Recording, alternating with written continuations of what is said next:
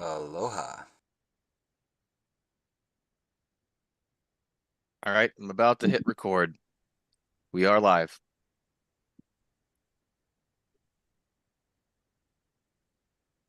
Hello, everyone. It is Sunday, July 5th, 2026. This is the Libertarian National Committee. I'm Chairman Evan McMahon, and I am calling this meeting to order at 7:09 p.m. Eastern. Mr. Secretary, if you can please call the roll. Mr. Koffel, Present. Mr. Hirsch,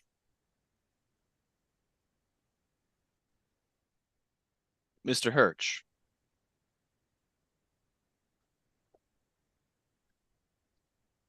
I'm here. right?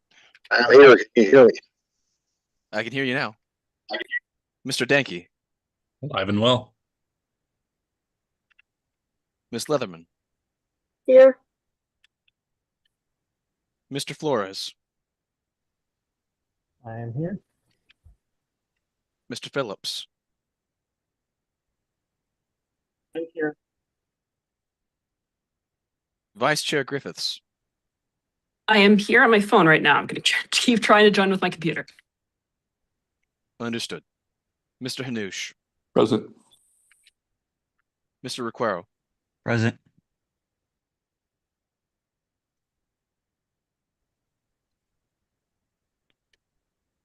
Miss Hayes, Here. Miss Wigington, Present. Miss Hogarth,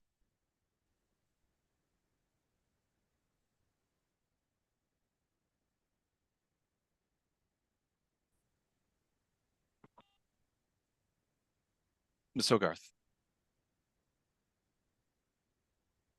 She dropped out of the meeting. Okay. She was here. Mr. Bost, Present. Treasurer Nebel, Present.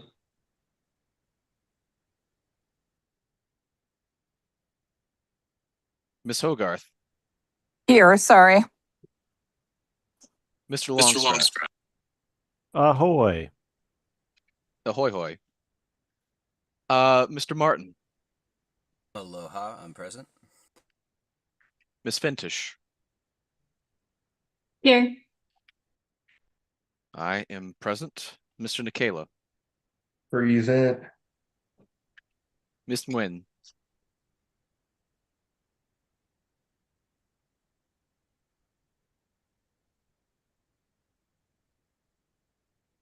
Miss Nguyen, Ellie. Now, thanks. Here, I'm here. Mr. Redpath, Yes. Miss Robson, I'm here. Miss Englehart, Present.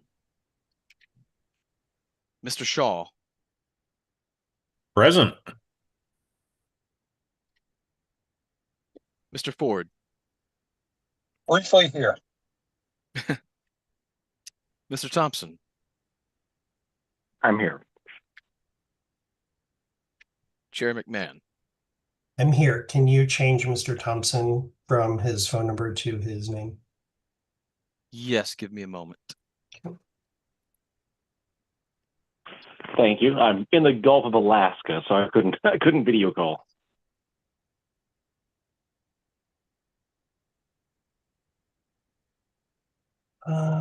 Okay. Next on the, can you report the number? Yes, voting? Mr. Chair, we have 18 members present. We have perfect attendance. Thank you.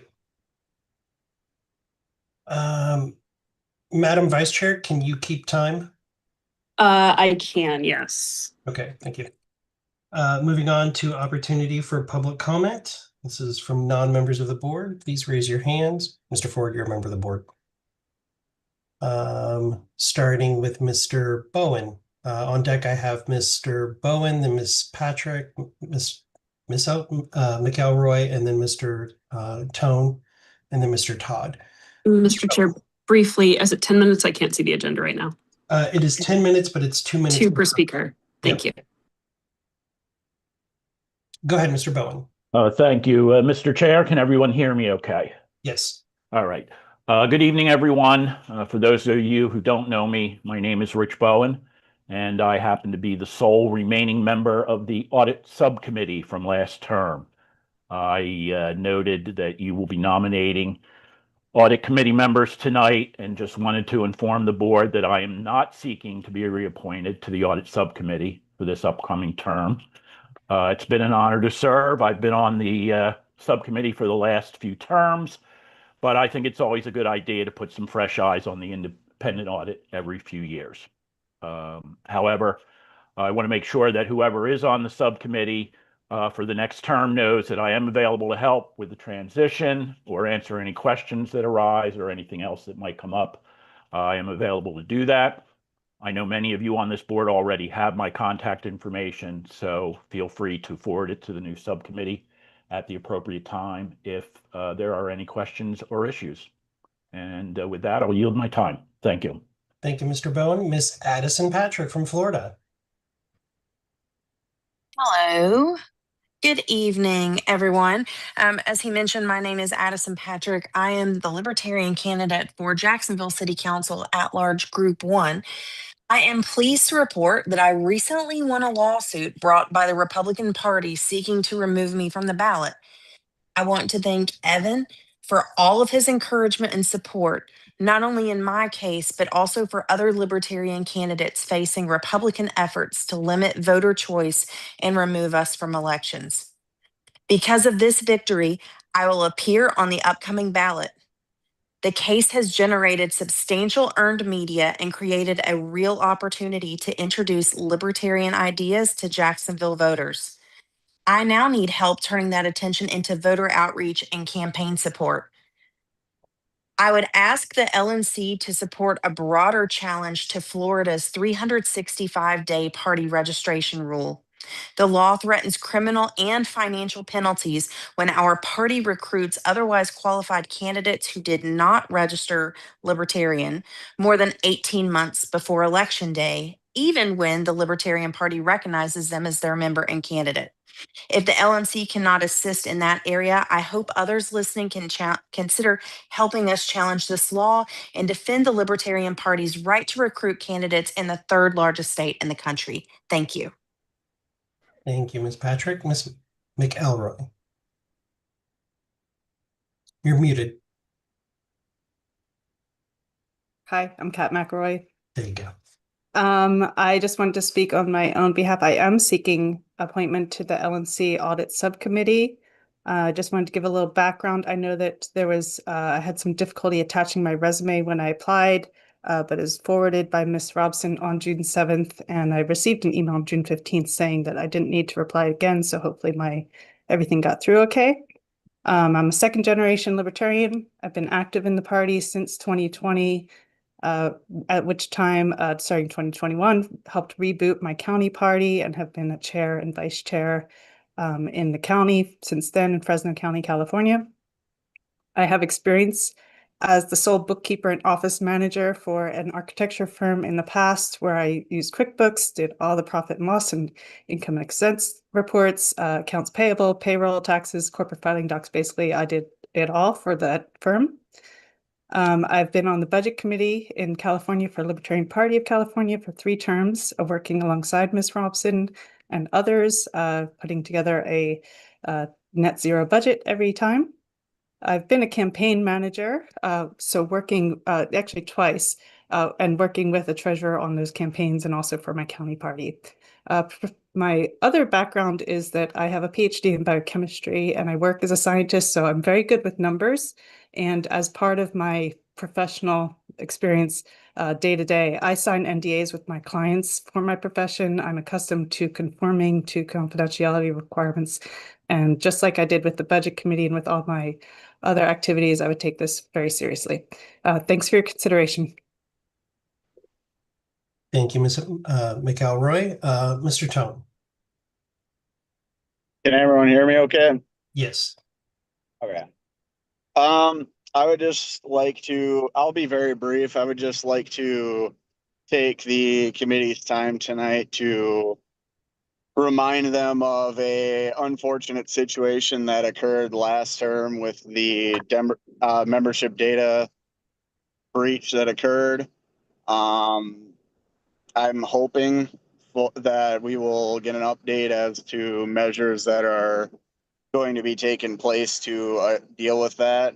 I understand that some people may think that the information that we got is incorrect, but sitting on it and doing nothing isn't exactly an option.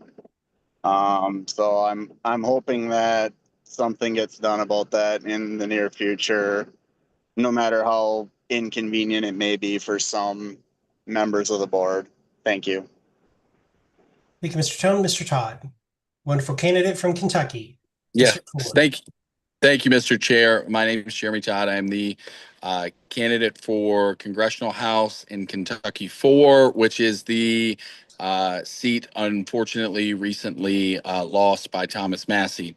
I wanted to give an update on our campaign. Over the 4th of July, we passed out we participated in 2 parades. We were well received, a ton of energy. We got out 500 branded Pit Viper style sunglasses because we know the boomers don't love us here, but the young folks do.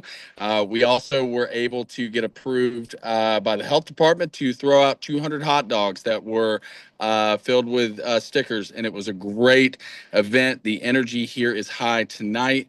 It is my understanding that there will be an opportunity to consider entering into a joint fundraising opportunity between the campaign, the LNC, and the Libertarian Party of Kentucky. I fully support this. I am a proud member and have been for a long time of the Libertarian National Party. The LNC has been incredible, and I'm so grateful for your support, both on social media and from the chair and others in person. And just want to say that I support this measure. I hope to make you proud. My whole reason for running in this campaign is 2-part. One is to punish the people who did this to Thomas Massey.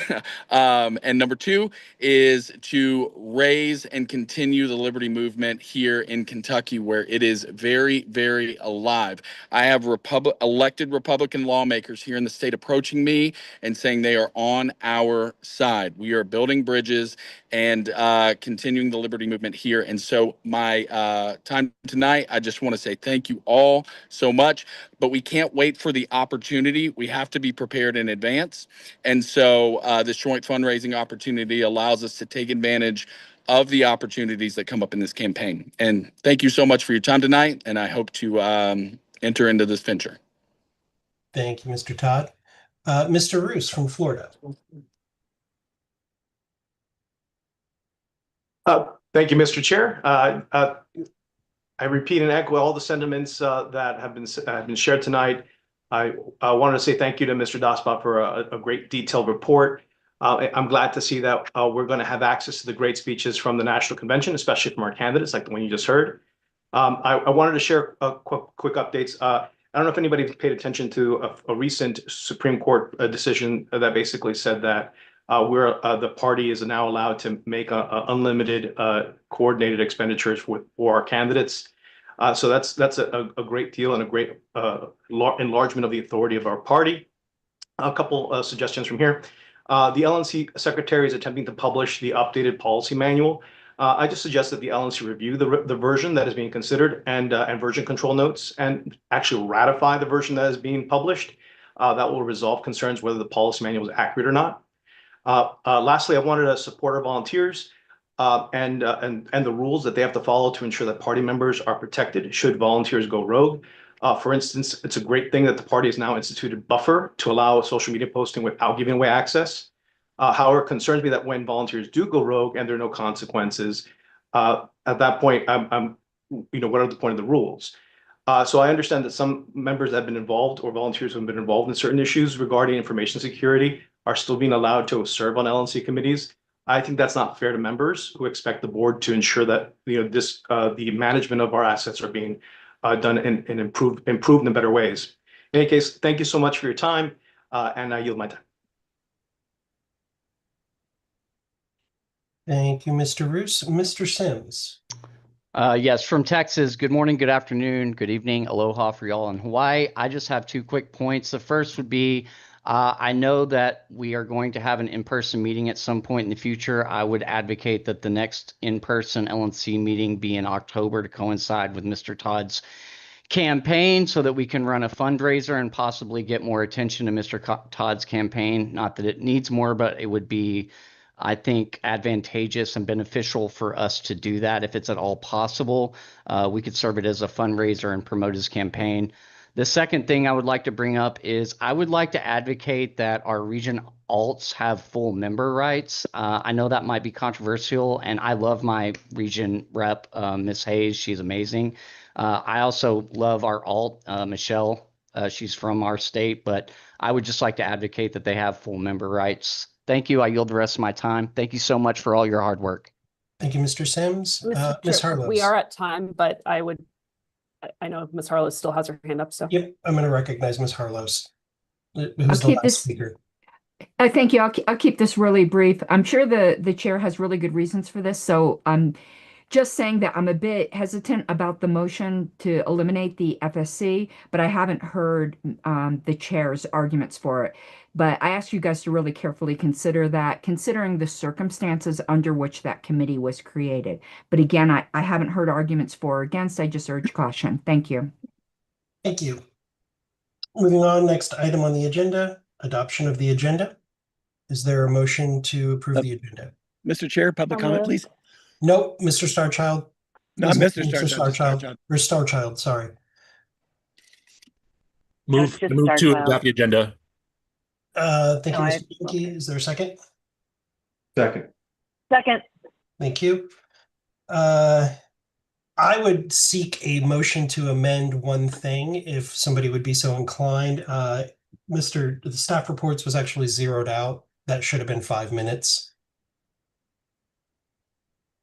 Is there somebody who move to do that? Mr. Chair, I'd be willing to move that. If I could also move that the motion for substitution on the meeting also get added. It's in there as a substitution motion. It doesn't get added to the agenda. It's listed on the agenda on the appendix. The entire resolution in motion is listed immediately under Mr. Dinky's motion. Okay, thank you. Well, then I Mr. suppose Chair, that's good. Since Starchild has been in the queue, is it possible to give Starchild 1 minute to speak? We've moved on. No. Okay. Mr. Chair, I will move Mr. Martin, you moved to increase the staff reports to 5 minutes. Is there a second? Second. Second. Okay. Is there any objection to that amendment? Okay, hearing no objection to that amendment passes. Is there, Mr. Martin, did you have another amendment? Or is that it? I feel like I did, but I just forgot it, so it must have not been that important. Gotcha. Something, maybe it was, I don't know. Is there any other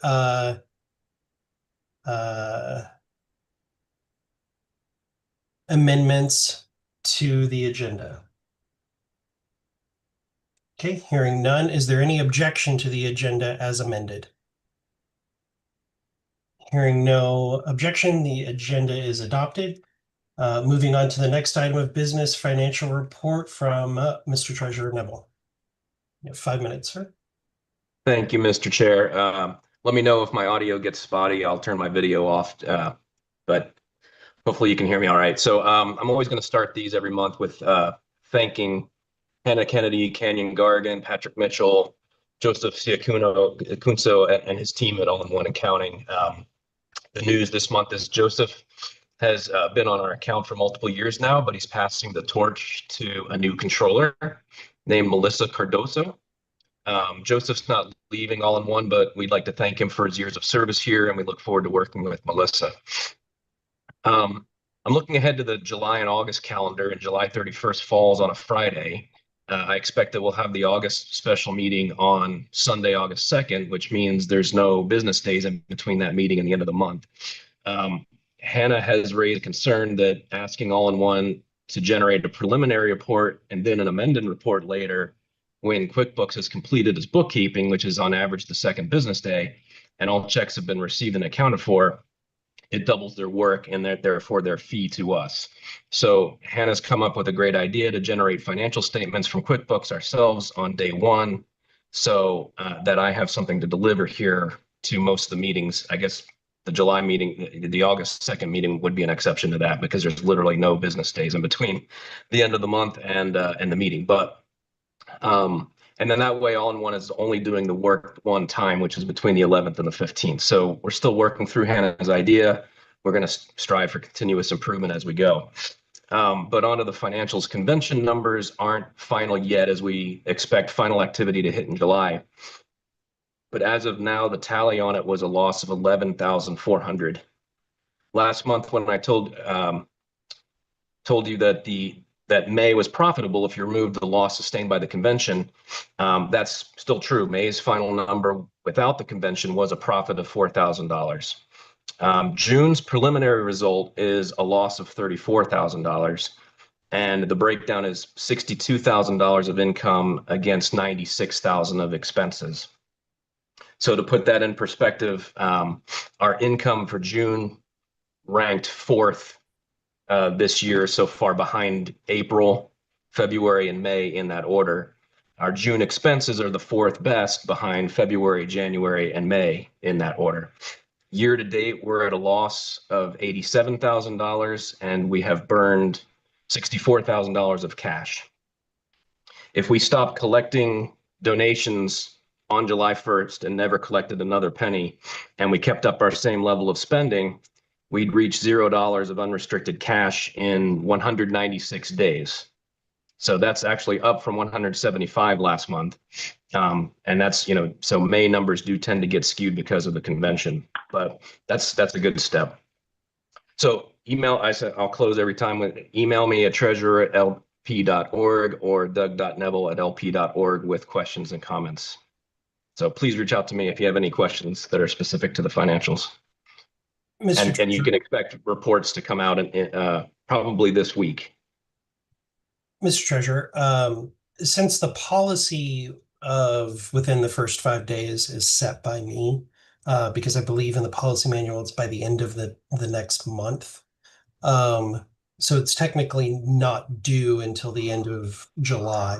However, I want us to have fresh financial information at the beginning of the month, preferably with the meeting. However, being benevolent, it's unreasonable to expect that we have those reports on the 1st or 2nd of the month when our meetings coincide with that. So don't sweat it.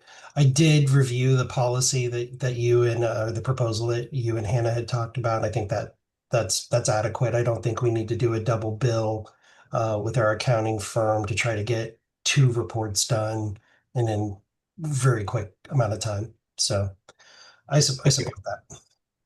Yeah, and lastly, on the next meeting, if we have it, I'll still be able to give a report on our cash activity because I reconcile that frequently throughout the month.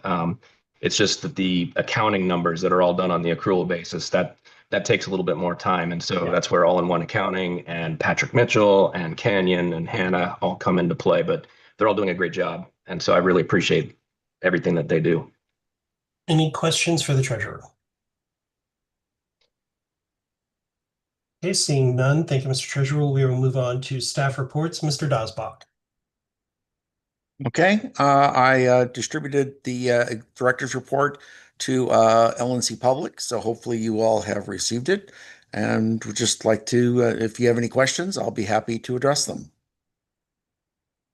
Mr. Shaw. Yes, I put in a request for all the materials associated with a purported data breach that occurred during the last. That's not relevant to the executive director report. Yeah. Oh. Okay, well, so I was told that requests for things that would come from staff have to basically go through this person. So since actually, that would be a thing that would go through me, and it did go through me, and I reported back to you on it. And staff is working on it, not Mr. Dosbach, because he was not party to it. But that's something that we can discuss. but it's not pertinent to Mr. Dosbach's report. Alrighty.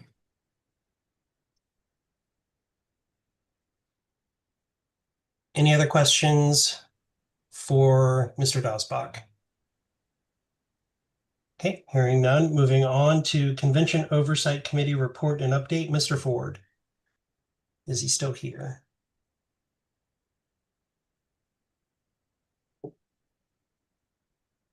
Mr. Ford.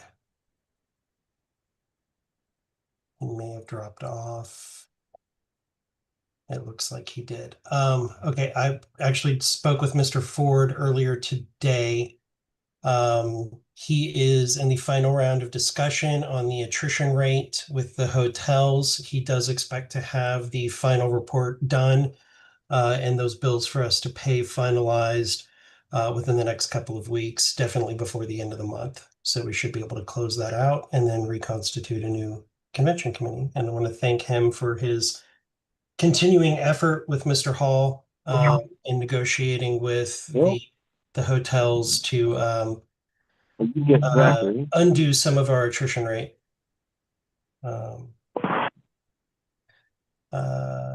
Any questions that I might be able to answer about the Convention Oversight Committee report or what's going on with the convention? Mr. Shaw. Just one quick question. When will the new Convention Oversight Committee be chosen?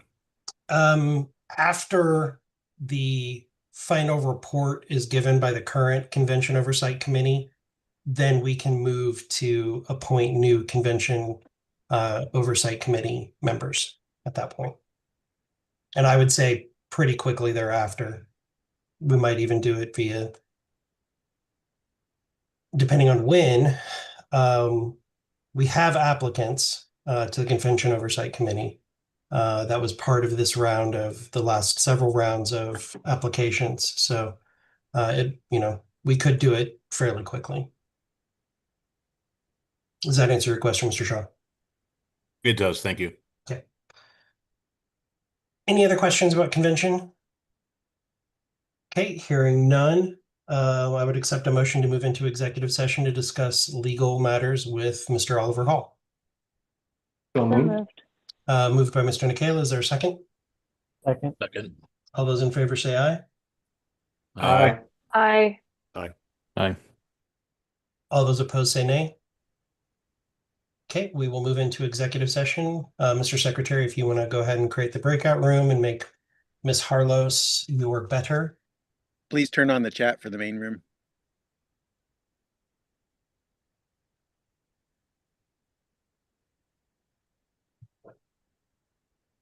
Which should be on all the time anyway.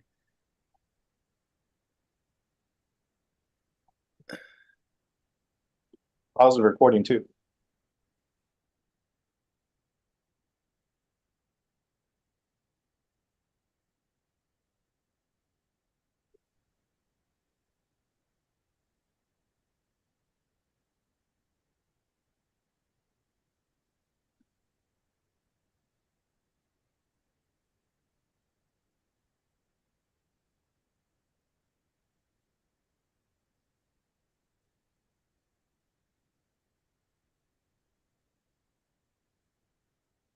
I don't know if you hear my dogs bark. And so, oh, sorry, I didn't. You're fine. Okay. And we Out of can't hear your dog curiosity, barking. can you guys hear me? Yes. Yep. Yep. Now we can. Okay, because I've said several things and nobody's heard me, so I don't know what happened. Just wanted to check. You're definitely good now, though. Yay. We just all took a vote to ignore you. We do it with a different I was person every beginning to meeting. feel that. I was totally beginning to believe that, and I was feeling really like insecure, and It was I almost was getting unanimous. really paranoid, and yeah, it was really horrible.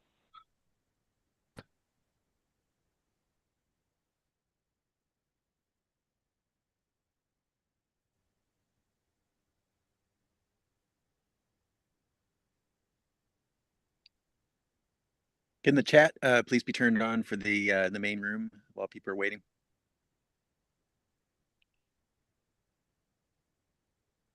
Can you all hear me? We can't hear you, Star Child, so you don't need the chat now. We'd like to have the chat.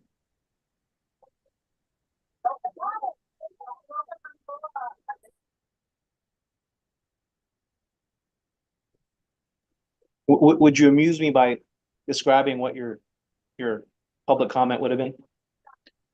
I had multiple things I wanted to talk about, and I'm kind of angry that I've been disenfranchised for no good reason except to cap the overall length of time, given to public comment, which to me, like, nothing is more important than hearing from the members.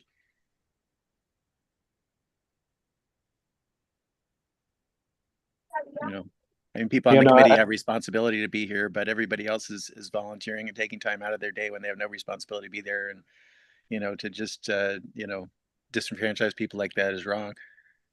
We're also promised a link to be sent to join the meeting when we registered. The silly rule about registering an hour in advance. I registered over a week ago, but never got any email confirmation. So today I was scrambling, trying to find out how to get into the meeting. Eventually I did, a little bit late, but it wasn't provided as stated. The system seems to be broken. Did you check your spam folder? 'Cause sometimes things end up in those. I didn't, but it shouldn't have gone to that. I normally get the LNC emails. So, yeah, it could More be that important. It doesn't come from the LNC, it comes from Zoom. Right. Well, I normally get Zoom emails as well, so I don't know. In regards to the Zoom settings, they just started, they just updated this account. So it may have been that they didn't turn on something that would have been automatic to send out that email, and then they did later. More important, if you don't get anything, simply resubmit the application and see what shows up. Well, then it would have been in less than an hour before the meeting, George, and so you had a week to send it a second time.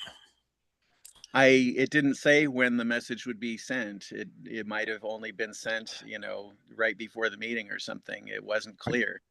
I will say, at the risk of speaking out of term, I registered like 3 minutes before the meeting and I got a link right away. Okay. I know when I registered, I got the link right away at that time. It was obviously several days ago. Well, then what's the point of even making people register and saying it has to be an hour in advance if they're going to let people in at the last minute? That would have been nice to know. And I think they should do that anyway. I don't think there should be all this. We're supposed to be against bureaucracy, right? I think the purpose of the hour ahead is to provide time in case there's a problem. And that's the reason they're asking for an hour ahead. But it's set up that if you do it less than an hour, it should generate a link. But if something happens, the secretary is really not in a position to be able to deal with it that close to the meeting. Yeah, well, one time it's also there to protect the secretary. One time in the past. Okay, everyone's I hear they give me the room because I'm the Gestapo here. So I'm going to ask people to raise their hands so we're not talking over each other. But as a secretary for 8 years, I'm going to give the explanation here because Mr. McGee is not here.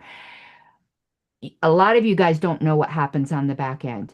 We would have people who would register with the name of LNC members, and then there's a risk of executive session or other breaches of duty and due care that the LNC secretary has, or we would have people sign up with homophobic names or racist names or all kinds of things that they would just get an automatic email, and it was causing a problem for the reputation of the party.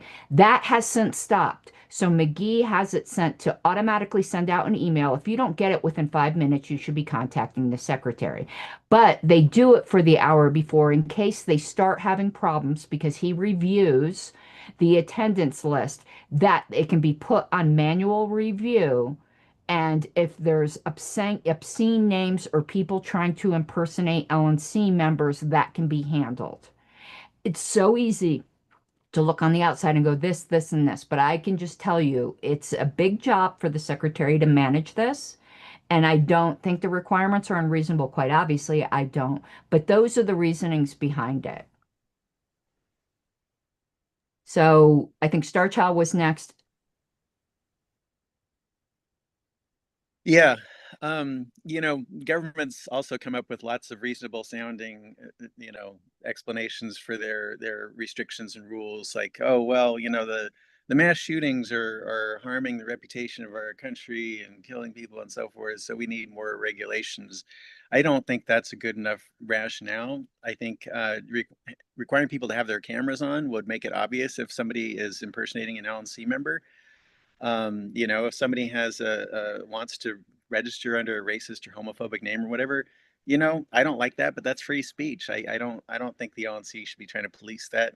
It's just what they're choosing to call themselves for purposes of attending the meeting. I don't see any need to censor that. And one time before, I did not get there I tried to register less than an hour before meeting, and I was denied access to that meeting. So maybe they changed it since then. It sounds like others have had better experiences with that, but that did happen. And I'm disappointed that only one member in the committee, Amanda, the vice chair, tried to prevent me from being disenfranchised of being able to speak, even though I had my hand up for public comment.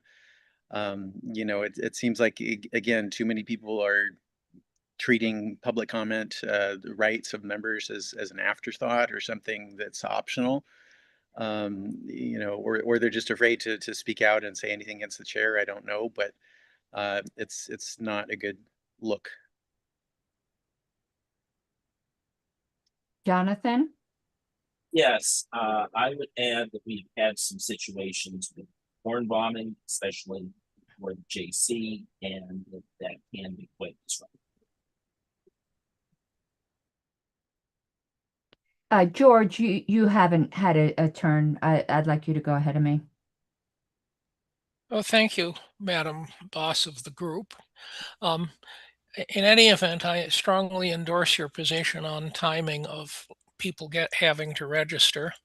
I will point out that if a computer doesn't appear to do something the way you expected, the best thing to do is to go back to the beginning and try a second time, because the most likely issue is that there's something that didn't quite set right or that you made a minor mistake. Finally, I strongly endorse the position of the National Committee and the Judicial Committee that the chats should be turned off.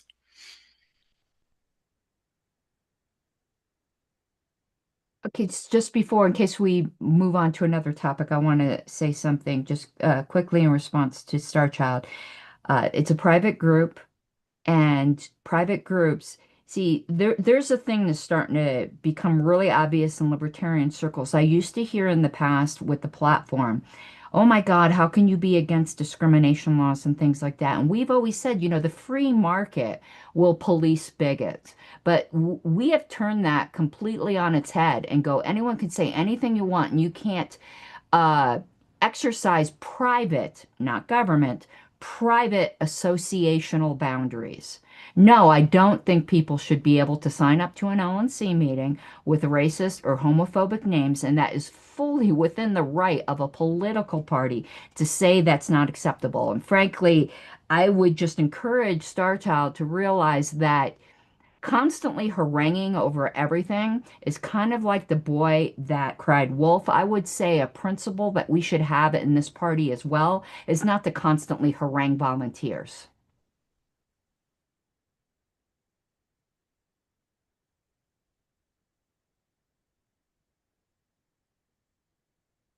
What? I'm mute. Richard, I'm sorry. You're on mute, Richard.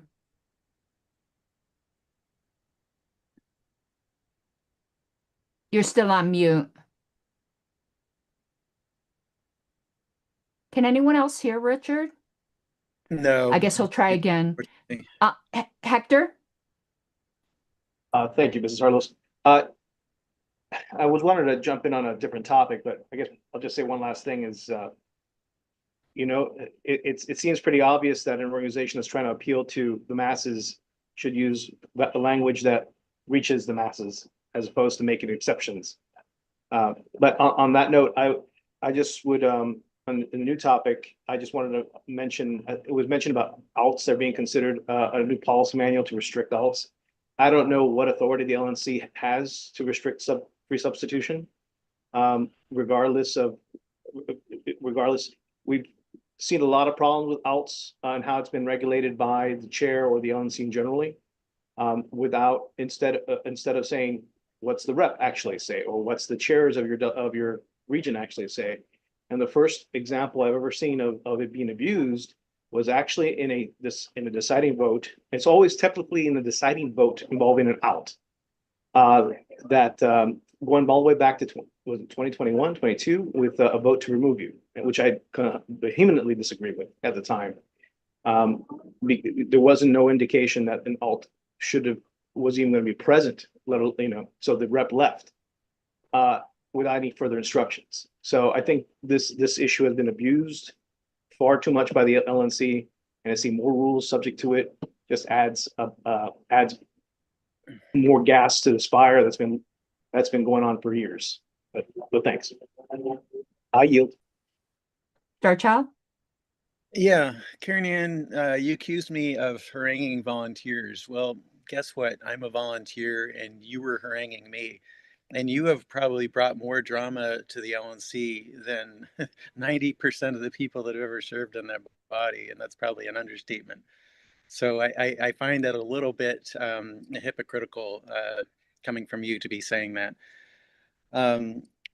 George, I don't know why you think the chat should be off, but I think letting members communicate among themselves, especially right now when they're in a secret meeting, why can't we have the chat on to be able to talk to each other? That makes no sense whatsoever, except to just limit our ability to talk to each other in this forum.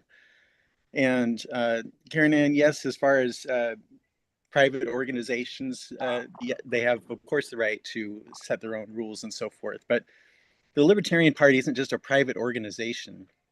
We're a political party. We're a place where people in the freedom movement come together to work for liberty.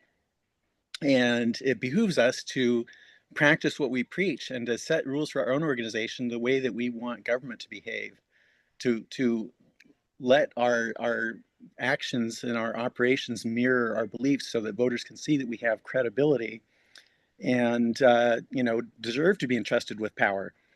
And it doesn't really hurt anything to allow people to identify themselves as they want or to express racist views. I mean, we were on now.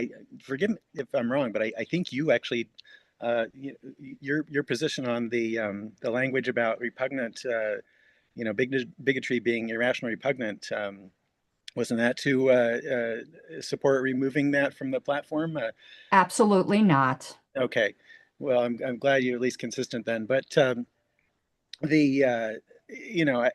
think that when it comes to just letting people name themselves, I mean, it's one thing, putting stuff out in the name of the party, such as New Hampshire LP did. I'm very much against that. I supported the disaffiliation, but individual members having the ability to speak freely, I don't think that hurts us as a party. I think trying to censor it hurts us more as a party than to allow it.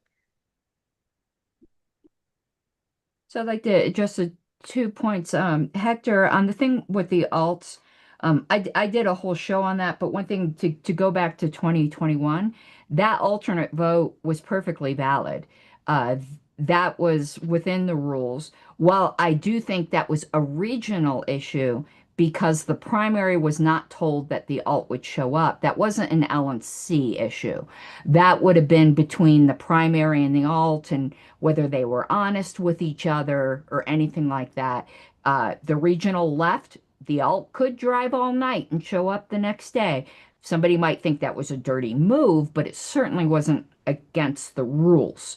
That could have been an issue for the region, definitely not an issue for the LNC. And Starchild, you can have your opinion on whatever things cause drama. I do pick my battles, and when I do pick them, I pick them fiercely. I'm just asking you to consider, and you don't have to, no skin off my back, that every single time you come in, and it's always something wrong with how things are done, and you can't accept that sometimes people have a different point of view and just go on and on at the same thing. Now, you can do that if you wish. I can tell you that it's a turnoff to a lot of people, but you don't have to care about that because I don't care about that a lot of times either. That's completely up to you. I want to clarify on the bigotry plank. I did not vote for its removal. I was in the Mises caucus at the time. I counseled them not to push for its removal, that would be an albatross around their neck. And though I don't mind putting albatrosses around their neck at this point, that's come to be true. Now, is that pure libertarianism? Is that plumb line libertarianism? No, it definitely isn't. It probably better belongs as a resolution rather than in the platform. But even though I'm just like why I'm pro-life, but I did not vote to remove the abortion plank because I think it's a bulwark against Republican infiltration. It's Republican repellent. I think that having the bigotry plank, though it might be thick. It might be thick libertarianism. I think political parties have to be a little thick, and you need to repel bigots. And a private organization in its meetings does not have to give place to that. That's what leads to libertarian dystopia. Chuck. Thank you. Just two really brief points, kind of unrelated to this discussion, but just way to chime in while there's a bunch of people here. I serve on the Judicial Committee. First of all, we have JC rules coming up for approval. The rules that we put together were passed by committee. They're not perfect. I feel like some of the criticisms of these rules have been things that were even in the past rules. So I hope they're approved, even though they're not perfect, because I think they're better than the ones before. Secondly, we have a case before the JC. A number of you have submitted amicus briefs. The JC really appreciates those amicus briefs, especially to the extent that they bring forth new facts or new arguments, which will help us in our deliberations. And anyone out there who has relevant information that is not already contained in other amicus briefs, please bring that to light and bring it to our attention. Thank you.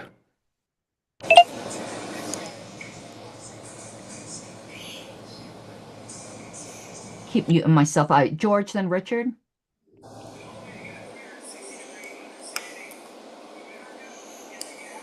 It looks like Richard's on. Richard, go ahead. I think you're unmuted. Then we'll go to George. I'm unmuted now. Yeah. A while ago, I've got an alternate pair of earbuds that I was using, and for some reason, when I'm on Zoom calls, I guess it's if I don't use the microphone for a long time, it just shuts down. And when I try to join in and say something on Zoom, it doesn't work. So, but anyway, I'm back. I had to leave and come back. The only point I wanted to make, and it's the moment has passed, but regarding Star Child's concerns about having to register for the meetings early. You know, there's been a time or two lately when I registered just shortly before the meeting and immediately received the link, was accepted. But I fully understand the reasons for having to request admission early, and I'm well aware of the problems that the LNC has had in the past. So that's all, and that's it. Thanks, folks.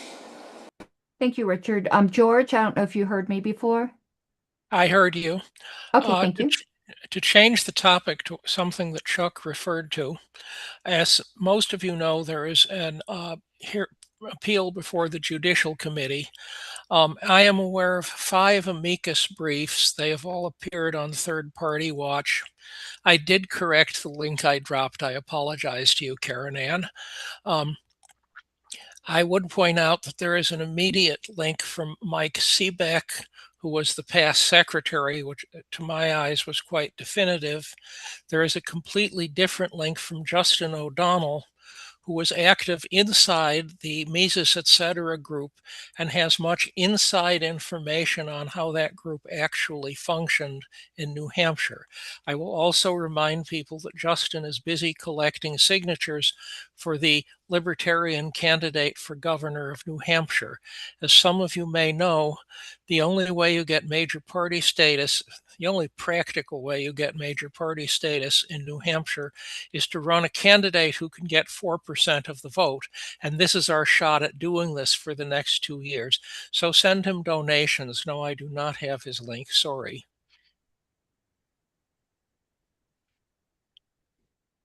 Hector. Thank you, Mrs. Harless.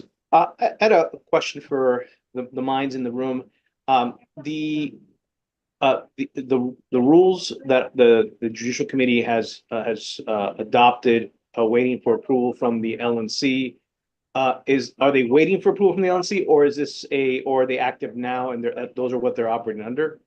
And then the second question I had, we're still regarding JC policy, is this question about quorum and whether what was the discussion in regards to 2 members being elected, meeting as 2 members of the JC to then, I guess, we don't count the quorum requirement of 5 for them, and that's it. Thank you. I yield.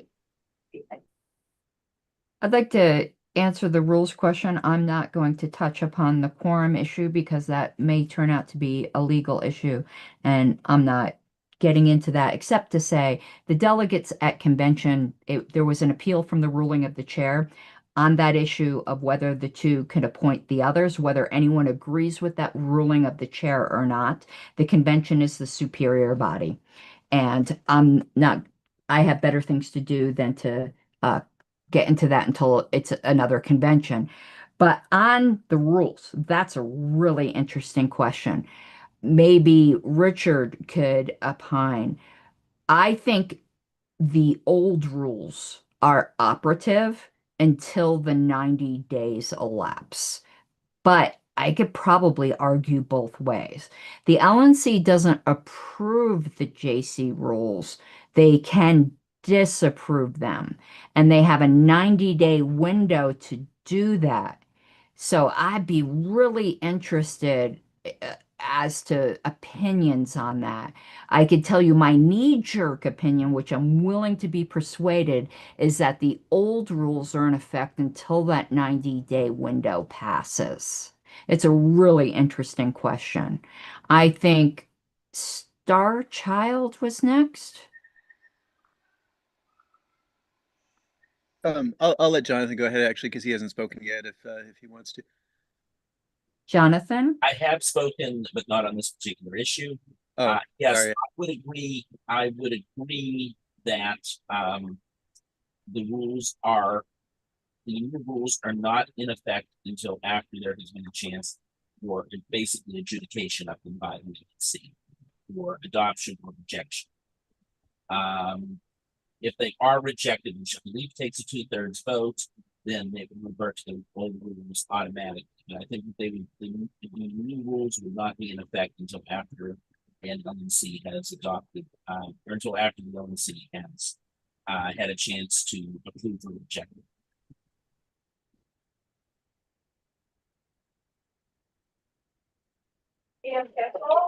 Steve? And I would just add to that I would assume that if the LNC approves the rules, actively approves them, then that would cut short the 90-day thing. That they've already acted upon them. But again, yes, people may have different opinions. Yes.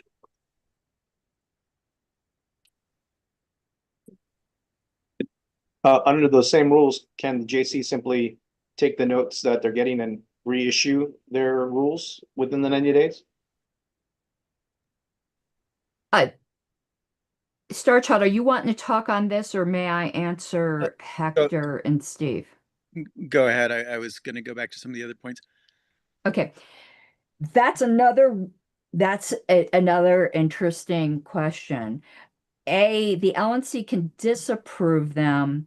I don't really think it's in order for the LNC to approve them. I think they have a 90-day window to disapprove them. And I think even if they voted on it tonight, somebody moved to disapprove them, even if there was a disapproval, that somebody moves to disapprove them and it fails, I still think that motion can be renewed within the 90 days. Again, I don't have the bylaws in front of me, so I'd be curious as to other things. But I think that entire 90-day window needs to elapse. I'm not certain on this though. So this is all very knee-jerk, and I'd have to sit down and really examine it. But that's a really good question. Also, I don't think it's a one-shot thing. If they vote to disapprove them, I think as long as it's within the 90-day window, the JC can submit a revised set of rules, an entirely different set of rules, whatever it might be. I think everything's in play during that 90-day window, and any new rules are even after a failed disapproval vote are not in effect until that 90-day window has elapsed. Jonathan. Just to kind of follow up, I think there's a relatively large amount of agreement here. The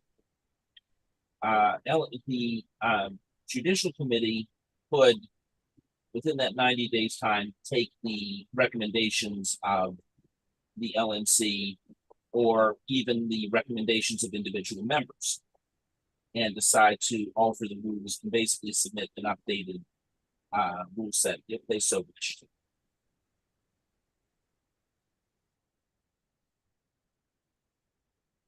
Okay, Okay, I would- Starchild, I'm sorry, who? Yeah. So, yeah, going back to some of the stuff we were previously talking about before the Judicial Committee, you know, I get it, Karen Ann, about the thick libertarianism. I mean, I'm probably a thick libertarian myself.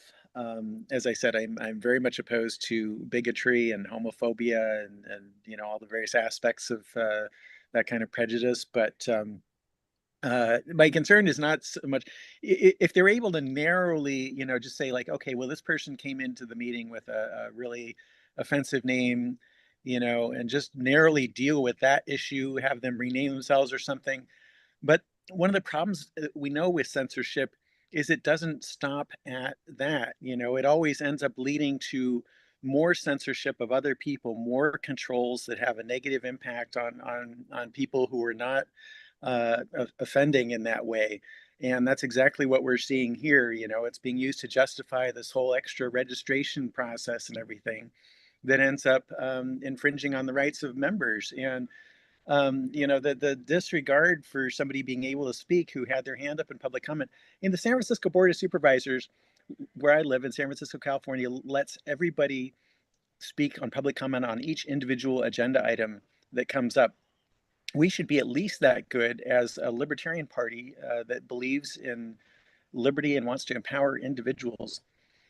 And if we can't get the little things right, you know, I mean, it may seem to you and some people like, okay, I'm not picking my battles right or whatever, you know, I'm not focusing on the important stuff. But if we can't get the little obvious stuff right, then what chance do we have of getting the big stuff right?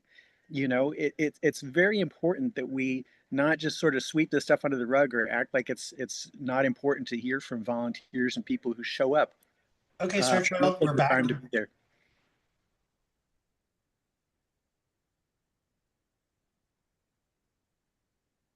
So again, I would ask to turn on the chat during the meeting, please. I thank again the LNC for the privilege of being able to handle the room while you're gone. Thank you. Thank you, Ms. Harlows. Mr. Chair, are we ready to resume the recording? Yes, is everybody back? Let me double check.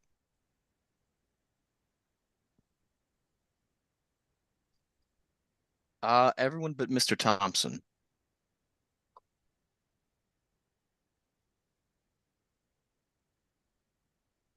Can somebody message Keith? I will. Thank you. We're not back yet, Mr. Hanush. What do you need? I was just going to say I'm going to be ceding to my alternate for the next couple items. Okay. Thank you, Mr. Hanush. Yep. Mr. Chair, am I needed anymore in this meeting? No, Mr. Hall, thank you. Okay. Have a great night, everyone. Thank you. All right, Mr. Hall, thank you.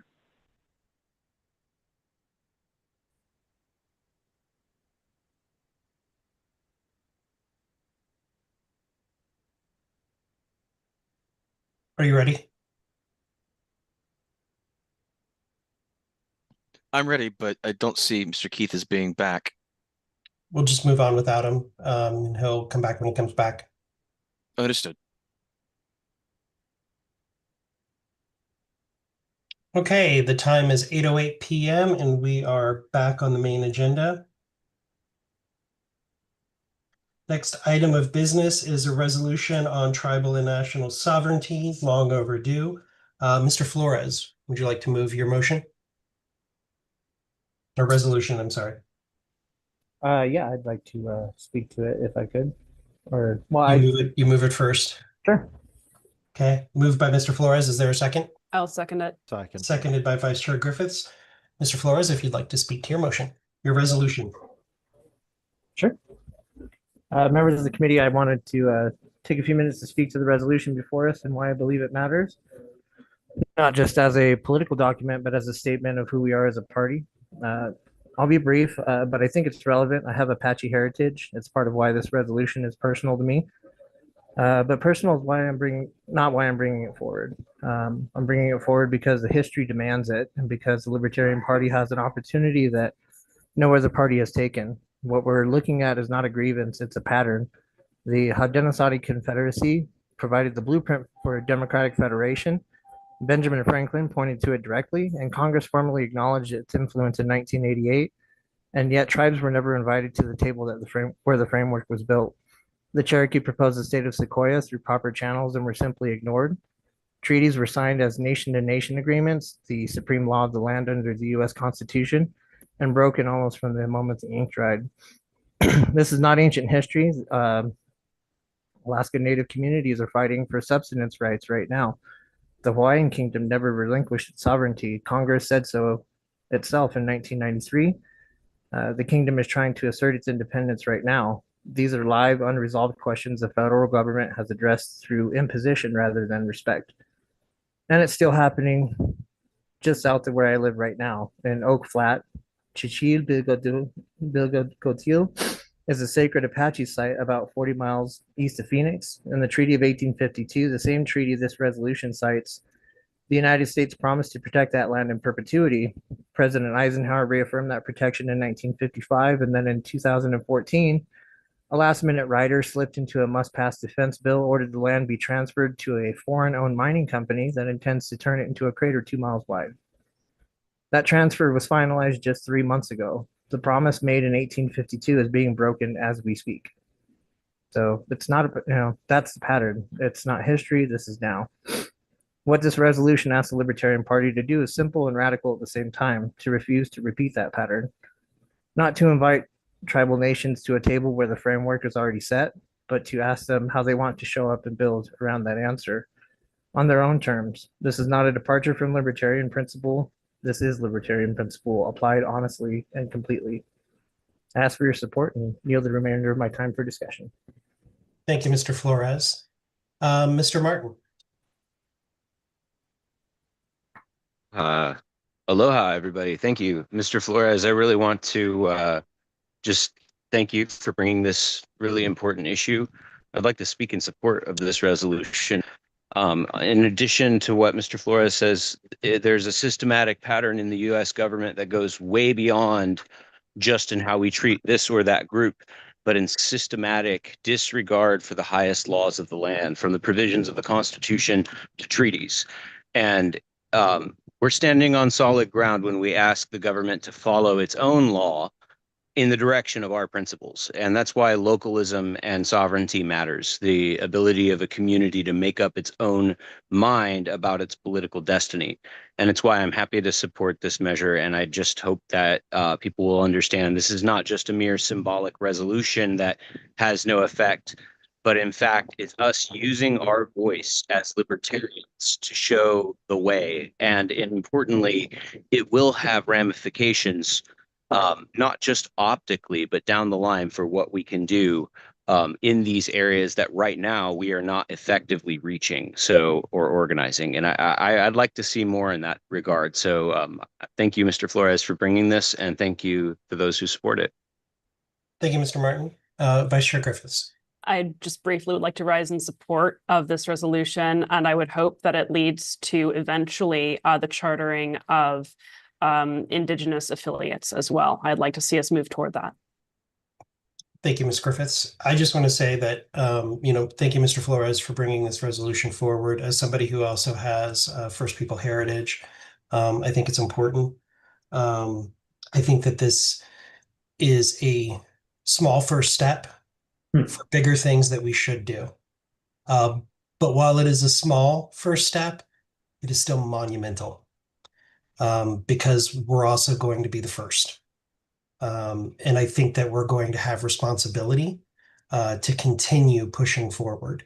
So I hope that this isn't the stopping point, that the foot now is on the gas and pressed firmly to the floor should we pass this resolution, which I hope we do. I know I'm not supposed to say that, but tough. You can censure me if you want. Is there any other discussion? Mr. Ricciurio. Thank you, Mr. Chair. I rise in support of this particular resolution, even though my my general inclination is just to not be in favor of resolutions, just because they sometimes, they just sometimes do weird things or say weird things or don't have any action. But this is this really means a lot to Alex, and he reached out to me and we had a conversation about it. And so the more and more I've thought about it, it makes sense. And everything you just said too, Mr. Chair, also really, makes sense. So I'm actually happy to support a resolution for once. Thank you. Thank you, Mr. Ricciurio. Ms. Robson. So there had been some discussion in my regents group about this, and saying that possibly we should have more discussion before we do this resolution. After listening to Mr. Flores and others, and reading through it more carefully, I think that this is a good first step because it's going to start the conversation. So I will be voting yes for this. I support this resolution. I think that it's something that is a great thing for the Libertarian Party to do. Thank you. Thank you, Ms. Robson. Is there anyone else that wishes to speak? I would one more time before we wrap up. Yep, you can close, Mr. Flores. I will say in response to noticing this resolution that I have had a wide variety of responses, and I do appreciate participation from membership and those who have both thought that we should maybe pause a minute and both who thought that this didn't go far enough. And so I appreciate all of the input, and I look forward to working with everybody on taking the next steps and opening these conversations. Thank you. Thank you, Mr. Flores. Brief point of privilege, Mr. Chair. I just want to make sure that Keith Thompson got back. Sorry. Okay. He did. Thank you. Mr. Secretary, we can move to a vote.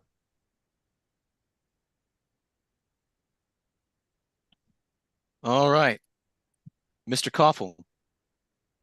Hold on one second. We're not seeing your screen yet. There you go. Okay. Mr. Koffel. Enthusiastically, aye.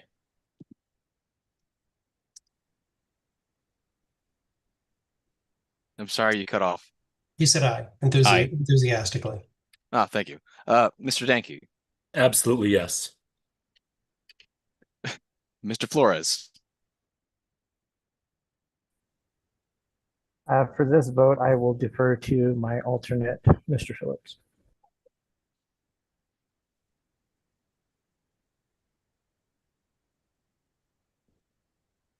Mr. Phillips.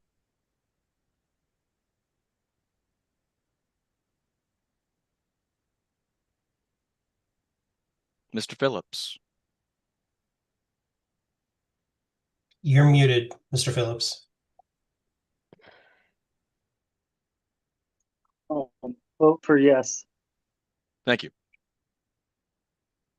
Vice Chair Griffiths. Aye. Vote for yes. Hopefully my connection's working. Yep, we heard you, Mr. Phillips. Mr. Requero. I vote aye. I think I'm having Ms. I Hayes. think I'm having a connection slowdown, so let me hold on to it for a while and see if I can say yes to voting on this. You did. We heard you. Ms. Hayes. Yes. Ms. Hogarth. Yes. Treasurer Nepple. Aye. Mr. Longstreth. Yes, great job, Mr. Flores. Mr. Martin. Aloha. On behalf of Hawaii and Region 1, I vote yes. I also vote yes. Mr. Nikela. I vote aye. Ms. Nguyen. Yes. Mr. Redpath. Yes. Ms. Robson.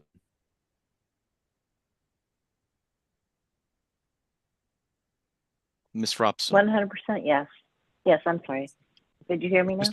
Yes. Mr. Shaw. It's so weird. On behalf of Region 6, I am proud to vote yes. Mr. Thompson. Yes. Mr. Chair, the vote is 17 in favor, no opposed, no abstentions. I will vote yes as well to make it fully unanimous. The vote is unanimous. The resolution achieved its 2/3 majority with a unanimous vote, so the resolution passes. Thank you all very much. Thank you. Thank you, Mr. Flores. Next item on the agenda is a resolution on surveillance. Mr. Martin, would you like to move your motion? Yes, so moved. Thank you. Okay, is there a second? Second. Moved by Mr. Martin, seconded by Ms. Hayes. Would you like to speak to your resolution, Mr. Martin? If I may, Mr. Chair, thank you, first of all, everybody who helped and expressed an interest and contributed in the workshop for this. I'm really, really thankful for everybody's hard work.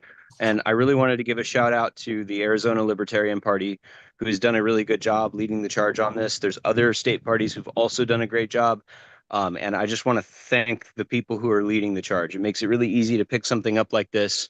I hope this will be a tool that we can use in legislative and county level activism to force on the record who owns these machines and the information that the public needs in order to mount an effective defense. And in order to do that, we need to spread kind of the word on what the problems are and present this as an issue that we can unify around. That's my hope with this resolution. It can lead to more action, but the first step is kind of naming the problem. So I hope that you guys will vote yes. And again, thank you everyone for your support. Any discussion? Mr. Nikela.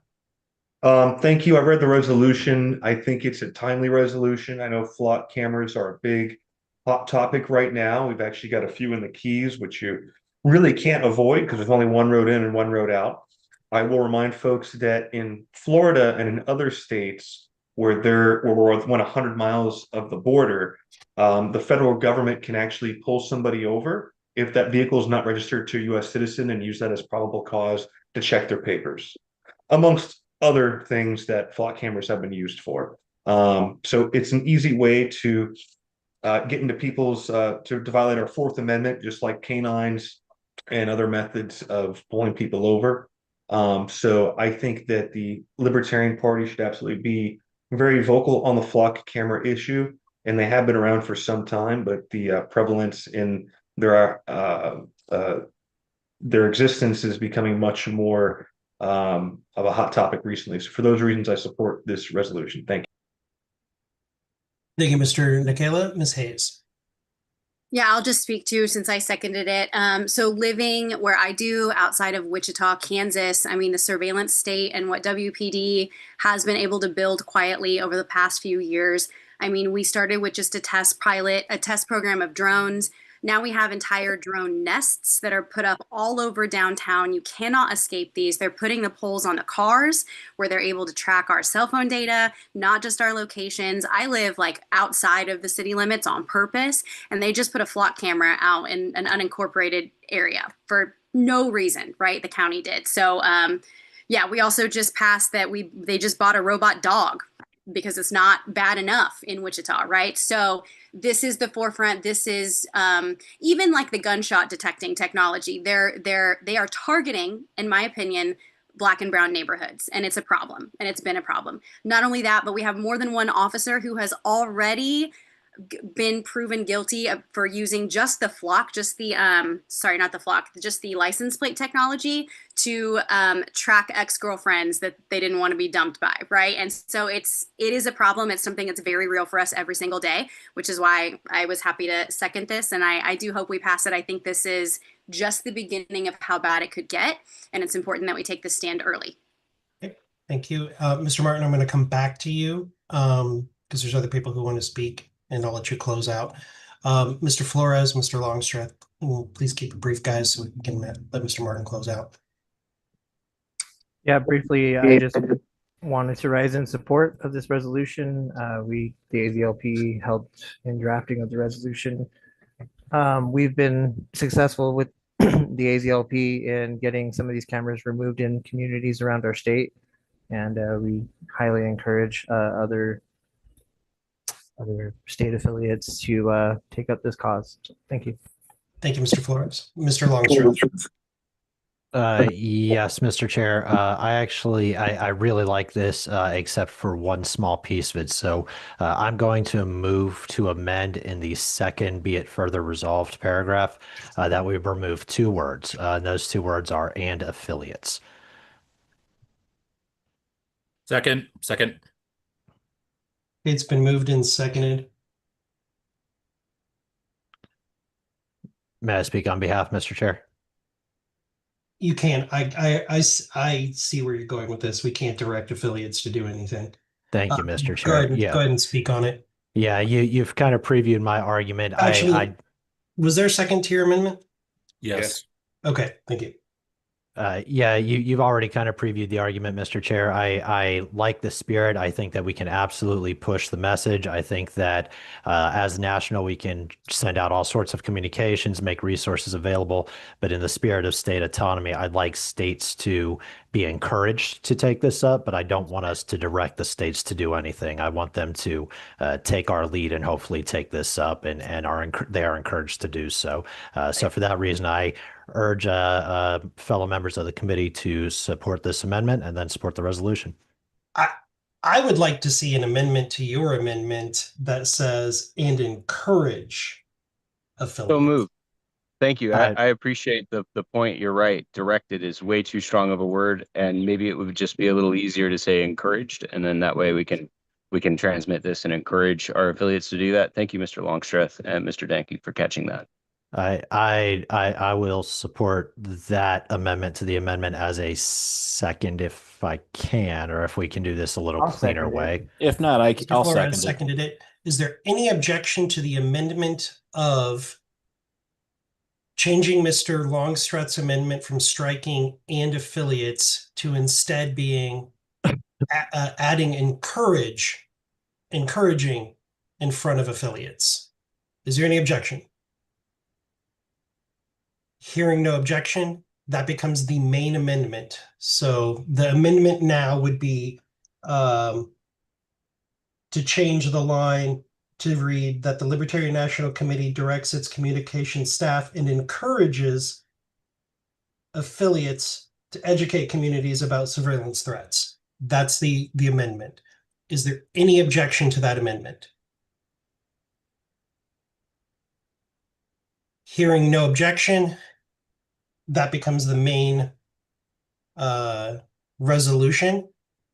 If I can be so bold as to speak for a second towards this, I think this is great. I had a gunshot detector put in the house and right next to mine because I live in a fairly marginalized community. And the police came for fireworks, which they said fireworks would not trigger it, and it did. And they used that as pretext to stop people in the neighborhood. APRs, automatic plate readers, are now being joined with cell phone data companies that are looking at, now we see your plate and now we're pinging all of the cell phones near it so that we can lock onto your mobile ID information so we can track you even more places. It is a crime to frustrate automatic plate readers, even though the automatic plate readers are being managed and controlled by a corporate entity and not a government body. The Supreme Court did just rule that a Fourth Amendment search, including our data, still requires a warrant. They're getting around it by partnering with a third party. And it's disgusting. It's abhorrent. It's a violation of our Fourth Amendment. It's monitoring. It's spying.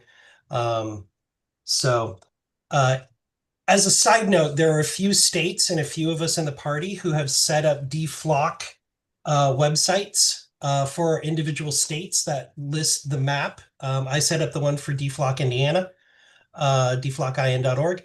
If you would like help setting one up for yourself, both myself and I'll give a shout out to Mr. Rob Yates, can point you in the directions of doing those resources. With that, Mr. Martin.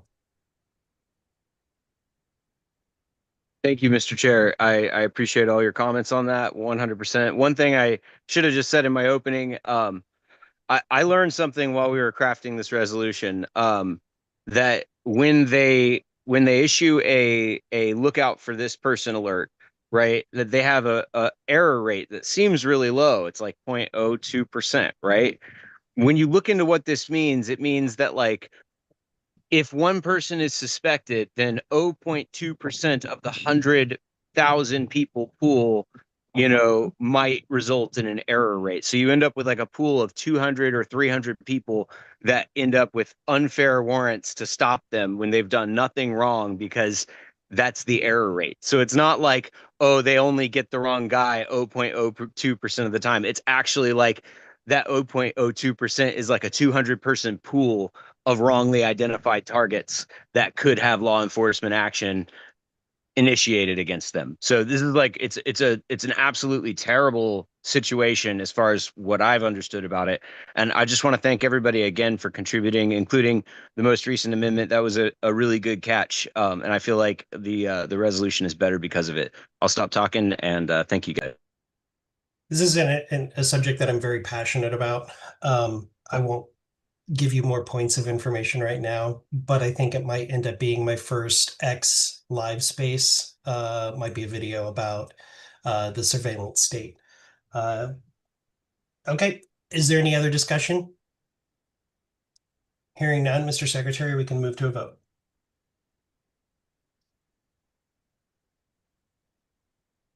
Can you see my screen? Yep. Yep. Awesome. Mr. Koffel. Aye. Mr. Danke. Yes.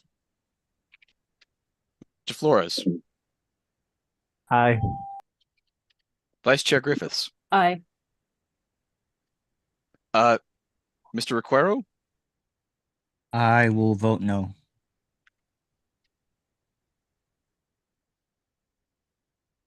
Ms. Hayes. Yes. Ms. Hogarth. Yes. Treasurer Nepple.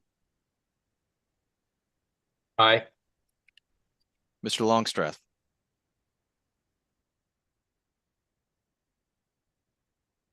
I vote yes. Mr. Martin.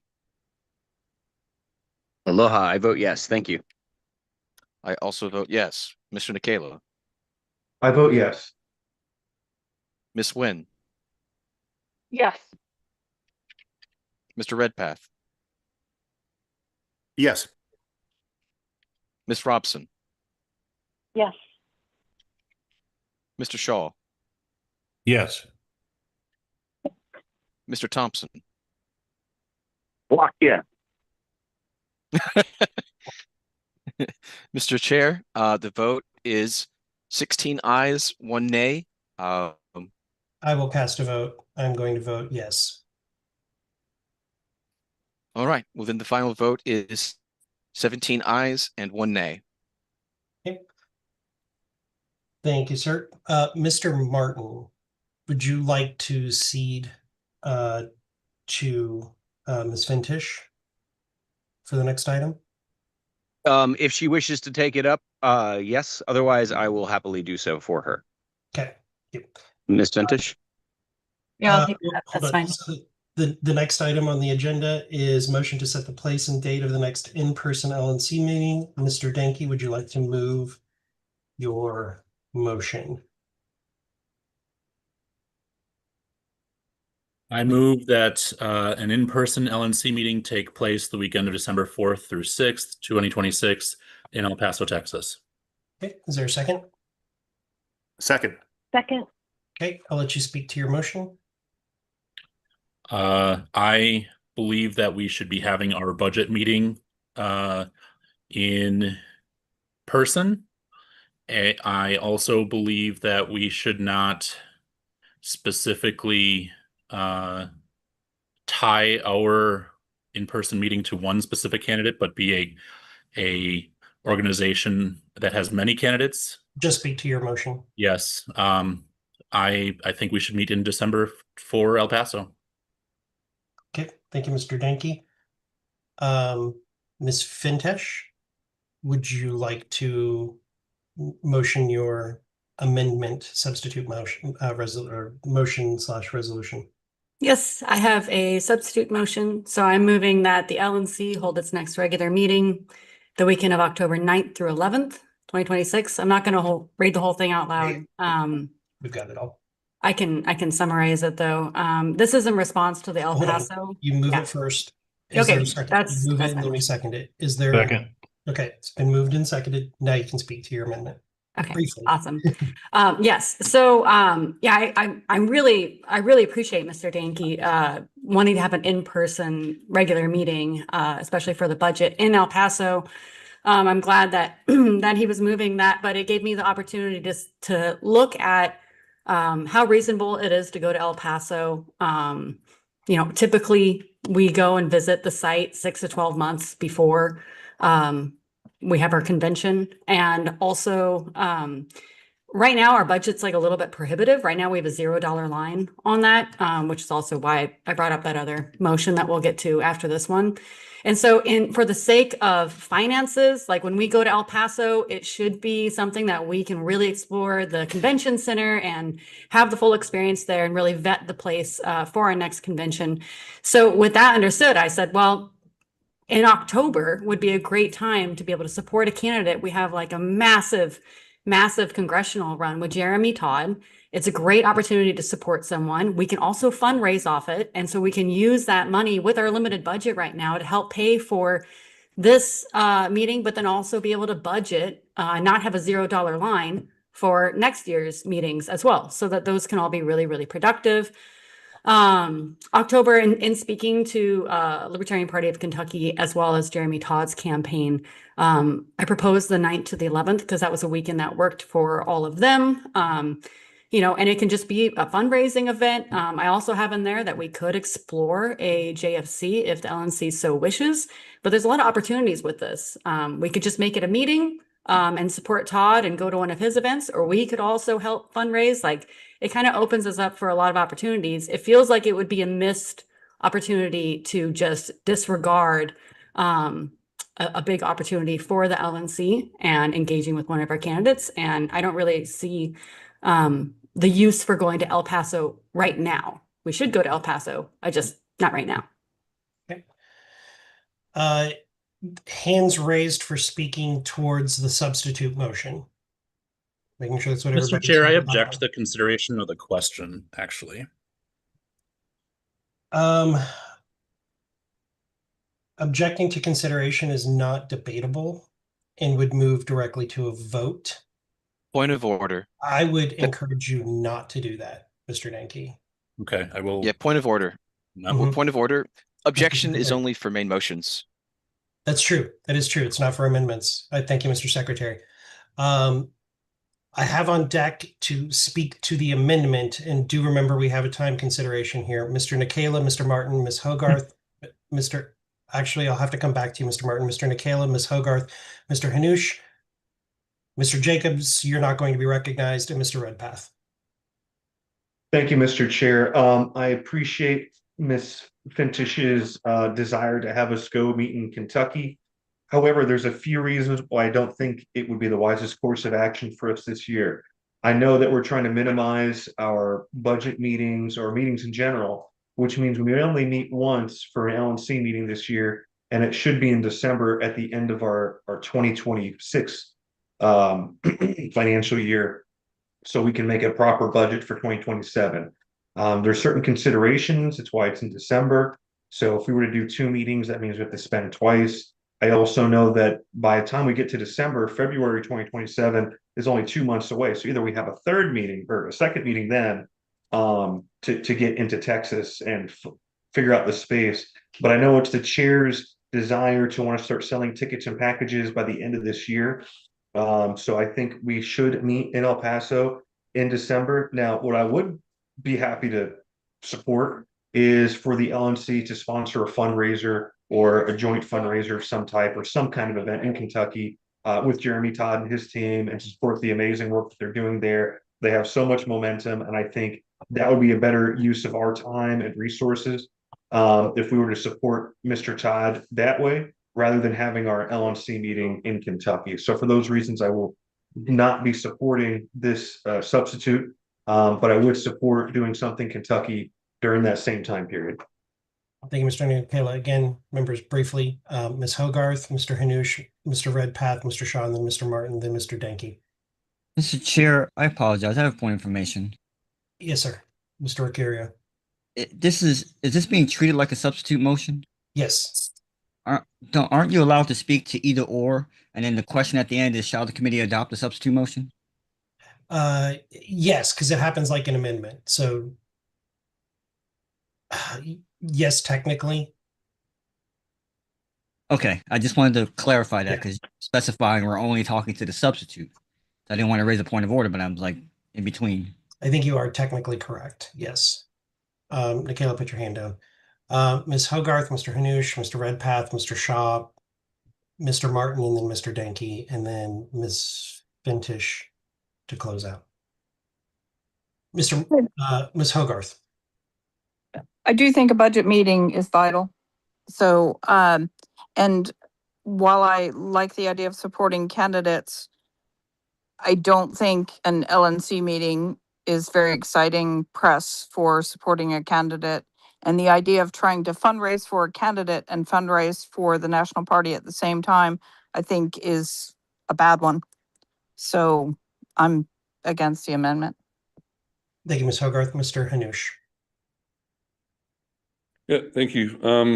I think in-person meetings as in general are a waste of our money and a waste of our time. So I'll be voting no for that reason. Further, I believe we've tried to do LNC meetings / fundraisers, and they don't really work out.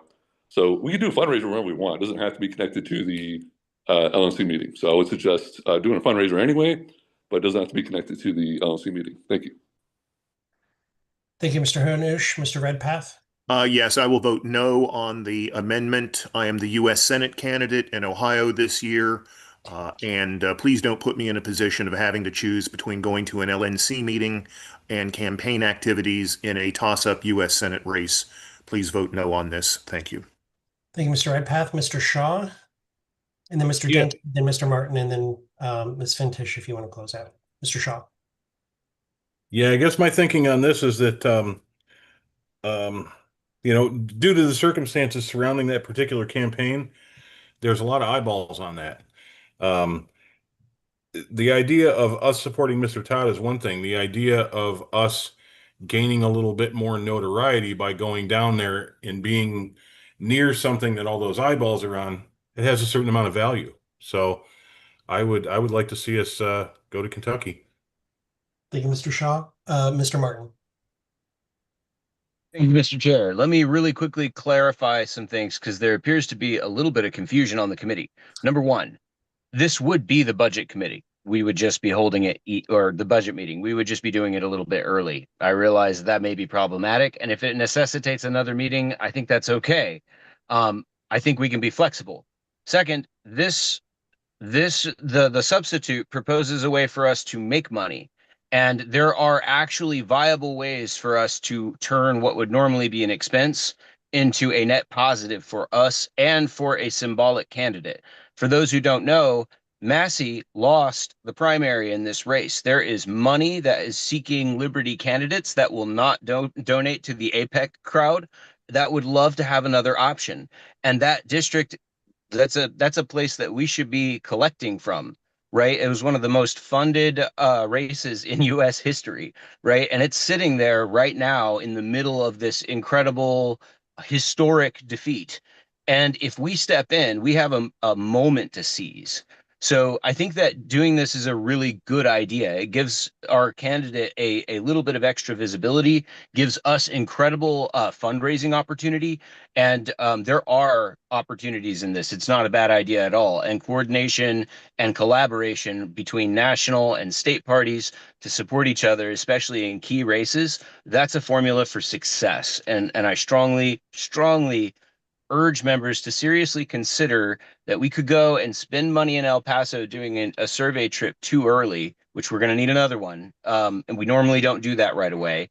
Or we could go to Kentucky and we could actually make money and get business done and make it a lot more productive for the party.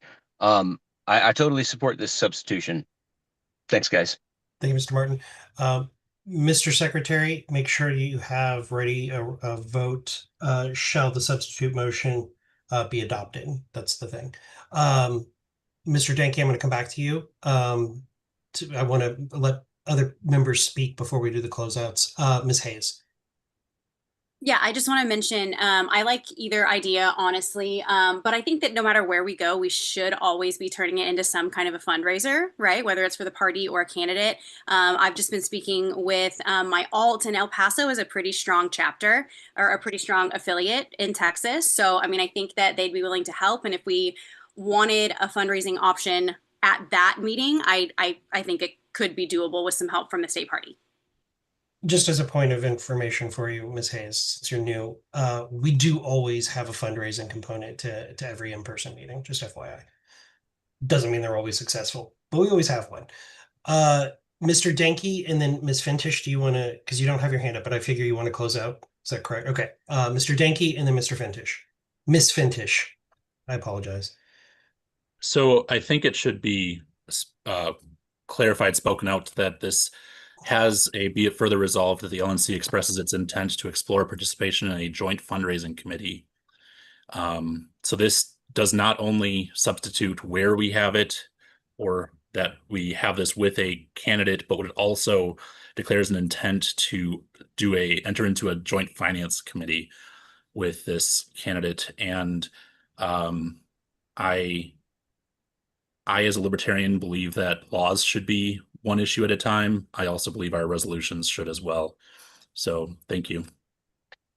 I will say two points before moving to Ms. Fintish. One, the very last line of it does say this expression being non-binding and committing the LNC to no further action.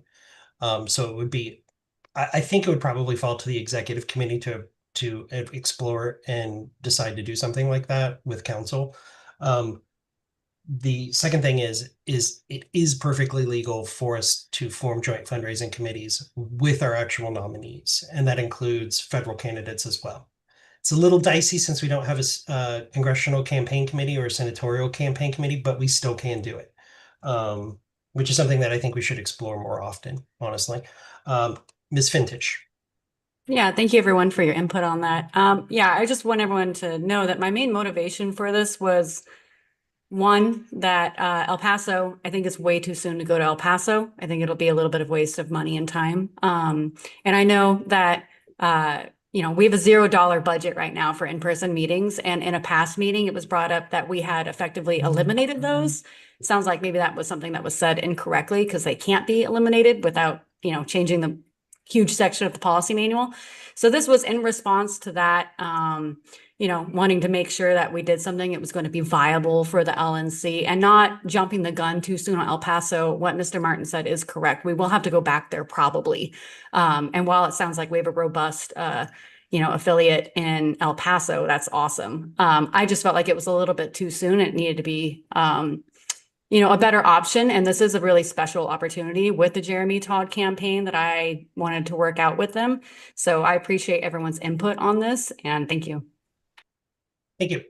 So Mr. Secretary, the process will be, we'll move now to a vote, and shall the substitute motion be adopted? If it fails, we move to a vote on the main Denki motion.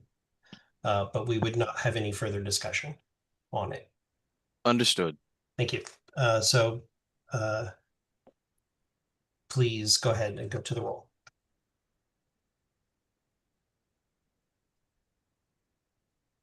All right. Mr. Koffel.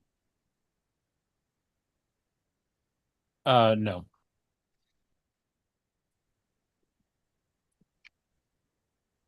Mr. Danke. No. Mr. Flores. No. Vice Chair Griffiths. No.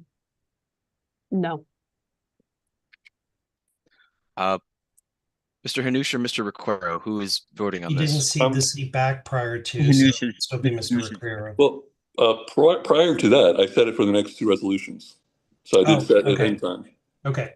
So in the future, so that it's more clear, make it clear when you're taking the seat back, because both you and Mr. Requero engaged in debate. I did raise my hand and I was not recognized prior to the motion anyway. So, but regardless, I'm voting no. Go ahead. Okay. You can count the vote or not, whatever you want to do. Point of order. Both members of a regional team are entitled to engage in debate and be recognized. Thank you, Mr. Martin. Ms. Hayes. I'm going to vote no. Ms. Hogarth. Oh. Treasurer Nepple. Nay. Mr. Longstreth. No. Mr. Martin. I believe it's ceded to Ms. Fintish. Is that correct, Mr. Martin? That's correct, Mr. Chair. So Ms. Fintish. I vote yes in support of my motion. You need to, yep, good job. Thank you. I will pass. Mr. Nikela. I vote no. Ms. Nguyen. No. Mr. Redpath. No. Ms. Robson. No. Mr. Shaw. I'm going to vote yes. Mr. Thompson. No.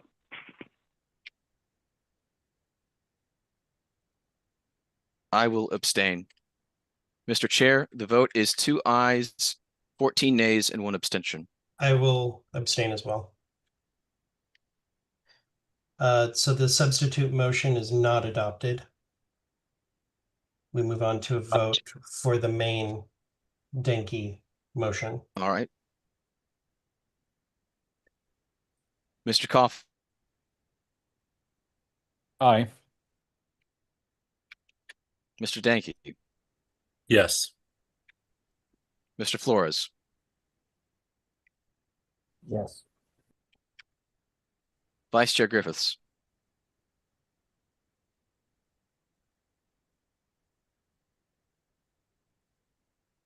I'm sorry, I was muted. I said aye. So is that That was an sorry. aye. Yes. Thank you. Mr. Hanush. No. Ms. Hayes. Yes. Ms. Hogarth. Yes. Treasurer Nepple. Aye. Mr. Longstreth. Yes. Ms. Fintish. I abstain. I vote aye. Mr. Nikela, I vote aye. Miss Wynn, Yes. Mr. Redpath, Yes. Miss Robinson, Yes. Mr. Shaw, I'm going to abstain. Mr. Thompson. Yes. Mr. Chair, the vote is 14 ayes, 1 nay, 2 abstentions. I abstain.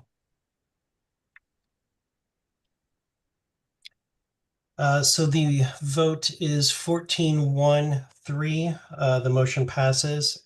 I would, as a point of personal privilege, ask Mr. Shaw, in the Jeremy Todd campaign, I would like to organize a fundraiser and do something to come and help. And I would also like to explore joint fundraising committee with our congressional candidate in the 4th District of Kentucky.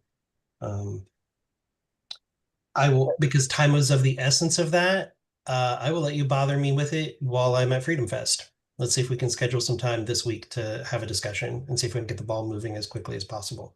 Thank you, Mr. Chair. Next item on the agenda, Mr. Martin, do you want to stay out of the room, allowing Ms. Fintish to bring the motion? Yes, unless she prefers me to do otherwise, I will let her remain in the seat. Okay. Next agenda item is motion to amend LNC budget regular meeting funding. Ms. Fintish, would you like to move that motion? Yes, Mr. Chair. I move to amend the current LNC operating budget by increasing the administrative LNC meetings budget from $0 to $8,000 for the remainder of the fiscal year. Yeah, I don't have to read the rest of it probably. Is there a second? I'll second. Seconded by Mr. Shaw. Okay, Ms. Fintish, if you'd like to speak to your motion. Yeah, so I think this, it's very relevant to the motion that just passed, going to El Paso. Currently, we have $0 in our budget for regular meetings, and we need to have a budget meeting, and it really should be in person. And so typically, it does seem like the budgets, I could be wrong, I could be corrected, but like 12 to 15,000 for a fiscal year.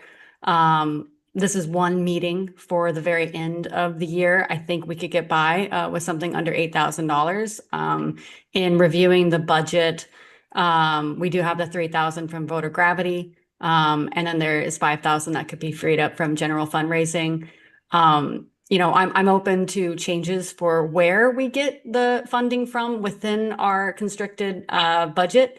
However, in order for us to go to El Paso at all, we need to free up money. It needs to be in the budget. So that is the rationale for this entire motion. Thank you, Ms. Fintish. I have on deck Mr. Nikela, Mr. Koffel. One point of clarification that I'd like to give Ms. Fintish is, and I know you said you're open to where it comes from. The voter gravity budget was only for the first 3 months of the year and was exhausted. And so that wouldn't be the proper, but I don't consider that to be part of your motion. Understood. The quoted part, unless you want to correct me that it's the entirety of it, the funding and everything. I think it was just the. No, yeah, that was more of the part. Okay. Yeah. It was Mr. Nikela, Mr. Hanush, then Ms. Robson on deck. Thank you. Thank you, Mr. Chair. Mike, I have a question for the treasurer, Mr. Neville, and perhaps Mr. Redpath. I think you would ask the question to the chair, and the chair. Mr. Chair, I have a question you might be able to direct, which is, do we know what we spent average on these LNC meetings plus a fundraising component? I can tell, I do know, and then we can defer to the treasurer to correct me if I'm mistaken on this. For the previous meetings, we'd allocated $10,000, mostly for staff, travel, and hotel accommodations, plus their labor for being there. The fundraising components tended to break even or make money. So I don't know that would be factored into that cost for it, but historically it'd been about $10,000 for participation by staff, to have staff there. And as a point of parliamentary inquiry, I believe if we didn't decrease some part of the budget, it would require 3/4 of the LNC to amend the budget upwards $10,000 on that line item for expense. I think it's 2/3. I don't know that it's 3/4. We'd have to look at it. Okay. But yeah, it has to have an offset built into it. But you would be correct that I think it does require 2/3. I'm gonna ask the LNC secretary to look at the policy manual real quick on budget to check me on that, but I think it would be 2/3. Is that the end of your inquiry? That's it. Okay, I'm gonna ask the treasurer, is there anything that I needed to be corrected on with that? Not to my knowledge, Mr. Chair. No, maybe Mr. Redpath could. No, I have no corrections either. Okay, thank you both. I have Mr. Hanush, Ms. Robson, then Mr. Shaw. Mr. Hanush. Thank you. As I stated in the last motion, I think this is a waste of time and a waste of money. And I'm going to say it again. $8,000 could pay for the qualifying fee for a U.S. Senate candidate here in Florida, which we don't have, which we could have had we had the money allocated to it. We could have had a second statewide Libertarian on the ballot here in Florida. It could buy 1,000 or so petitions that could get other candidates qualified on the ballot across the United States. $8,000 goes a long way towards ballot access and helping candidates out and getting our name out there.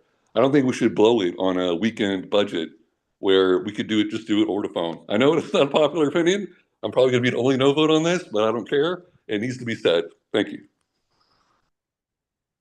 I have Ms. Robson, Ms. Shaw, and then Mr. Boss. Ms. Robson. Okay, so I don't know that we need this motion now because we don't know what it's going to cost.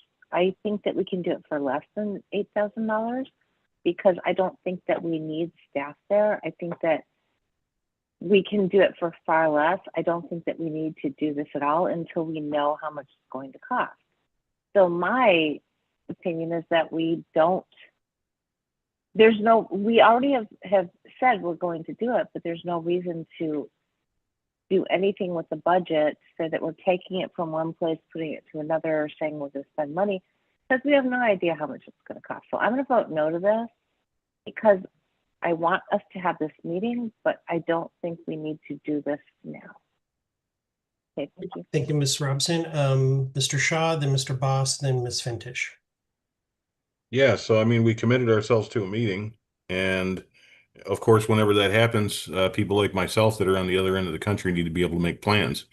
If for some reason we vote this down and there's no funding for it, then could the plans change when I've already, committed, bought plane tickets and everything? I guess I feel that we've committed ourselves to the meeting. We need to fund it.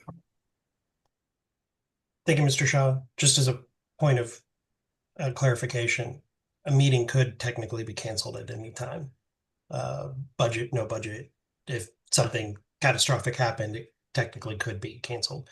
Mr. Bost and then Ms. Fintish. Mr. Bost. Yes, I believe $8,000 is just a set aside. It is not saying that we are going to spend $8,000. We might spend $500. Thank you, Mr. Boss. Ms. Fintish and then Mr. Martin. Actually, Mr. Martin and then Ms. Fintish. That way you can close out Ms. Fintish. Mr. Martin. Thanks, Mr. Chair. I appreciate Region 4 very much, but I'm pretty sure I heard the Region 4 representative say something very Californian, and this reminds me of why I tried to censor them for being Californian. Why should we budget for a meeting when we don't know how much it's going to cost? And I think that Ms. Fintish did a pretty good job of putting together how much it's going to cost, what we can live within, and giving us a little bit of padding that we can try to come in under. I think it's just responsible fiscal planning. It's not smart for us to just do this with no budget. If we need to change it, or if there's a reason to make it, go up, I'm sure we can do that. But it's just it's responsible governance. So motion to censor Region 4 for being Californian. I'm sorry, I'm just kidding. I withdraw. I was gonna say, he's joking, by the way. Everybody calm down. I'm going to go Ms. Vice Chair Griffiths, and then Ms. Hayes. Did you have your hand up in the lower? You want to have your hand up? Okay, so Ms. Griffiths, then Ms. Hayes, then Ms. Fintish to close out. I suppose I'm wondering whether Ms. Fintish would approve of a motion to amend to a lower number, and then potentially it could be increased if it was found to be insufficient. If we were to just do 1,000, say, if that would be adequate. You're wanting to amend it to a maximum amount of $1,000? And then it could be amended if that were found to be inadequate. But if the desire is to have something in the budget, I find that reasonable. I'm just I'm reading the room and seeing that it doesn't look like 8,000 people are approving of. So if we wanted to have a lower number and then build up if that were necessary. I don't think I would be opposed to that. All right, I'll something higher than $1,000. All right. I will move to amend to 2,000 then. Second. Okay, the amendment's been moved and seconded. Discussion on the amendment. I was just going to move to 5, but I don't know if Mr. that's the Martin, proper- and then Mr. Hanush, Ms. Hayes, because I figure you wanted to talk to the full motion, correct? Kind of just like in general on this one, so I can go now or I can wait a few seconds. I don't think it matters which. I'll be super brief. If it's not on the amendment, we'll wait. Mr. Martin, Mr. Flores, then Mr. Nicola on the amendment. Mr. Martin, very brief, please. 30 seconds. Really simply, just FYI, I'm not against the motion. If the amendment passes, I'd still support it. But the thing is that there was work that was done consulting with our previous budgets and receipts from previous years. There's costs. We got to get staff out to the meetings.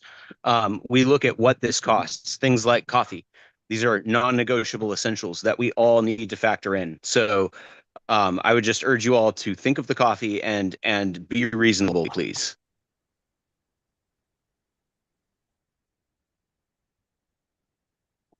Mr. Flores, then Mr. Nicola. Brief. I was going to motion to amend to 5,000.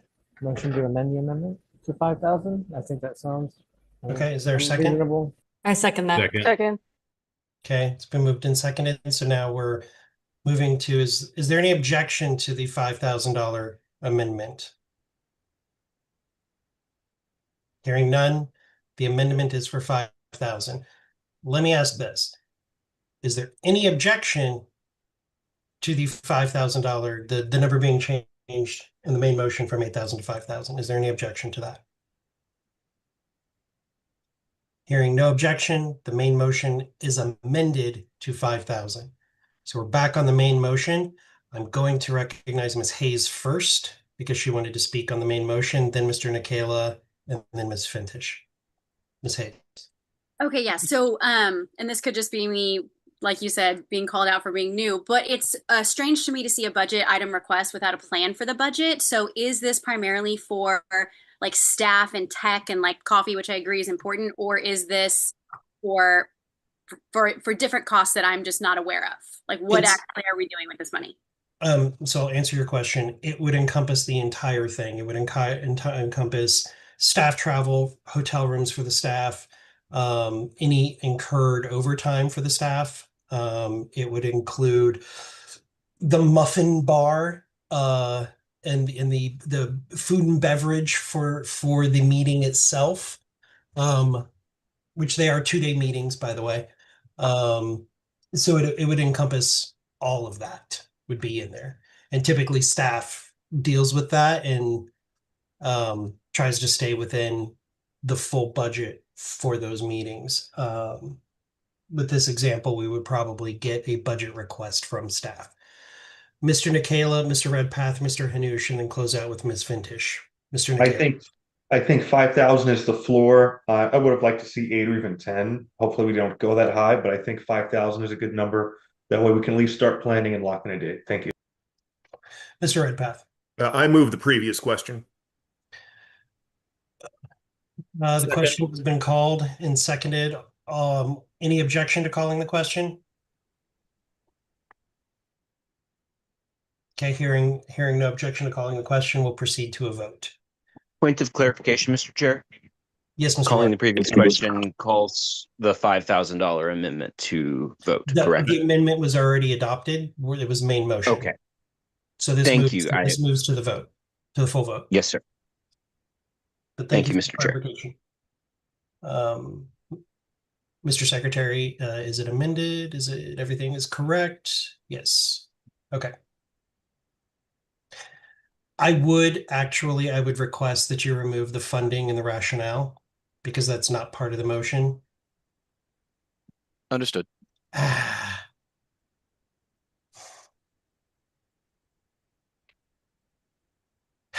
Okay. Mr. Koffel. Aye. Mr. Danke. Yes. Mr. Flores. Aye. Vice Chair. Aye. Mr. Hanush. I don't drink coffee. No.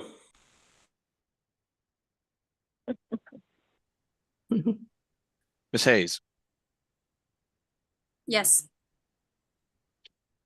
Ms. Hogarth. I'll drink Joe's coffee. Yes. Treasurer Nepple. I vote aye. Mr. Longstreth. Aye. Ms. Fintish. I vote aye, and I will cede back to my rep. I also vote aye. Mr. DeKayla. I vote aye. Ms. Nguyen. Yes.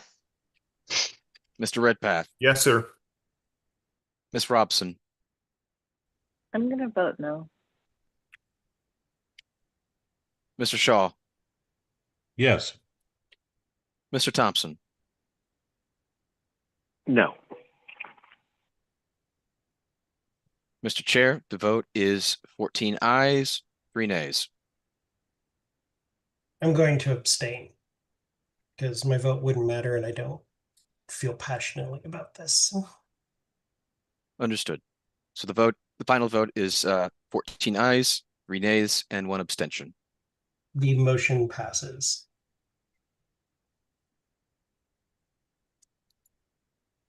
Okay, Mr. Hanush, I saw your hand was up. Were you wanting to do something? I was going to speak on the previous question. Oh, okay. Then no. It was really good, but yeah, go ahead. I'm going Wait, so to pass the gavel to Vice Chair Griffiths for a moment, unless somebody just wants to make the motion for me.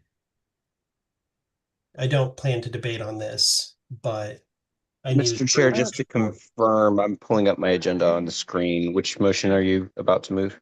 the JC. Yeah. The I'm JC making ad that hoc motion. committee? Okay. No, I'm making the motion. Is this the motion about? Sorry. Yes, this is the motion. Yeah. On the About the Judicial thing. Committee. Yeah. So I'm moving that. Right now, we have a motion to accept it, which is against bylaws. Hold on. I So move you have to make the amend- motion. wait. Hold on. So you would have to make the motion, it be seconded, and then somebody could amend. if Right. they So choose. I want to move that the Mr. Chair, point of order. that Would it be proper for her to amend her own motion if introduced? No. No. Okay. I would move to accept the Judicial Committee 2026 rules and appellate procedures as submitted. Moved by Mr. Thank you. Longstreth. That was the and it's part been that I was seconded. getting confused by. Okay. Okay, I move to amend that motion to instead, per our bylaws, by a 2/3 vote, not accept those rules. Second. So it'd be moved to reject the Judicial Committee 2026 rules and appellate procedures as submitted. Correct. Okay. And there was a second. Is there any objection to that amendment? I see hands up, so I'm going to assume that there's an objection. I'm not sure I want to phrase it as an objection, Mr. Chair. Maybe just I would raise the propriety that we have two motions here that are dealing with the JC rules, and one of them takes they're not really, they're pretty mutually exclusive. And just considering the stakes and everything, maybe, I don't know. I'll let somebody else lead the way on this. I don't want to taint anything here with like partisanship or whatever, but I am concerned about this. I'm not necessarily objecting. Okay. Mr. Shaw. Yes, Mr. Chair, I would like to move to commit the JC rules to a committee for examination. Committee composed of myself, Mr. That's out of Martin. order. That's already on the agenda. This is the motion to reject your. In that case, Mr. Chair, I would like to make a motion to substitute my motion for this one. Okay, that's in order. Point of order, Mr. You have a Chair. second? It's within order. Are we not in the middle of considering the amendment that Mimi introduced? And I don't know that in order That to is actually, you are right. You are overrules. correct. We do have to dispose of the amendment before you can do the substitute, Mr. Shaw. Thank you. Once the amendment is disposed of, I will recognize you again for the substitute. Is that fair, Mr. Shaw? Sounds good. Okay. Is there objection to the Mimi amendment to change it from accept to reject? Is there objection? 1, 2, 3. Hearing no objection, it is amended. Mr. Shaw. Yeah, I would like to move the substitution I just mentioned. Okay. And for those kids playing at home, it would be moved to substitute with item J.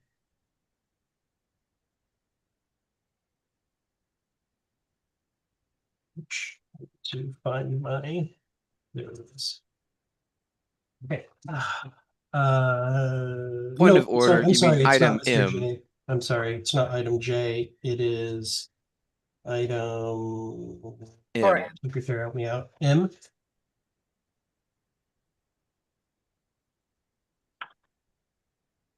Yep, okay. Agenda item M, motion to create ad hoc JC rules committee. I'm actually going to recognize Mr. Shaw to speak first on his substitute motion, and then Ms. Robson, and then Mr. Longstreth. Mr. Shaw. Yeah, I would start by saying, we should be very careful when we approach important things that can affect the organization over a long period of time. I think that we need to be very careful at taking a look at these rules. There have been 2 analyses that have been presented that shows some issues. I mean, there's a great amount of discretion and lowered transparency in the new rules, and I think it would be important for us to at least make an effort to look them over properly and return with a recommendation for the LNC. Ms. Robson, then Mr. Martin, then Mr. Longstreth. Okay. Okay, Ms. so Robson, then Mr. Martin. Okay, so I had originally been in favor of having like this ad hoc committee. However, afterwards, I started looking into our rules and I realized that that's not something this committee can do. The thing with the judicial committee is the judicial committee is there to make sure that this committee, the LNC, follows our bylaws. The other thing is that the way that the bylaw is written is that we have the judicial committee rules from the last judicial committee. This judicial committee can decide to create their new rules or not, and we can deny those. But what we can't do is we can't amend them. We can't make them do anything. And once they have submitted their rules, those are the rules. If we deny them, then it goes back to the last rules. If we don't deny them, it goes to these rules. But once they submit them, there is nothing that makes them change them. And I don't believe that there's even a way that they can change them once they submit them. So I think that what we're doing right now, unfortunately, is silly, but it is our bylaws. I think that there were parts of them that could have been better phrased. just like any rules, you know, we can all decide that it should be better. They don't have to listen to us. They don't have to change them. And not only that, I don't think they can change them. So I think we have one of two options. We can either deny them by a 2/3 vote, or we can accept them by not doing anything. Those are the two things in the bylaws that we have. So that is why I'm against this committee, which I would have been totally for if there was a way we could do it, but we can't. And unfortunately, I'm like you know, a Ronar bylaws wonk person. I don't think we can change this. So sorry, but I'm against this amendment for those reasons. Thanks. Okay, so I'll recognize Mr. Martin, then Mr. Bost, then Mr. Shaw to close out. Mr. Martin. Thank you, Mr. Chair. Okay, so first of all, I'd like to speak to the intent, as I understand it, of this committee is to review and evaluate the rules and provide feedback mainly to the LNC on whether they should be accepted or rejected, highlighting some of the issues and looking at them comparatively to the old rules. This would give us a chance to review them a little bit more before we rush to a decision either way and prevent the issue from potentially being raised twice. So it just gives us a little more time to consider. I think it's a good idea, and I don't think it's moot. It's not to tell the Judicial Committee what to do, and of course, they're under no obligation to listen to us, as Mimi correctly pointed out. So that would be my kind of 2 cents on that, if you will. I do think that the rules that are presented seem to present some pretty clear problems that I think it's worth exploring what the consequences would be if that were to affect things like ongoing litigation, which it very well could. So those are my concerns about just making a snap decision on this. It's something that really we should look at through a nonpartisan lens. What are the rules that we want to live by, and are these really acceptable? And I think that's a conversation worth having, and an ad hoc committee is an easy way to do that without putting it all on the LE in big committee. Thank you, Mr. Martin. Going to recognize Mr. Denke and then Mr. Shaw to close out. And I do have a question for you after Mr. Shaw. Mr. Denke. I believe that this committee would not be a proper way to follow our bylaws as far as how I don't believe we have the ability to impact amending it. We can either get the old rules or get the current proposed rules. And I speak in favor of the original motion, not the substitute. Thank you, Mr. Denke. Mr. Bost, and then Mr. Shaw.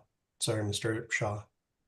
Yes, I apologize. I had put my hand back down and back up again, but just briefly, the original spirit when the idea of an ad hoc first came up was to recommend whether the LNC should reject them, not whether we should tell them what to do with their rules. So that I'm ambivalent. I don't personally care either way, but I think the idea of deciding whether or not we should reject them and then doing our only mandated thing, which is to reject them or not, based on that recommendation, would be fine and in order. Thank you, Mr. Bost. Ms. Robson, and then Mr. Shaw. No, I was just going to say that I've listened to them and I agree. We can't tell them, they can't amend them at this point. We can't tell them to amend. So we only have two choices: to deny or not to deny. I understand the point that they're saying now of, you know, some kind of a committee to decide if we're gonna deny or accept. I get that. So I just wanted to acknowledge that. We can't make them change it no matter what. And I don't think they can change it no matter what. So it's either accept or deny, but we don't have to do that today. Mr. Chair, we truly don't. I think we're at time, aren't we? I'm going to recognize Mr. Shaw, but I'm going to ask him a question. I'm going to recognize him to close out. Actually, and I'm going to recognize Mr. Longstreth as the original mover. He doesn't want to. Okay, Mr. Shaw, I do have a question Yeah. before I let you close out. Appointments to this committee include the two members who presented the analysis and other LNC members who wish themselves to serve on the committee up to a maximum of 7 members. Yes, there were a number of people who mentioned in the thread that they wish to be part of it. Who are the two? The first two? The two members who presented the analysis. That would be myself and Mr. Martin. Okay.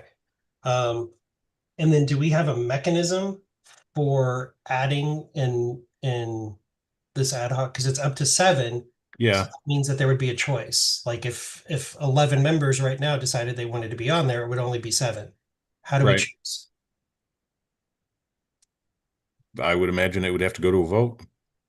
Okay.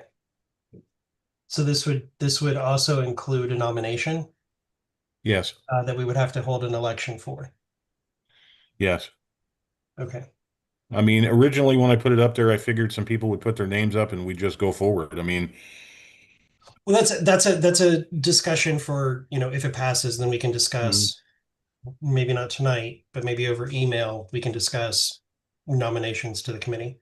now in closing out here, there have been a couple things that came up. One of them is, oh, we can't tell the JC what to do. Well, we can reject the rules if we so choose, if we decided that they were unacceptable, and they could write another set and present them if that path were taken. Now, as far as whether or not we are empowered to do this, my belief is that the LNC is empowered to form a committee to investigate anything it's making a decision on. So, again, I will urge everyone, when we're making decisions about things like this, maybe we should start using thorough processes. It is entirely possible that we could end up stepping in all kinds of stuff that we didn't anticipate unless we go through the, processes to show that we actually did our work, So if down the road, a year and a half from now, we have the ability to pull out, a folder and say, we did our work. We can show you our arithmetic, and that is the spirit that's behind this motion. I will say that I do think that it is, having reread your motion, I do think it was in order. I think the way it was originally presented, it was not in order because it was going to be a recommendation back to the JC, which is not in order. It would not even be appropriate for us to send such an email to them. But this does appear to be just an ad hoc committee of the LNC reviewing it to make the recommendation as to whether or not it should be rejected and instead use the previous JC's rules or to adopt it. I will say that I think that absent an ad hoc committee doesn't necessarily mean that members haven't done their due diligence and done their work to review it. I don't think that the two are mutually exclusive on that. I would say that a lot of times there is a saying that if something is not documented, then it didn't happen. There's a standard though that members read the thing, and absent evidence that they didn't read the thing, the conclusion is that they did read the thing. Okay, we were out of time, so Mr. Chair, we will move to a vote, and this is a vote to substitute with item M, the motion to create an ad hoc committee. So it's shall the substitute motion be adopted? And if that fails, then it moves to the main motion, which was the amended version. Does this work? Yes, actually, I can't amend it for you. I'm sorry. I was going to have the two names put in there, but we can't amend it.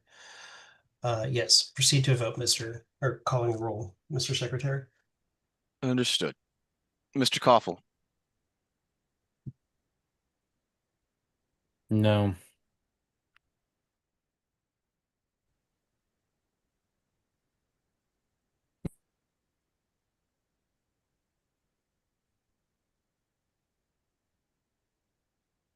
Mr. Day. No. Mr. Flores. Abstain. Vice Chair Griffiths. No. Mr. Hanush, No. Ms. Hayes, No. Ms. Hogarth, No. Treasurer Nepple, Nay. Mr. Longstreth, No.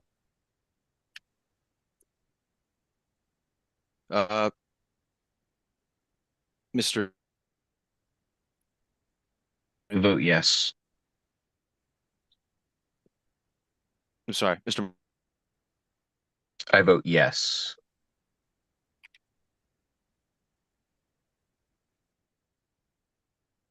I will also vote yes. Mr. Nikela, I vote yes. No. Mr. Redpath, I'll vote yes.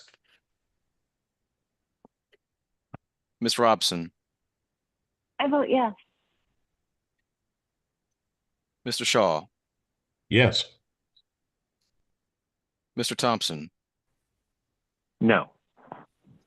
Mr. Secretary, I change my vote to yay.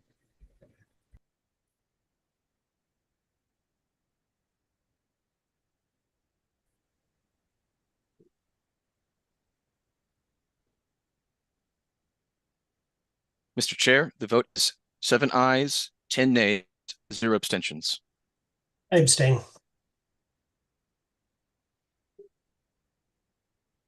The final So the vote is substitute motion fails.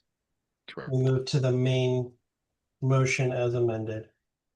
Mr. Chair, if it's in order and I may be recognized, I would suggest a motion to postpone this decision until the next meeting when it's a little closer to the deadline and we have a little more time to consider these.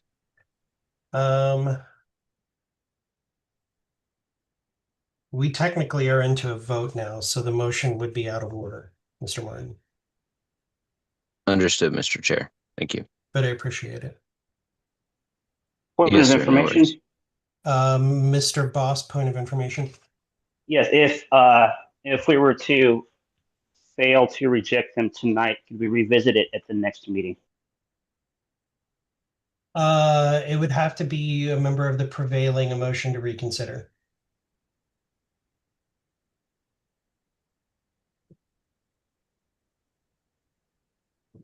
Thank you. To be clear, Mr. Koffel, is this a question? I think you're about to say exactly what I was going to ask. Yep. So this is a motion to reject. It requires 2/3 to reject the JC's submitted rules for appellate procedures. So if you wish to reject them, you would vote yes. If you wish to not reject them, you would vote no. Is everybody clear? Yeah. One further clarification. Yes, Ms. Hogarth. If they are rejected, the current rules of a procedure apply? The previous term, yes. Right. And they can also be reworked, or they No. could offer again? No. No. Okay.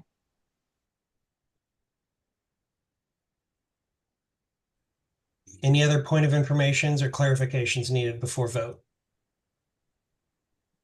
Okay, hearing none. Mr. Secretary, please run the vote. Mr. Toffel, I will vote no.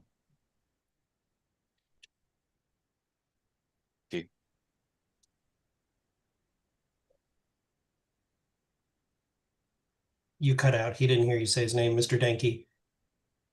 I would like to cede to my my alternate. So sorry, that'd be Ms. Mr. Leatherman. Danke, I didn't quite catch. He wants to cede to his alternate, Ms. Leatherman. I will vote no. Oh, I see. Ms. Leatherman, She voted no.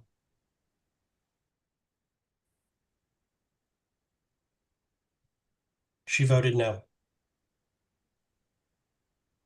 I think Thank the you. secretary is like really having Mr. a Flores. problem in and out.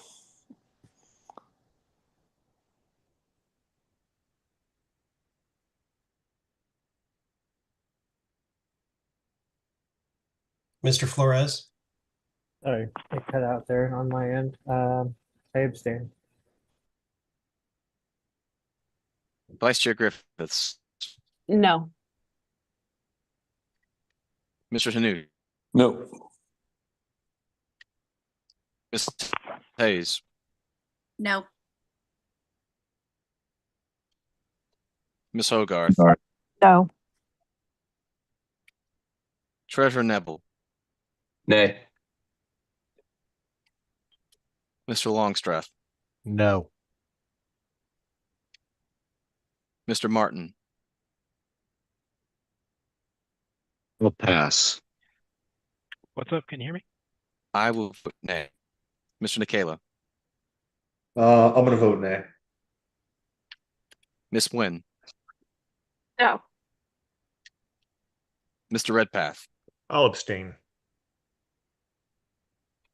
Ms. Robson, I'll abstain. Mr. Shaw, I will abstain. Mr. Thompson. No. Mr. Martin. I'll state the reason for my abstention. This is, I think we're breaching contract by accepting these rules. And I think that it's a very serious problem. And I really wish that we had had more time to consider it. And I feel like this is partisan. And so I'm abstaining from this vote. Thank you, Mr. Martin. Mr. Chair, the vote is 0 ayes, 12 nays, 5 abstentions. I abstain.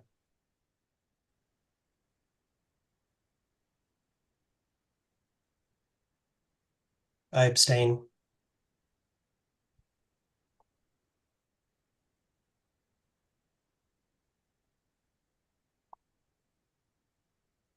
Mr. Secretary. What is your vote? I abstained for the 9th time. Thank you. So the Judicial Committee 2026 rules and appellate procedures are not rejected. Thank you, guys. Would there by chance be an appetite and a motion to recess for 10 minutes? So much. Yes, please, please. Is there any objection Yes. to recessing for 10 minutes? Okay, we're going to be at ease for 10 minutes. We will come back at 9:45. If you can pause all of the things, Mr. Secretary. Since we're at ease, can I request that we stick a little closer to the times on the agenda for debate? Sure.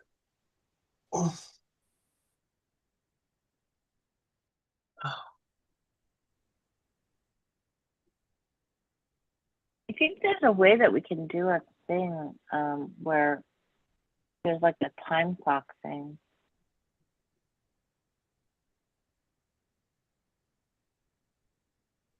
Oh, There's are we these beautiful recessed, right? There's these beautiful I mean, time like, clocks okay. that have like for $40. Somebody could have behind them on the wall a time clock running, and they're No, wait. fantastic. Zoom has a I feel feature like- where you can put a time clock and it'll show in the window of your screen. I think it's only available to meeting moderators, but it's there. I would encourage it to be used. I think it would be useful. Yeah. Well, and also I've people used need to it on understand they're not obligated to speak on everything Yep. when there's clear agreement every time. Right, but there's a thing, like if we're talking about like time clock things for how long you get to talk, if you're the person that's running the meeting, because I've done this, there's like this thing that's like a little time clock that tells you when you're done with your 2 or 3 or 5 or whatever minutes. Yeah, it just I counts mean, down. we should look at that. Yeah. That's what I was We talking can chip in and get an hourglass here it is. for Evan. An egg timer. Well, I mean, can you guys see? Okay, so I just did a thing. You guys can't see it, though, right? On the side. No, I don't see it. Yeah, okay. So yeah, there is like a time clock feature for Zoom to like say, you know, if you only have so much time to speak or so much time on an agenda item, you can see this like time. So whoever wants to keep time, they could do it. I mean, I could do it. It's, I probably won't pay attention Yeah, to that I don't feedback, think but I don't think anyone thinks it's really a technical question. It's a question of people shutting the F up and moving on. Well, for well, me, there is Susan, that, it's Susan is it correct. is a valuable thing to see that, so everyone can see that everyone is being given the same amount of time. Yeah, it would be The nice. I love clocks. the If we had a attitude nice wall of clock on telling other code, people, the attitude of telling other people to shut the hell up and move on is a problem. Like we are oh, I didn't use the word representing people hell. who are not like our comfort on the committee is not the most important business of the committee. We don't need a rule for every inconvenience that inconveniences us as leaders. Our job is to listen and care and not micromanage, gatekeep, and shut everybody up. I'm not I'm sorry. micromanaging, gatekeeping, or shutting everyone up. I'm suggesting that some I of us need yield. to shut the fuck up a little sooner and a little more often. Well, you can lead the way. I have. On a different topic, I wanted to thank the committee for passing the 2 resolutions. Even though I did unfortunately not have a chance to speak during public comment, but the resolution on Indigenous rights and everything, I think ideally would have not recognized the Hawaiian kingdom. You know, I think people have a right to democracy and representation, and also the word national sovereignty was problematic because really nations are not sovereign, governments are not sovereign, only individuals are truly sovereign. Nevertheless, I think the passing the resolution was the right thing to do, even if the wording could have been slightly improved. And I hope that these and other resolutions will be put on a special page on the LP website, prominently featured, so that, you know, your time and passing these and debating them and everything is get some return in terms of visibility for the party and our ideas and so forth. I appreciate you, Star Child. I will say the portions of the that were included the Hawaiian Kingdom were input that was given from people both either working with groups in Hawaii or in Hawaii. I understand that a lot of people feel a historic attachment to that because, you know, the country of Hawaii was wrongfully, you know, taken over and the government usurped by the U.S. government. It's kind of like what you see now with regard to Iran. There's people lobbying for the Shah's son to come back as the leader, you know, if the current regime there is overthrown. But I think libertarians should always stand for representation. We're not monarchists, and there's unfortunately too much of that kind of anti-democratic, even some openly monarchist sentiment in the libertarian movement. I don't understand it. It's so blatantly at odds with everything we believe in, but there are some people that seem to think like, oh, it'd be great if we had a king, and they have the idea that the king is somehow going to be on their side and it's going to be better. Maybe it would help if I just kind of like explain the Hawaiian sentiment on this is not so much about their love of monarchy or desire for executive authority, but about self-determination. That the people were never really asked for their consent to be dominated and denationalized, and not just their king, but their entire culture got ripped from them. And Right. in what we did is kind of like a soft genocide over a relatively short period of time. There are very few Hawaiians left, and their only mode of authority in the treaties that they had with the United States that we broke recognizes their kingdom, right? We didn't break and so whether what we did. We actually had treaties with them that we broke in order to annex I them. didn't. You didn't. The U.S. government is who you're talking about. They're not. Fair. And the idea here is that the U.S. government isn't following its own law. The Hawaiian people would probably figure out their own way. I don't think they would really love the idea of having a full king, but maybe. I think we Westerners sometimes get interesting notions due to our heritage about, you know, how monarchy can work, you know, versus historically how it usually works. And I'm not trying to say it's a good thing. Government sucks usually in all of its forms. So the point here is that the more local that power is based, usually speaking, the less oppressive it can be and still get away with it, right? Agreed. And the putting it chance of individuals in terms of having a vote is decentralizing it and getting it to the local level more than having a monarchy. To some extent, So it that's does. what I'm saying. On the other agree with hand, look at us. And You guys vote us up here and we don't listen to anybody, right? Like your votes by delegating it to somebody who's not vested in a long-term interest, the thing that they're managing, they have every incentive to abuse your trust, right? So voting is a double-edged sword. It works if people are really well keyed in and paying attention. It doesn't Don't work be very so well hard on if yourself, Austin. I'm sure you listen to lots of people. And no, really, like think about it. Austin, I'm so glad that you're there on the committee, and not just the chair being the only representative. I'm glad there's other people with different views. You know, maybe I wouldn't vote for you to be on the committee specifically necessarily, but you know, okay, no worries. It's good to have a variety of views and not have a top-down monarchy of one person controlling everything. So I totally agree, and I appreciate the candor big time. Like, thank you.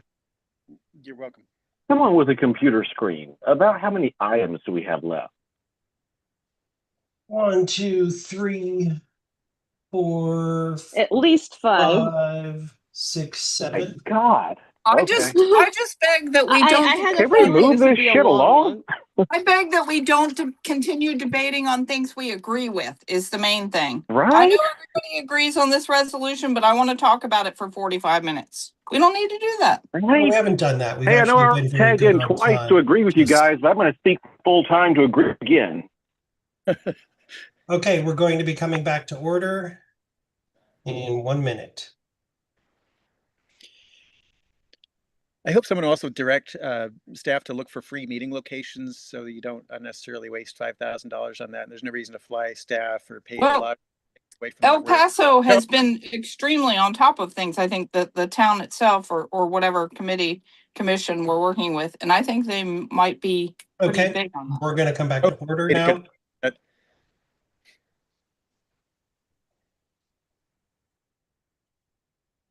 Ready when you are, Mr. Secretary? Ah, shoot. I never You didn't paused the stop recording. in the, yeah, I didn't think you did. Ah, my goodness. Okay.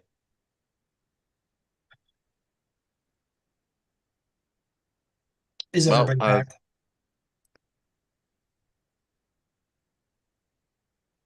I'm going to assume everyone is back. Speak up if you're not back.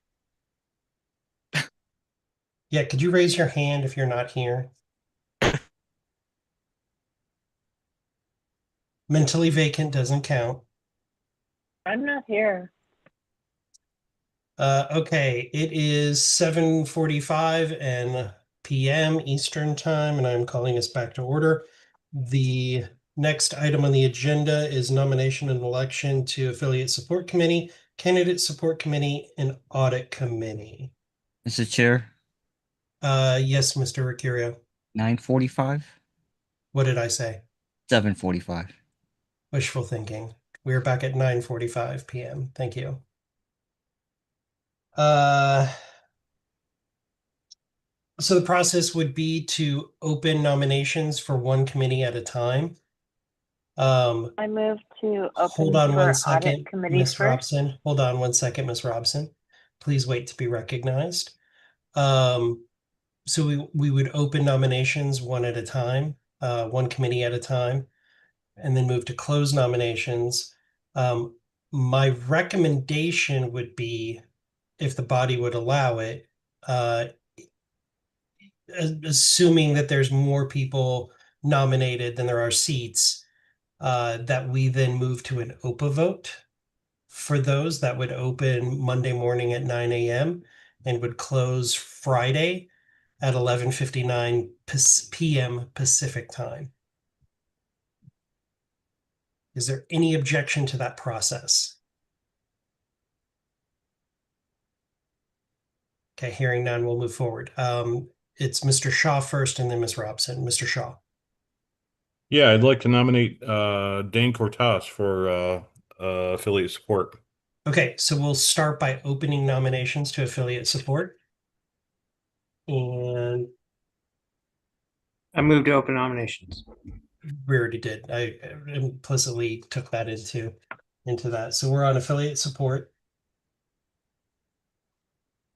And Mr. Shaw, was this someone who submitted a application? Yes. Okay.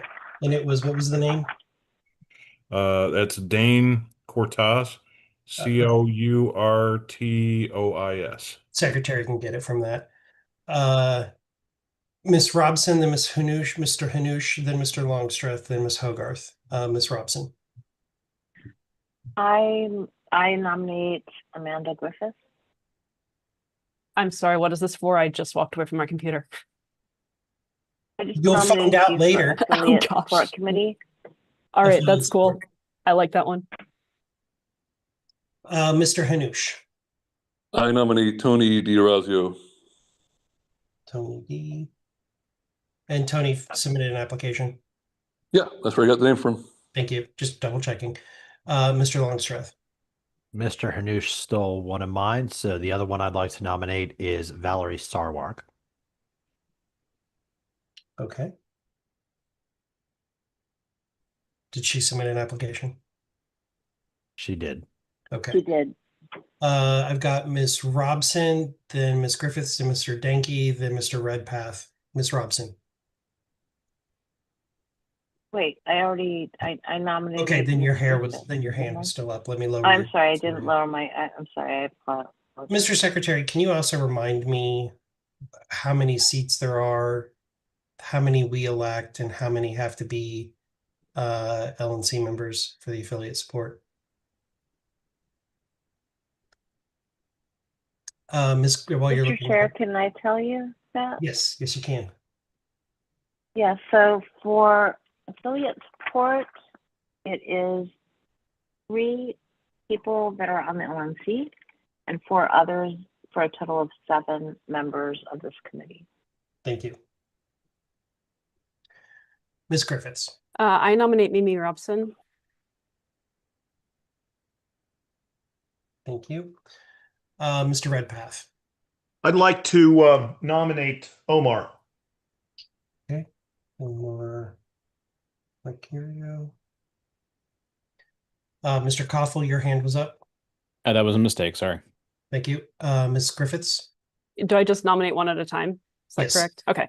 Then I nominate Tim Krenz as well. Tim Krenz. Yes, Krenz. Thank you. Ms. Fintish. I nominate Charles Essner. And actually I should have asked this for Tim Krenz too. Charles submitted an application. Yes. And Tim Krenz did as Yes. well. Thank you. Ms. Robson. Mimi. Sorry, I nominate Omar Requera. He's already been nominated. Okay, then instead I nominate Susan Hogarth, so she's been nominated. No? Susan Okay. Hogarth. Okay. For those playing at home, we have 1, 2, 3, 4 LNC members nominated, and 1, 2, 3, 4, 5 non-LNC members nominated so far. Mr. Martin and then Ms. Griffiths. I can only make one nomination at a time, correct, Mr. Chair? Correct. I would nominate Travis Larrell for ASC. That's Chair of Maryland, is that right? So, I believe that is correct. Yes. Okay. And I think he's the He's treasurer. not the chair of Maryland. He's the He's treasurer of Maryland. Treasurer of Maryland, sorry. Treasurer, yes, sorry, that's correct. Did he submit an application? Yes, I believe he did, somewhere in the 92 pages. Yeah, it was a lot. Ms. Griffiths, then Ms. Fintish. Ms. Griffiths. I nominate Connor Plonka, who, yes, submitted an application. Ms. Fintish. I would like to nominate Bryce Tone if he wasn't nominated already. I might be wrong. Nope, he had not been. And he's on the list. Thank you. Mr. Martin. I would nominate Josiah Baker.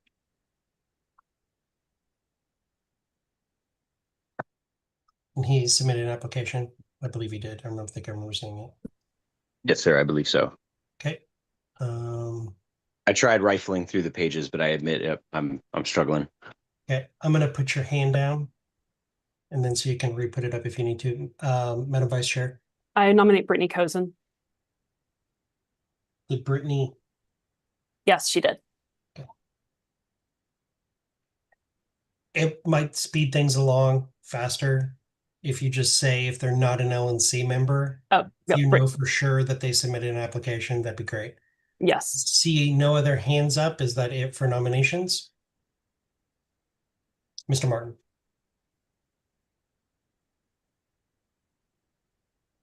Mr. Martin. Sorry, I was muted. My bad. You know what? I'm sorry. I think he already got nominated. My bad. Who? Say the name, just in case.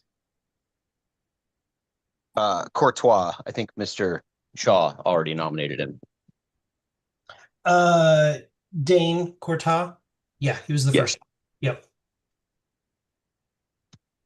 Cool. Okay. If there being no other nominations. Mr. Chair, I'm sorry. I do have one more. Okay. Let me nominate Kat McElroy. Kat, gotcha.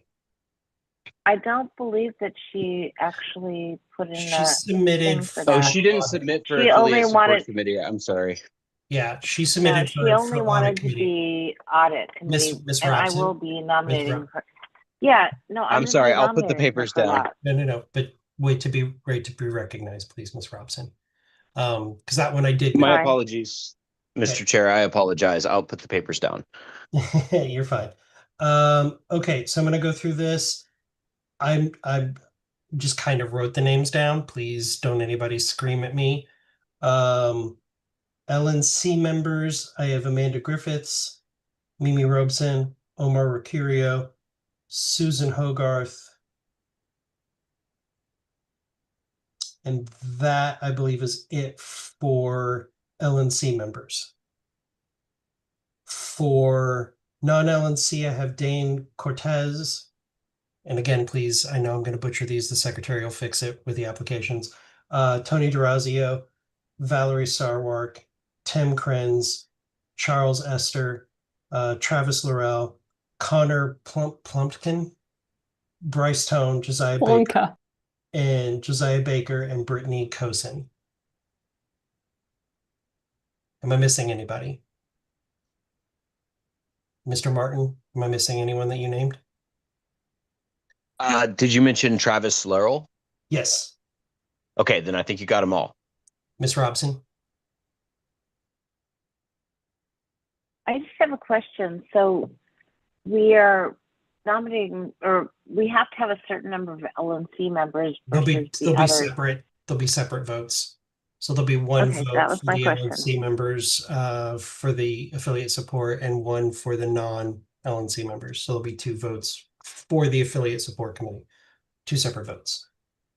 Okay, but my question then is, we can have at least 3 LNC members, but we could have more than 3. So there's 4 LNC members that have been nominated at this point, correct? Correct.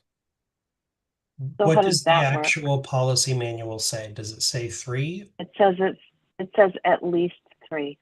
At least 3. In other words, it could be 4. But it's up to 7 members? It's 7 members total with at least 3 LNC members. So Point how of do you order. do that with the open vote? Point of order. That is not what the requirement is for the affiliate support committee. Actually, this is one that was missed by the previous multiple previous secretaries.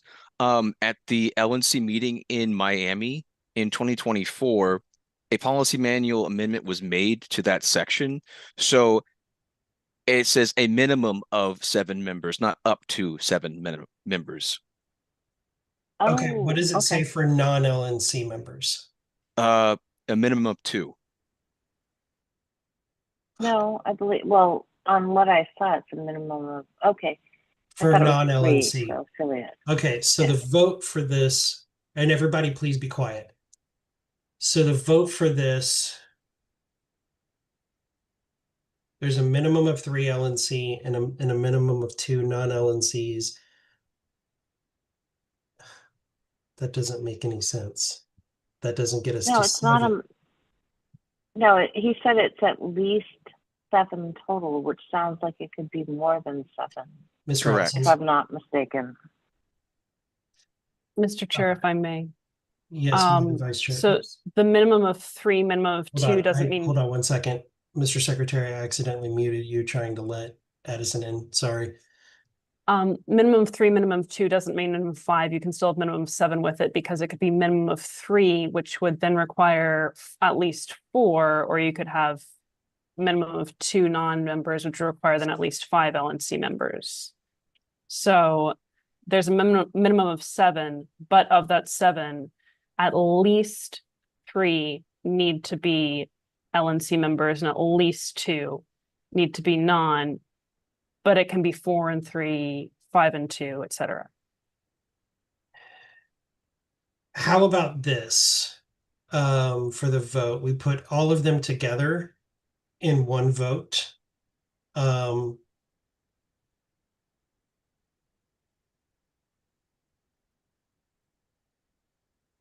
You're getting there. You want some help the rest of the way? Mr. Hanush, I recognize you. All right. So you got that right. We put them all on the same ballot with the minimum of, regardless of how many votes they get, the top 2 of the blah, blah, blah, blah, LNC, I think, get on no matter what. And then the top 3, no matter what, the non-LNC get on. You flipped it, Mr. Hanush. That's what I meant. I did blah, blah, blah for a reason. That's what I meant. So we take the top 3 LNC, the top 2 non-LNC. And then the rest would be whoever has the most amount of votes of who's left. Yeah. So whoever's at the top at that point. So let's say you have 7 non-LNC up at the top. Well, you got to take your LNC. They're 8 through 10, right? So we got to take them. But then of the remaining positions, you would take the top, top vote getters from there. Well, and so it'd be the top 3 LNC, top 2 non-LNC, and then the top vote getters after that up to 7. Yes. As long as they have a majority, yes. Does everybody agree to that? No. No. So I have a question about OPA vote. Can everybody hear me? Yep. Does the interface on OPA vote, does it have a limitation, or is it like an at-large election? It can be run an election almost virtually however we want. Okay. It's what we always use to run votes where there are more than when there are a bunch of people running. So in my opinion, the LNC votes need to be separate and not have a limitation. And then for the non-LNC votes, there needs to be all the names and then a limitation. See, the problem is with that is that would unduly heavily weigh the LNC seats. So we could end up with all 4 of the LNC seats when one of the LNC members maybe got less votes than the top 5 of the non-LNC. Okay. That would be my concern. Ms. Robson, then Mr. Ricurio.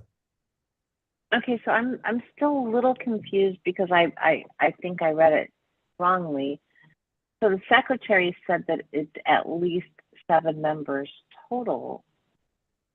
Does that not mean we could have more than 7 members if more than 7 members got a majority? So long as we've got at least 3 people that are LNC members, and we've got these other people that aren't LNC members, and everybody got a majority vote, we could have a whole bunch of people on the committee. So the way that I would phrase it is that it's majority vote with a minimum of the top 3 LNC vote getters. the top 2 non-LNC vote getters, which would also include anyone who had a majority. Right, but we could also have more than 7 members total. Right, but then they would have to have a majority. So they'd have to have a bunch Correct. of people. I'm saying, so long as everybody has a majority, we could have a whole bunch of people. So Correct. how many people do we get to vote for in the Oprah vote? As many That's as you my want. question. Okay, As cool. many as you want. You could vote for the whole list. Okay, cool. Mr. Rocario and then Madam Vice Chair. Yes, thank you, Mr. Chair. Forgive me because I was just gonna sit quietly. But it's still a little confusing, but I think I'm starting to get it now. And I just had it on my screen. It's a minimum of 7 members and also a minimum of 2 LNC members. I don't know why we keep saying 3. It's a minimum of 2. We could Mr. have more. Secretary. Yes. I'm also going by the policy manual that the secretary just posted like 2 days ago. So I'm Does going it by. say 2 LNC members or 3 LNC members? It says 2. I can show it on screen if you want. Okay, I was basing it off of you saying 3. That would be helpful too. That was Yeah. the point I was going to raise, Mr. Chair. So Yeah. See, I'm just trying to clarify confusion. And then it also says chair selection, LNC chair. So when would that take place, Mr. Chair? Immediately after the vote. Okay, I yield. Thank you.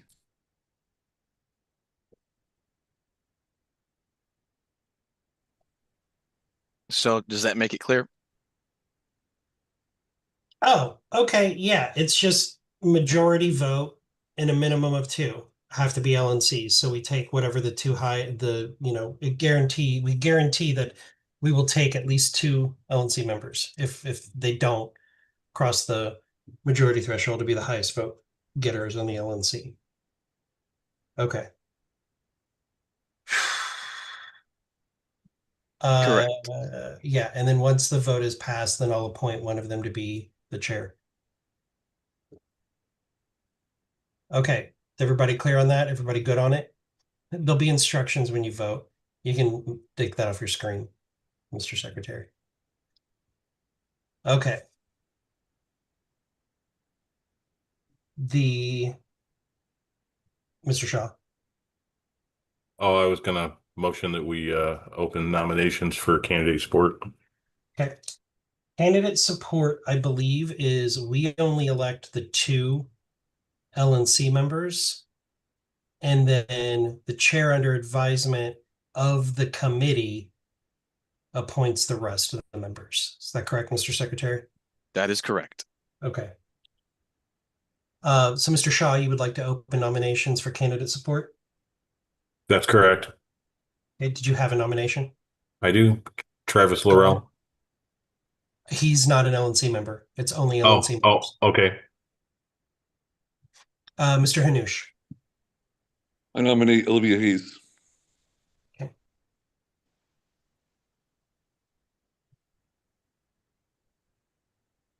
Mr. Denke. I nominate Joe Hanoush.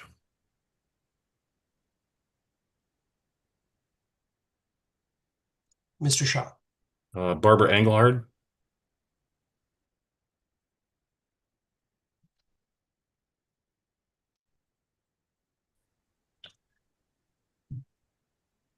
Mr. Believe Denke, is your applied hand for that still one. up? Is that a problem? I'm sorry? I don't believe I applied for that one. Is that a problem? LNC members don't have to apply for committee nominations. Gotcha. Thank you. Mr. Chair, technically, we're out of time. I move to extend by 5 minutes. Second. Okay. Any objection to extending time by 5 minutes? Okay, hearing none. That will move to top 2 vote via OPA vote. Actually, hold on. Are there any other nominations? Wait, from the LNC or just in general? LNC. Okay. Because there are no nominations for non-LNC to the candidate support. Who has been nominated so far? I'm sorry. Olivia Hayes, Joe Hanoush, Barbara Engelhart. Thank you. Okay, nominate Mr. Martin. We keep waffling. I withdraw. I wait. Okay. Mr. Akira. Yes, just the recommendations. How should people recommend things to you? Should they email you? The committee would recommend Ah. the action. So the two LNC members would recommend. Is my understanding. Is that correct, Mr. Secretary, or is it the LNC recommending? It is the committee members. You're So, correct. okay. Hearing no additional nominations, we'll close nominations. That will move to an open vote of the top two. Again, to be started by 9 a.m. Eastern Monday morning and to close Friday at 11:59 p.m. Pacific. Ms. Robson. Thank you. I think that we're now at the audit committee, and Correct. I would like to nominate Kat McElroy. Okay, so we're going to open nominations for audit committee. It was opened by Ms. Robson. And I she nominate would like Kat to McElroy. nominate Kat McElroy. Thank you, Ms. Robson. Mr. Flores. I nominate Dustin Koffel. Thank you. Mr. Secretary, what is for the audit committee? For the audit committee, one non-officer LNC member and two non-LNC members, excluding the assistant treasurer. And no alternates, correct? That's actually not specified. I don't think so. It's because it Alternates. isn't, unless it specifically says that alternates are excluded, they're included. I'm thinking of XCOM. Thank you. Yep. I had Ms. Robson, Mr. Flores. I'm going to do Ms. Griffiths, then Mr. Nicola, then Ms. Nguyen, and then I'll come back through the list. I nominate Jake Porter. Okay. Mr. Nicola. I nominate Kelly Nguyen. Oh, you just got a funny look from her. You can decline the nomination if you want. Now I need you to say you accept the nomination. I accept the nomination. Thank you. I was saying if you're going to, I would need you to positively say it since you acted like you didn't want it. Ms. Fintish, then Madam Vice Chair, and then Mr. Martin. Ms. Fintish. I nominate Travis Bust. Thank you. Madam Vice Chair. I nominate Angela Thornton. What was the last name? Thornton. Thornton. Thank you. Mr. Martin.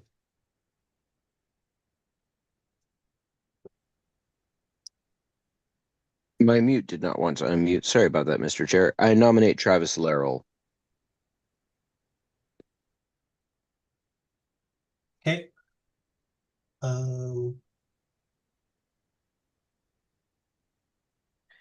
Any other nominations?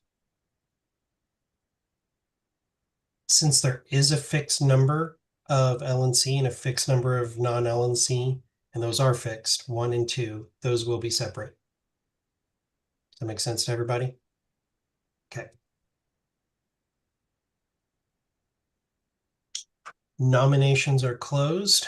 We will send out those emails. The secretary will send out the OPA votes. So board members, please check your emails that those have gone out, because they don't get posted to the public list. It just goes straight to your email, but we will send out a notice to the public list that the votes have started. Next on the agenda is policy manual amendment, alternate participation, Mr. Denke. I'm actually going to cede to my alternate. Okay.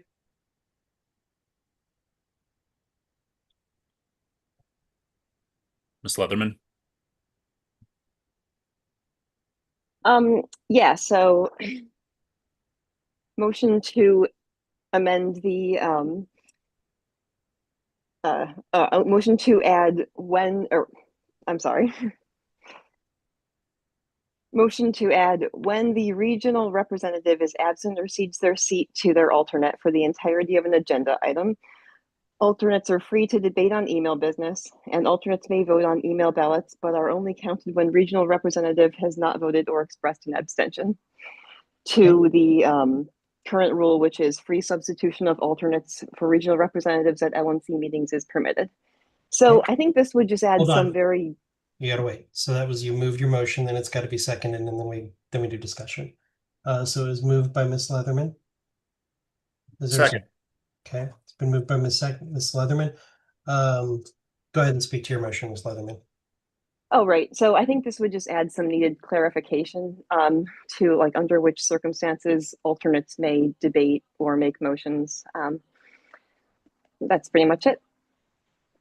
Okay, on deck I have Mr. Shaw, Mr. Martin, and then Mr. Bost. Mr. Shaw. Yeah, I would say that this meeting in itself shows that I don't think there's a problem here to be fixed.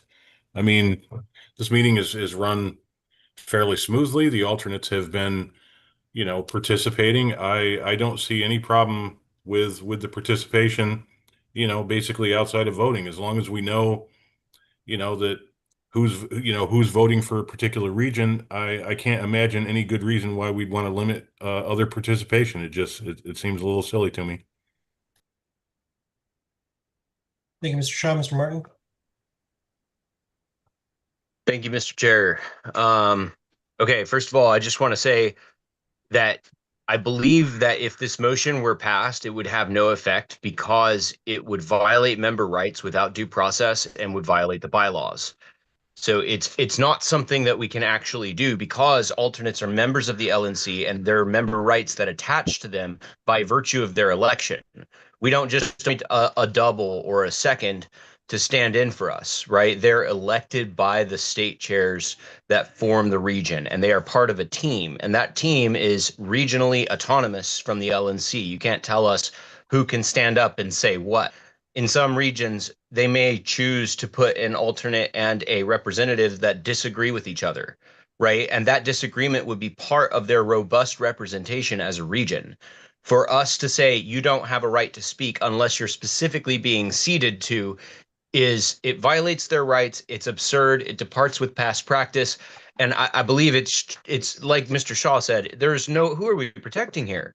We're not protecting member rights, Mr. Chair. We're making rules to make our lives a little bit easier so we don't have to hear as many, I guess, views and opinions.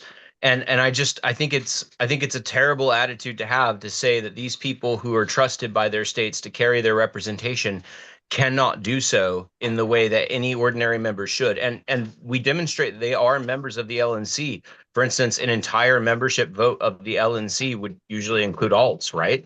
No. How do we reconcile that with this inconsistent position? So I'm very concerned that this is even being contemplated. I don't think there's a good reason for it, and it just seems like an attack on member rights. And regardless of what you guys do now, it won't change, things that happened last term. So I strongly urge the body to vote this down. And we really there's a bunch of PM amendments on the agenda tonight. We don't need a little rule for every annoyance on the committee. This is not a computer program, and it requires us to exercise good leadership and discernment and discretion and not try to create a one-size-fits-all rule for every minor problem that occurs to us. That is not good leadership. That's actually one of the things we stand against in the Libertarian Party. So I encourage you guys, if we're going to do policy manual amendments, we should be killing 2 lines for every line we propose to add or replace. Okay. With that, I yield. Thank you, Mr. Martin.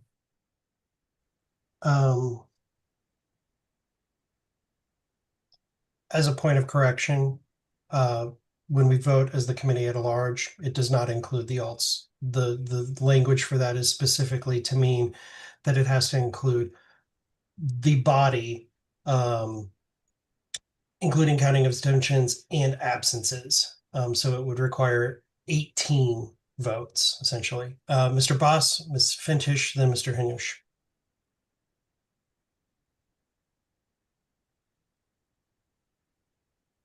Ms. Fintish. My mistake. Yeah, I mean, obviously, I feel like a lot of this alt conversation has been stimulated by recent things, as Mr. Martin and Shaw pointed out. Things seem to be working just fine under the policy manual, as it says, saying free substitution of alternates for regional representatives at LNC meetings is permitted. I think there's been a little bit of confusion about what constitutes a meeting in general. You know, for me, it makes sense that if we're allowed to, you know, make motions and be able to engage in discussion during the actual meetings, as it says in the policy manual, the lead up to those meetings where we're making motions and having discussion online makes perfect sense. It's the same thing. So trying to create rules to further create bureaucratic obstacles. I mean, we're not a bureaucracy. I thought we're kind of against bureaucracy. I don't know why we would try and fix something that's not broken. It's not broken. It's working just fine. And we can have discussions about how to actually utilize it. But going through the policy manual and changing this one little line, I mean, if we want to go through the policy manual and throw out entire sections, we probably should be doing that because we're already very out of order with how we do meetings in the first place. So we can dig into it if you want to, but this is just another layer of, yeah, bureaucratic nonsense. Yeah, I yield. Thank you. Mr. Hanush. I've got Mr. Hanush, then Mr. Bost, then Mr. Longstreth, and then Ms. Robson. Thank you. Go ahead, Thank Mr. Hanush. Thank you. I agree with some of the points that I've made already, and I disagree with some of them. We've seen how this has been abused in the past, and I wish this policy manual amendment was not necessary, because I hate doing these things. These I consider to be another waste of time by the body. Unfortunately, it's something that we have to clarify. Each region gets one seat at the table, and we get each seat. You know, they get a primary and a backup, and that's the way it should be done. I think this meeting has gone pretty great, honestly, but this is not the way they've gone in the past. So that's why I'll be voting in favor of this. Thank you. Mr. Bost. Yes, is it in order to amend the motion? It would be. All right, I've sent a copy. It was presented to me. I sent a copy to the secretary. And if there's no objections from my primary. Oh, actually, yeah, it would need to come from your primary. I'm sorry, Mr. Bost. Mr. Chair, if it's in order, I would move Mr. Bost's proposed amendment. How do you know what it says? Because we worked on it. Yeah. Okay. Mr. Martin, are you taking up the amendment? Yes, unless his region primary would like to do that instead. But I would object. I believe that it's prior custom to allow alts cannot make motions or make amendments. I've done it like 6 times in the last year or so. Maybe you were called out of order each time unless you were in the seat because Mr. Lamb either wasn't there or seated to you. Respectfully, Mr. Chair. Am I recognized, Mr. Chair? Yes, you are, Ms. Hogarth. Thank you. My alternate has asked to hold the seat for a moment. Okay. Offer and amendment. And Thank that's you. fine. That's perfectly in order. Mr. Bost. Yes. Am I still audible? Yes. The amendment would be to strike the words "for the entirety of an agenda item" and replace with "at any time in any matter except when voting in accordance with each region's agreement." The rest of the amendment would remain as presented. Did you, and you submitted that language to the secretary? Yes, sir. Mr. Secretary, do you have that language? I do have that language. I'm working on it now. Okay. Is there a second to the amendment? There is. Mr. Shaw seconds it. So we'll discuss the amendment while the secretary works on getting it up on the screen. Mr. Longstreth, you want to speak? Mr. Chair, I'm going to pass on discussion for the amendment, but if I could be at the top of the queue when we come back around to the main motion. You're assuming we'll get there. Ms. Robson. Ms. Robson. Yeah, I'm not part of this amendment. I wanted to speak, actually to make another amendment, so.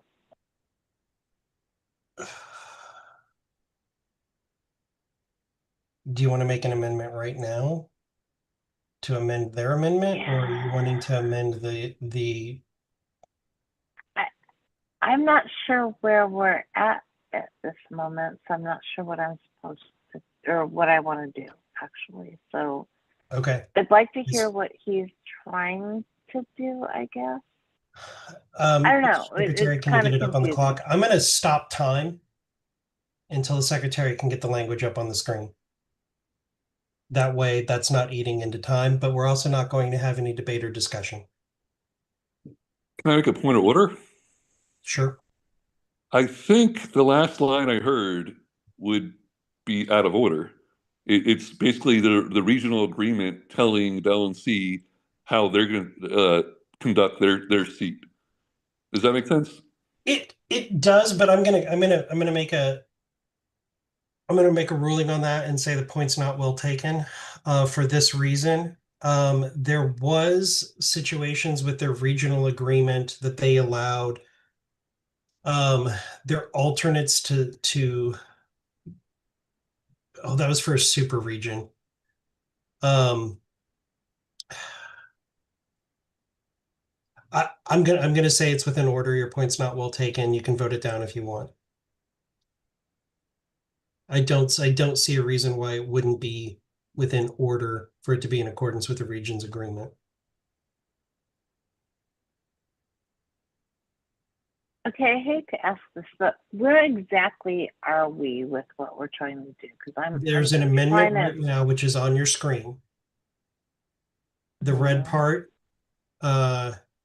is being stricken from the current language of the main motion. The blue part is the addition. So it would strike for the entirety of an agenda item and would replace it with at any time in any manner except when voting in accordance with each region's agreement. Okay. All right, cool. But then it would keep the alternates are free to debate on email business and alternates may vote on email ballots. But was that included? May I? Yes, that's still on there. Okay. So you need to add that last section, Mr. Secretary. My apologies. I just added the language that was given to me. So it would retain the last line. My apologies, Mr. Secretary.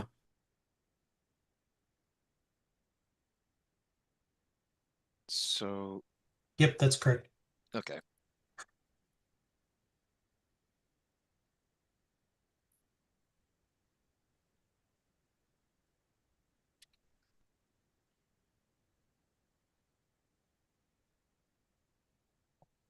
Okay. I'm starting the clock back up, Madam Vice Chair, because the language is correct. May I speak to the motion? Yes, you may speak to your amendment. All right. What this means to me is it keeps the spirit of free substitution while also clarifying that we should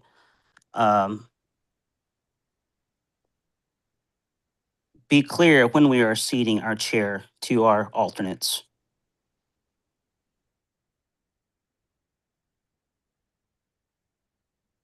So that, to continue that thought, so the concern that we need to clarify what's going on, this does just that without inhibiting any rights of any members.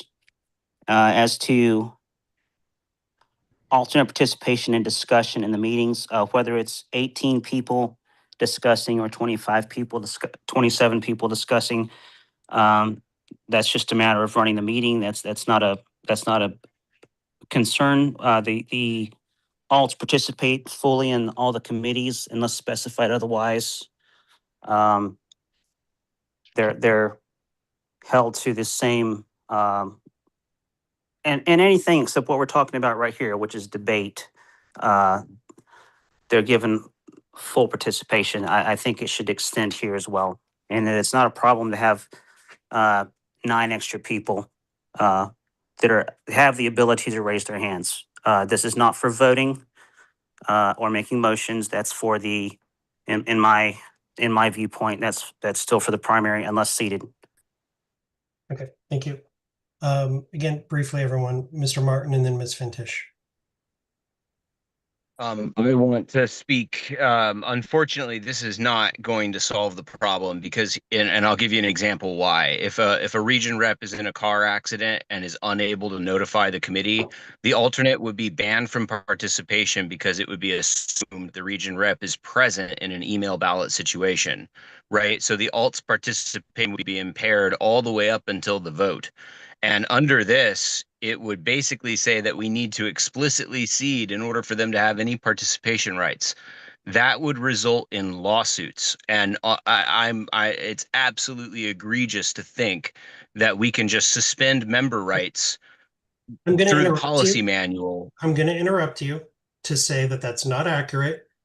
Ms. Fintish is afforded during an email ballot to vote at any time.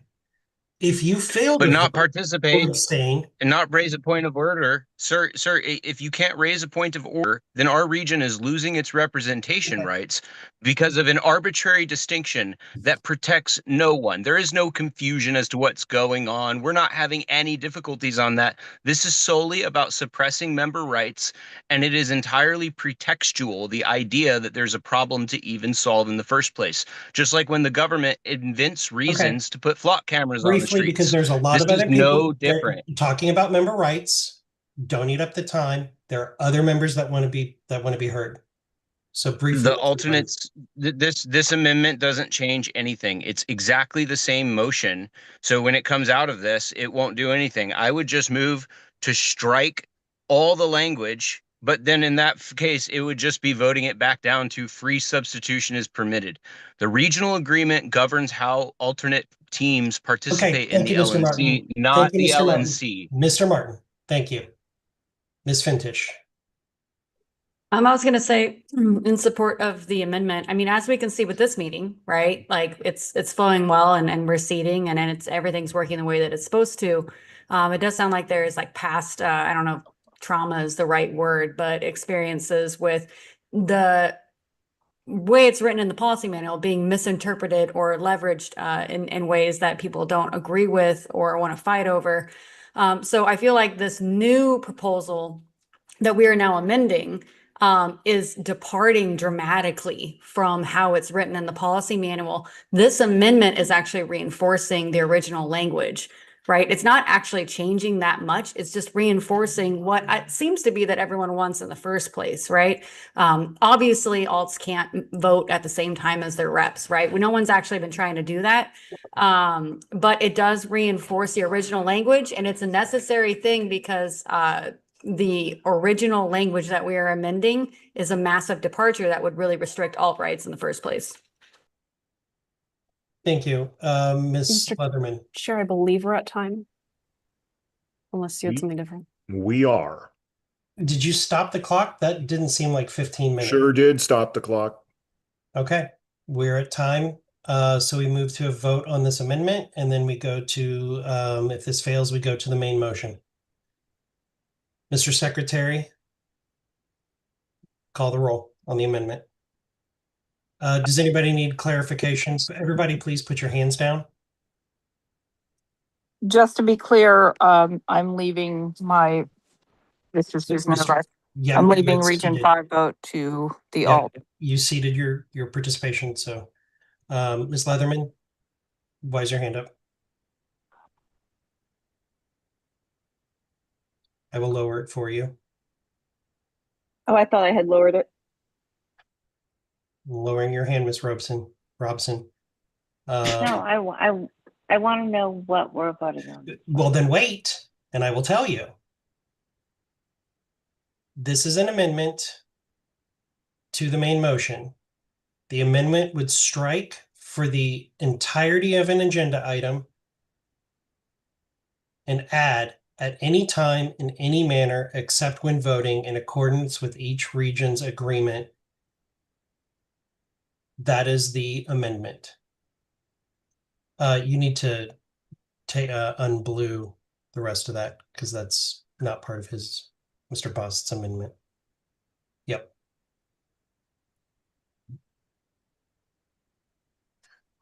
Okay. So we are voting on the Bost amendment to the main amendment, to the main motion. So this would strike for the entirety of an agenda item and add at any time in any matter except when voting in accordance with each region's agreement. Call the roll. Mr. Koffel, Nay.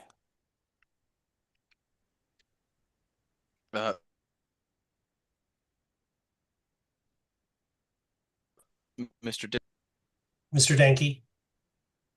I'm yielding to Ms. Leatherman for the duration of this main motion. Oh, sorry. I vote nay. Ms. Leatherman.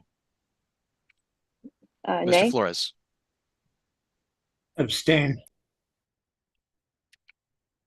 Vice Chair Griffiths. I pass. Mr. Hanoush.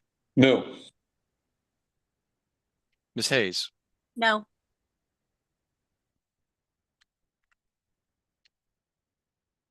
Mr. Bost. Yes. Treasurer Neville. I pass. Mr. Longstreth. No. Mr. Martin. Yes. Did you say pass or yes? He said pass. Okay, I pass. gotcha. I will also pass. Mr. Nikela. No. Ms. Nguyen. No.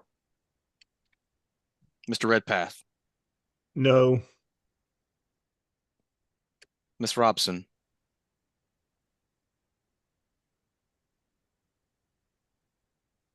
Sorry, no. Ms. Robson. She said no. Do you hear me? Sorry. Mr. Shaw. I'm going to vote yes. Mr. Thompson. No. Vice Chair Griffiths. I vote yes.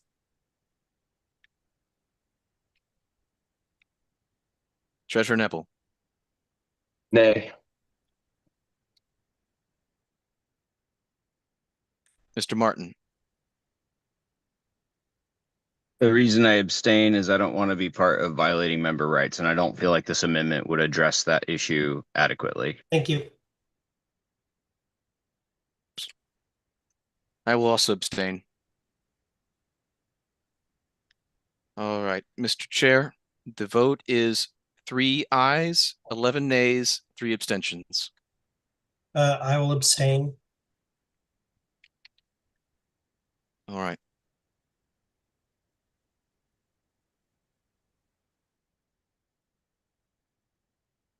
So the amendment fails. We move on to the main motion.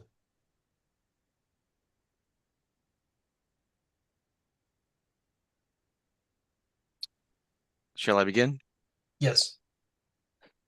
Mr. Koffel. Hold on one second. Mr. Shaw, is this a point of information? No, I was wondering if we were going back and debate on the main motion. No, time expired. All right, Mr. Koffel. I will vote yes. Mr. Danke. Ms. Leatherman. Sorry, Ms. Leatherman. My apologies. Sorry, I was muted. I vote yes. Mr. Flores. Abstain. Vice Chair Griffiths. I vote yes. Mr. Hanoush. Yes.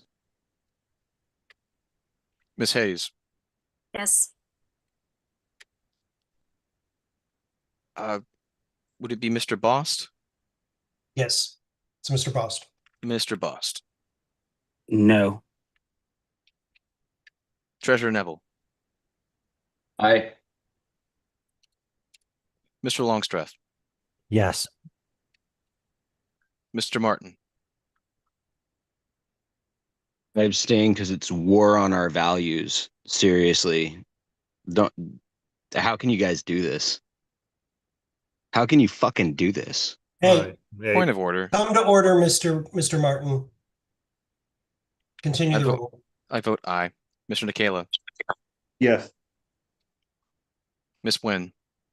Yes. Mr. Redpath. Yes. Miss Robson. Yes. Mr. Shaw. No. Mr. Thompson. Yes. Mr. Chair, the vote is 13 ayes, 2 nays, 2 abstentions.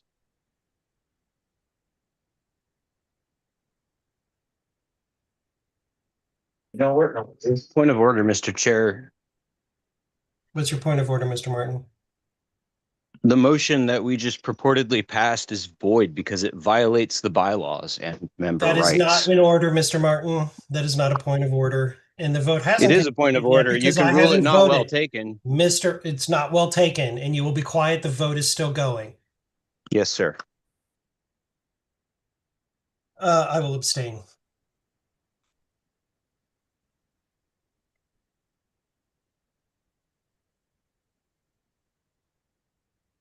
Mr. Chair, the final vote is 13 ayes, 2 nays, 3 abstentions.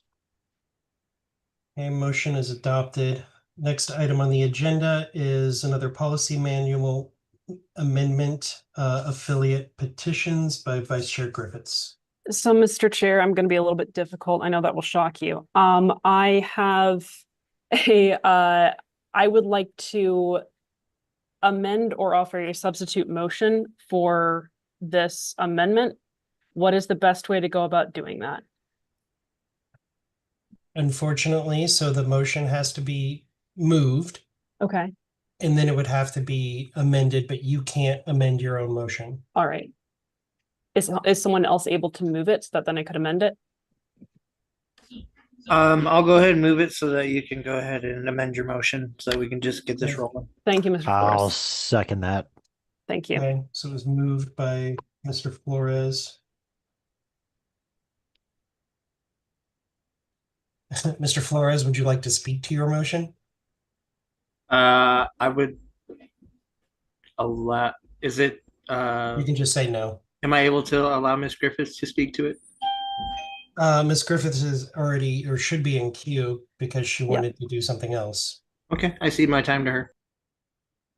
All right, thank you. So I would move to amend to strike everything after the appendix and then continue again on the secretary or chair shall forward the request. So essentially what we'd be doing is we would be striking the LNC shall only consider a petition for affiliation if, and then items 1 and 2. We'd be striking that.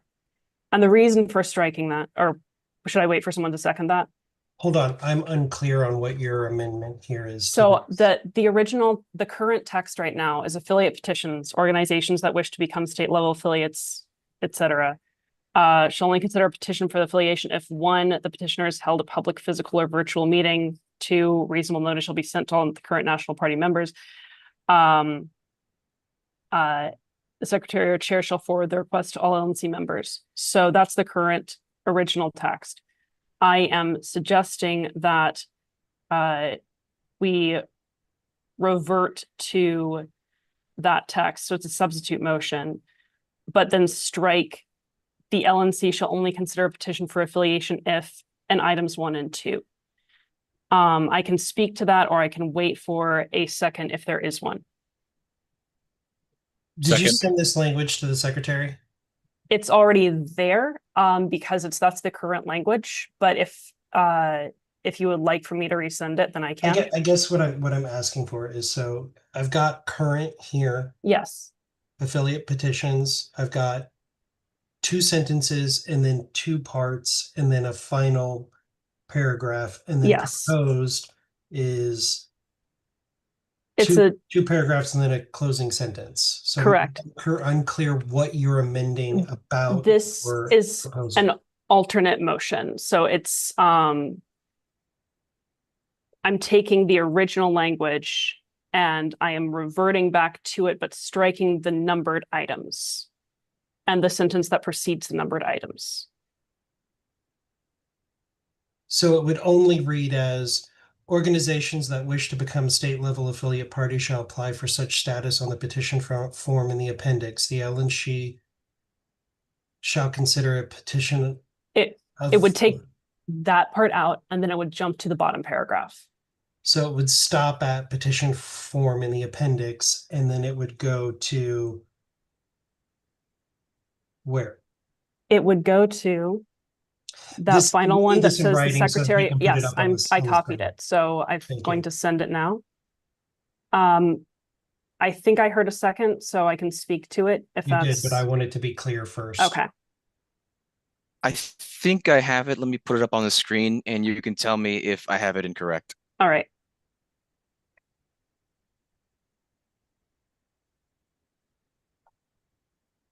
That is perfect. Yes, thank you. Speaking to it, first of all, I will still support the main motion. Yeah, wonderfully done. I will still support the original if that's what people would rather hear. The reason that I am proposing this change is because I believe that I would like to give more deference to affiliate autonomy or potential affiliate autonomy. I don't think it's right for the LNC to be telling affiliates who they need to notify for a convention. I understand the concern around it, but I think that if you have someone who's trying to spin up a new affiliate, then it should be up to them whom they choose to notify or not. And then we're able to see, was it fair? Did they notify enough people? Was this proper? But as for the policy manual, I don't think it's for us to dictate preemptively how people need to run their conventions.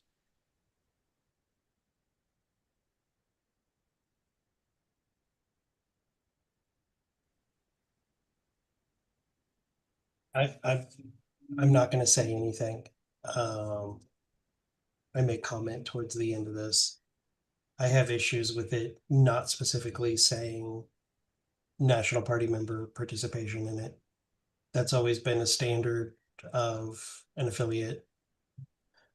But I'm going to recognize the body. Just me. Mr. Martin, Mr. Shaw, and then Mr. Hinch. So I have on deck Mr. Martin. Mr. Chair, I am extremely concerned about what I'm seeing here in this, and I'm going to characterize how it comes across to me. It looks like we're saying that we're changing the rules so that we can play just outright unconscionable games with notice, so that we don't have to let our own members know. If an affiliate wants to spin up an estate, we could consider an affiliate that didn't tell everybody to come vote. And there's only one reason I can think about that. It's one thing to want to restrain an affiliate that's misbehaving. Maybe we have good reason to do that. But to change these rules in the middle of that process to completely disregard the safeguard that's in our own membership's best interest, right? I worry about the propriety of this. I worry that it may be out of order. I'm not 100% certain, but I'm really, this seems naked like partisanship. Like, not just that we had to stop an affiliate that we didn't like their behavior, but also that we want to engineer their replacement in a way that bypasses the will of our own members in that state.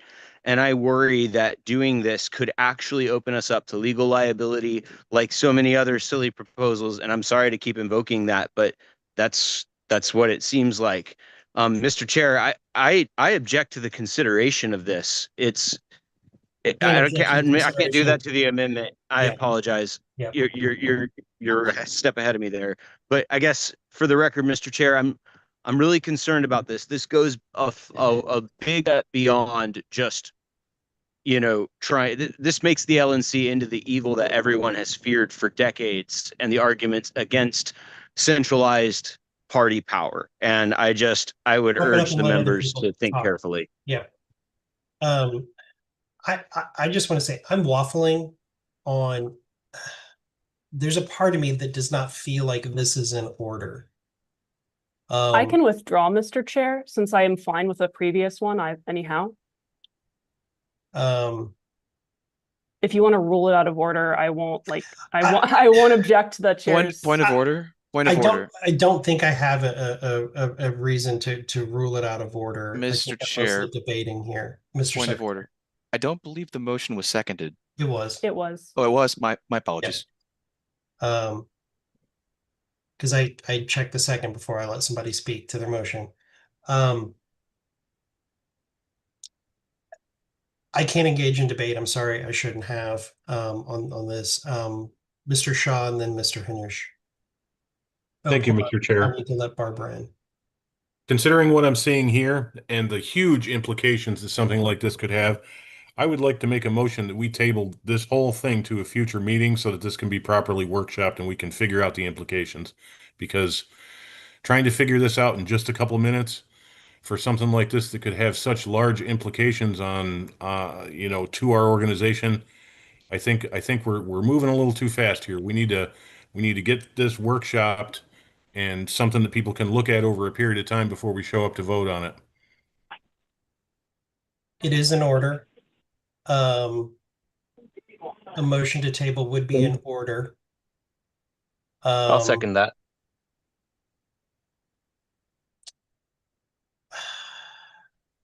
And I believe it would just go to a vote. Thank you. Yes. Yeah, so Mr. Secretary, if you can spin up another ballot for a motion to table. Understood. Mr.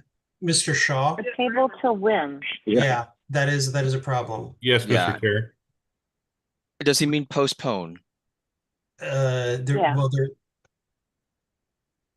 So Yes. the intention here is to basically take what we're doing here, put it on pause until a future meeting so that this thing can be, Would you are you saying you want to postpone this item until the next LNC meeting? Yes. Okay. I mean, my assumption is that there may be some workshopping that could end up happening in between the two meetings so that we have something that's a little bit Okay, more. no debate. Yeah. I just wanted the clarification. So it's a motion to postpone until the next LNC meeting.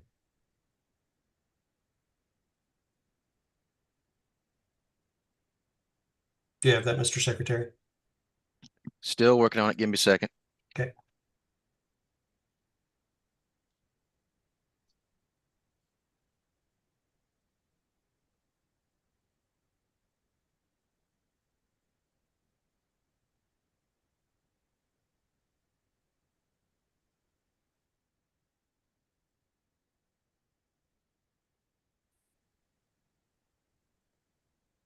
All right, let me get it up on screen. Hold on. Yeah, a motion to postpone to a date certain is debatable. Only a motion to table isn't debatable. So Mr. Hanush, did you have your hand up to debate the motion to postpone? Go ahead, Mr. Hanush. It was for the amendment to the amendment thing, but yeah, nothing on this. Okay. Whenever you're ready, Mr. Secretary, bring the roll call up.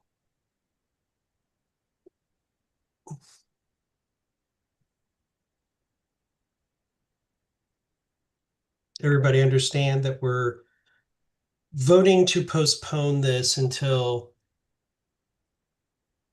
the next LNC meeting, which would be August 2nd. Mr. Koffel, is this a point of information? Yes, it is. So to clarify, we would be postponing consideration of the substitute motion. The entire thing. The entire agenda item. Okay, Yeah. thank you. Okay, proceed to a vote, Mr. Secretary. Mr. Koffel. Pass. Mr. Danke. Yes.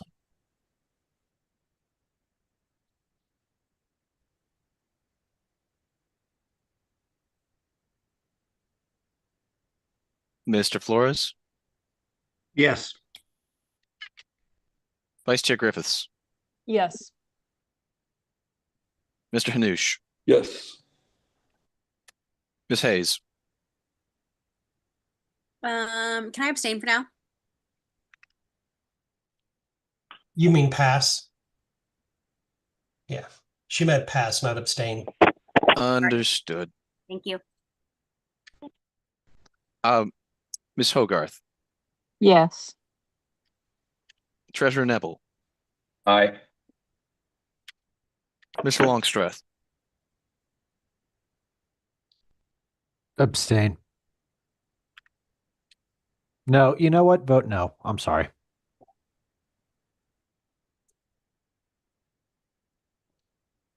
Mr. Martin, I abstain. Get yourself sued if you want, or not. Either way. vote aye. Mr. Nicola, I vote yes. Ms. Nguyen, Yes. Mr. Redpath, Yes. Ms. Robson, Abstain. Mr. Shaw, Abstain? Yes. Mr. Thompson, Yes.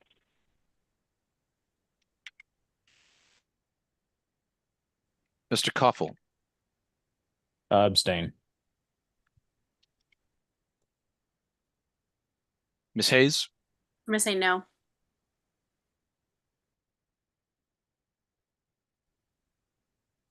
Mr. Chair, the vote is currently 12 ayes, 2 nays, 3 abstentions. I'll abstain.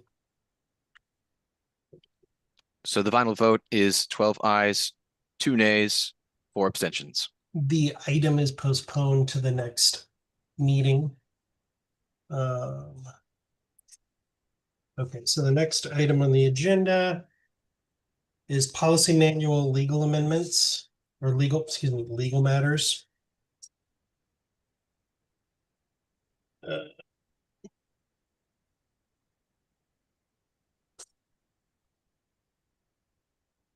I am going to pass the gavel to Ms. Griffiths for this one. All right. Um, I can't Joe, raise my hand. right. Would you like to move? Yes. Yeah, I'd like to move policy manual amendment on legal matters. Move to amend policy manual section 1.06 legal matters, creating section 2, authorize the management of lawsuits, to add the following line after the second sentence of the final paragraph. LNC members shall be permitted to observe meetings of the litigation committee. Second. All right. May I speak to my motion? Yes, Mr. Chair. I brought this on behalf of a discussion with other members who requested this. I'm not saying that it necessarily is a good idea or a bad idea, but I said I would bring forward the motion and to kickstart the debate and discussion. The litigation committee operates as a confidential committee where they do the business of making recommendations, reviewing things from the attorneys, and then ultimately submitting that to the chair and the executive committee for them to make decisions. But the final decision lies with the chair and the executive committee. The question was presented that the body doesn't know what the deliberative process is. My rebuttal is that when it is time for the directors as a whole, for the board as a whole, not just the executive committee, to make a decision on something, that they're then informed of all of the discussions as we've exampled in our own meetings, which I obviously can't go into, but everybody's allowed to speak, everybody's allowed to ask questions. The members are sent the court filings. Actually, we have been posting the court filings publicly. So I don't know that it's necessary. but there are members of the litigation committee that are here that can speak to it now. Mr. Nikela is on it. He oversaw it when he was chair, and so I would ask him to speak. All right, Mr. Nikela. Thank you very much, Madam Vice Chair. I think this is a double-edged sword, and I'll explain why. I think there's some members of this body that would probably do well seeing what's going on in litigation committee, why the decisions are being made, and probably helpful for them to make future decisions, or at least to play along and provide oversight. Now, on the other side of the coin is the fact that this board has had many leaks. We've had private discussions recorded and aired. We've had confidential marked documents and threads forwarded to the public list or put out elsewhere. So unfortunately, I don't feel it's responsible to have the entire committee have access to these confidential meetings. And quite frankly, furthermore, I don't think it would add much of value to the committee in terms of carrying out the directive of the executive committee of a lawsuit that the LNC had authorized. Now, I've had conversations with fellow LNC members about what would it look like to have more, I guess, transparency in the sense of the committee at least releasing some kind of updates periodically shortly after meetings, or the ability for the committee to directly address LNC members. But to have a whole committee micromanaging or even observing, I think opens up too much room for opinions that don't need to be heard. And also it opens the door up for leaks that could absolutely jeopardize lawsuits, that could absolutely try to influence the committee in ways that I don't think are appropriate, at least not at least outside of the current committee process of the LNC. And so for those reasons, I can't support this amendment, but I do appreciate conversations to be had in order to try to bring a little bit of light on the litigation committee, or at least explain what has happened in the last committee through reporting or conversations directly with the board that I hope would satisfy the curiosity. Thank you very much. Thank you, Mr. Nikela. Mr. Martin. Thank you, Madam Chair. I'd like to first of all say that regardless of our opinions on how many opinions we wish to hear, which seems to be the driving concern of many members, the law requires that the elected directors of this organization provide due diligence and oversight in their duties. That would include the right of inspection and to look at the records on which our decisions are based. The current way that things are being run violates the law and opens us up to all kinds of problems because the litigation committee is a black box. A director is not allowed to know why they're making the decisions they're making or on what basis. We just have to basically accept their recommendations or not with no other information. And if we ask, we are named and shamed and attacked publicly, and horrible things are said about us in all kinds of groups all over the place because we are asking about something that it is our job to ask about. We're supposed to oversee this.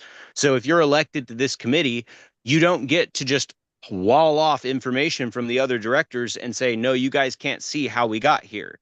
Right? If there are real confidentiality leaks, not trumped up nonsense, then there's ways to deal with it appropriately. Right? But that's not the situation. That's not the real problem right now. The real problem is our direction is irresponsible if we cannot all be informed on why we're taking it. I can't, in good conscience, vote blind.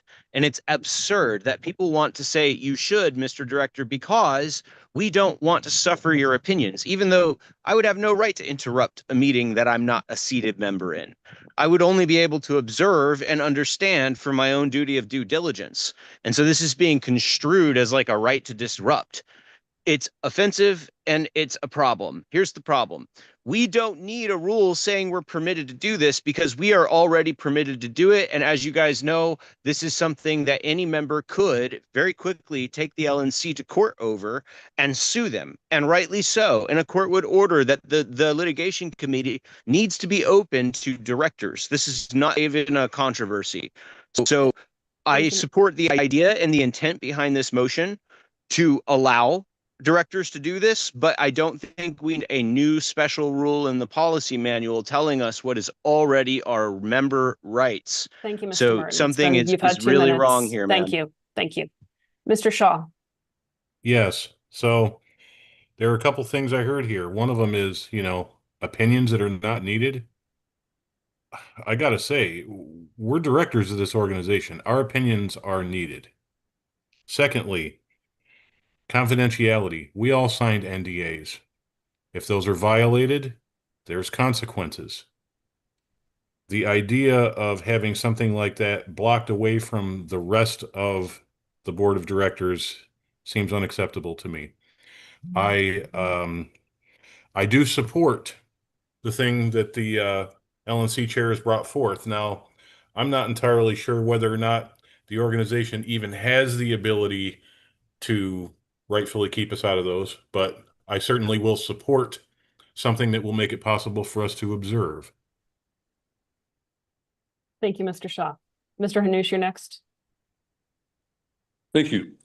I'm generally in favor of being able to get more context by being able to observe, these meetings and just get context for it. I've done that in the past with government meetings, and context adds a lot of value to how you see a governing body make decisions. Instead of just like, oh, a motion comes up and they vote and then that's it. Zero discussion sometimes in public. But there's a lot that goes on in the background. And this is part of that background. So I'm in favor of having this open. And frankly, I thought it was already open before. So I'm in favor of it, but I do want to be, just like we talked about earlier, we had to change something because people would abuse things. I hope that people won't be abusing this. And of course, it was already brought up, leaking something, and this says observe. That term is very important. If this says participate in, I probably would be against this, but it says observe. So any members that are not on the litigation committee that are observing the meeting should be doing exactly that, observe, not participating in, unless the board wants to open it up to them. So I'll be voting in favor. Thank you. Thank you, Mr. Hanush. Mr. Chair. Actually, we should want to go to Ms. We are Fitich so I can okay, close out. Ms. Fintish. Thank you, Ms. Vice Chair. Yeah, I just want to second what Mr. Hanush was just saying. He did bring up the fact that it doesn't need to be articulated the way that I think that this motion is mostly fairly useless, because this is already the way that it works. It's already set in stone. It's already part of our bylaws. But yeah, if we must try and define it even more, I don't know why, again, we're just bureaucratically adding in words for no reason. We've been sitting here for like 5 hours. There's plenty of things that we could actually be doing that would be supportive. But if we really need to like redefine something that's already defined, then I support that. Thank you, Ms. Fintish. Mr. Chair, would you like to conclude? Yeah, I'd like to close out. DC law requires records. The records are given to the body for making those decisions. It does not say that you need to sit in and listen to the work product of a confidential legal committee, talking to attorneys, talking to potential witnesses. It doesn't require that. The records are produced, the documents are produced, the executive committee sees them, the board sees them, and quite frankly, the public sees them after they're filed.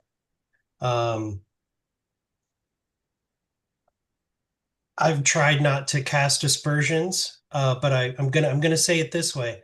If this had been opened up for the entire LNC to watch and participate, the New Mexico lawsuit would not have happened. If it is allowed to open up now, other lawsuits will be thwarted. I have very little doubt in that. So I think it's a bad idea. Do we have 10 minutes for this or 15, Mr. Chair? Let me look on here. It was 15 minutes. Okay, pardon me. Go ahead. So those are the concerns. I brought this motion forward specifically because it was asked to have a discussion. And it was a the discussion that was had offline was to bring a policy. I said I would bring a policy manual amendment for the body to debate and discuss. So I did that. I did what I said I was going to do and what I was asked to do. If the body decides they want those meetings to be open to every board member, then the meetings will be open to every board member. That's all. Thank you. Mr. Martin, you've already spoken. Well, both of you already spoken. Mr. Martin. Yes, thank you. So I'll just be really clear here. A committee recommendation saying we should do this or we should do that is not sufficient for me to make a decision about suing other libertarians. And I'll just concede the chair's point a second ago that he made.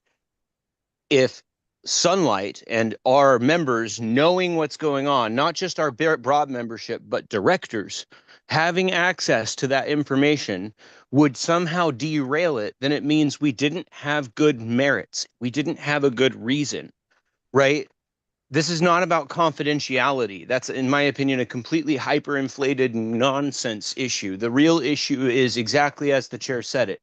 There are lawsuits against libertarians that would not proceed if everybody had all of the information, or perhaps other lawsuits that would proceed if everybody had all the information. Who knows? But that's the problem, is that we're gatekeeping the information, not from like the general public, but from each other. Elected representatives whose job it is to serve the membership, not the convenience of our administration. Once again, it's very convenient to hold secret negotiations. The last litigation committee, Madam Chair, they met with opposing counsel and with third parties and broke our NDA. And this is all a matter of very public record. They did not inform the committee until one of those people notified us through an email asking why the settlement negotiations they've been having fell apart. This is the kind of misconduct that takes away the confidence that our members need to know that if we're going to do something like this, it's for good cause. And we've all looked at it. They need to be able to trust our decisions, not have us fighting over who's allowed to speak or see what's happening. And I just think if you need that kind of secrecy, it's because you got things to hide. And I'll leave it there. Thank Just you, like Mr. the government. Thank you, Mr. Martin. Mr. Nikela. Thank you. I wanted to clarify a comment.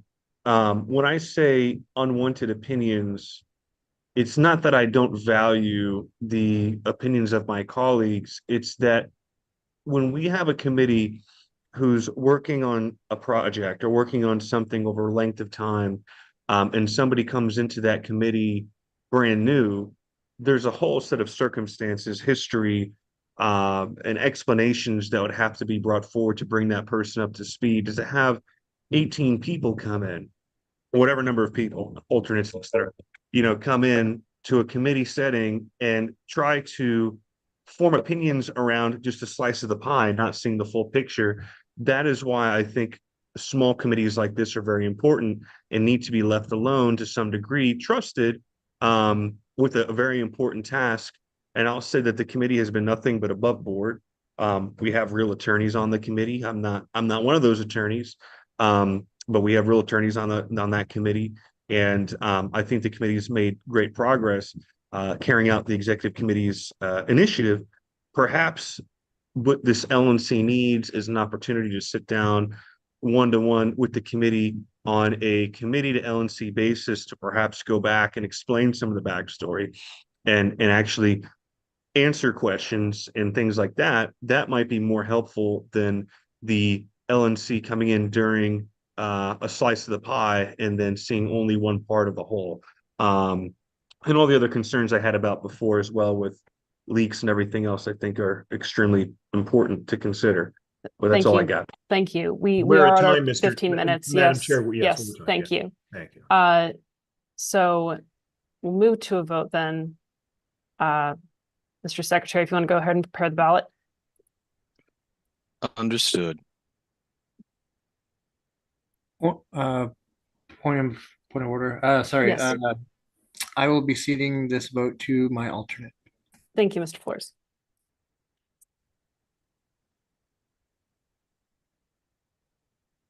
Shall I take the vote? Yes. All right, Mr. Koffel.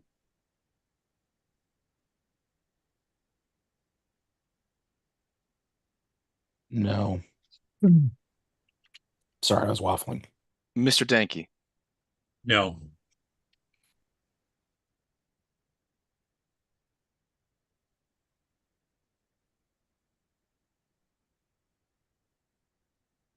No.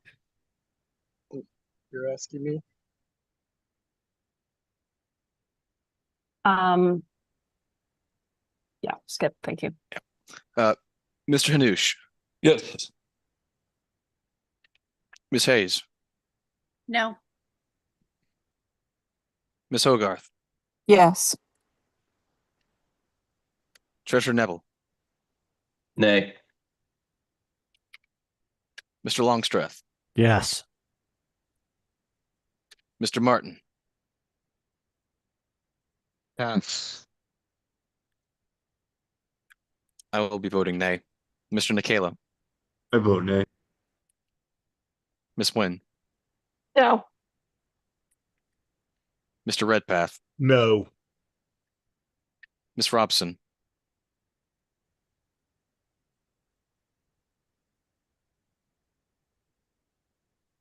Sorry, pass. Mr. Shaw. Yes. Mr. Thompson.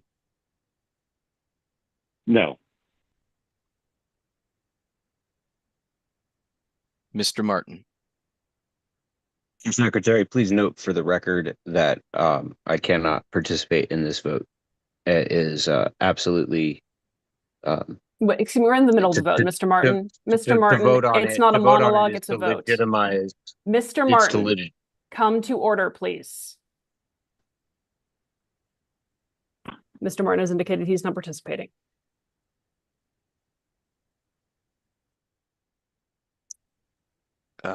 Ms. Robson. No. Mr. McMahon. Abstain. Madam Chair, I am allowed to make an express abstention, and when You I may make an expressly abstain, express abstention and I not am give a allowed. monologue, I am Mr. allowed Martin. to give a Mr. reason Martin, for my come to abstention. order. Point of order. You can make your point of order after we finish the vote. It's almost over. You're depriving me of my vote. Would you like to change your vote?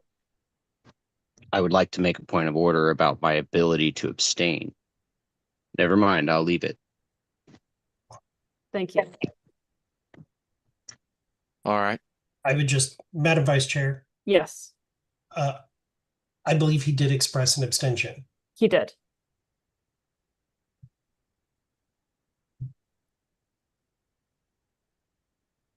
All right. Madam Vice Chair, the vote is 4 ayes, 11 nays, and 2 abstentions. I will abstain. Thank you. The motion fails. Point of order, Madam Chair. Yes, Mr. Martin.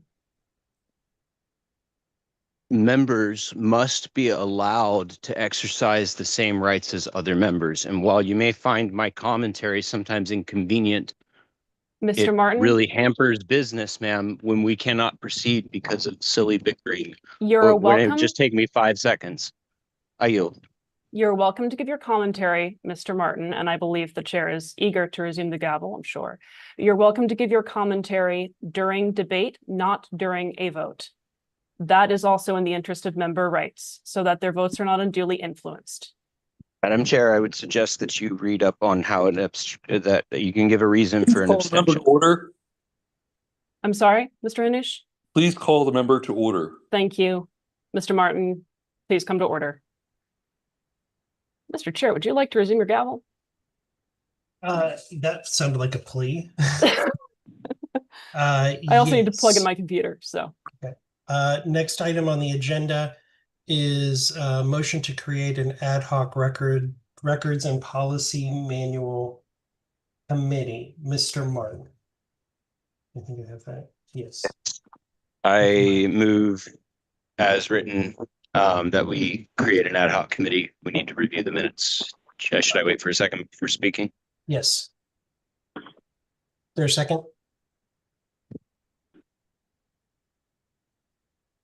Is there a second? Second. Okay.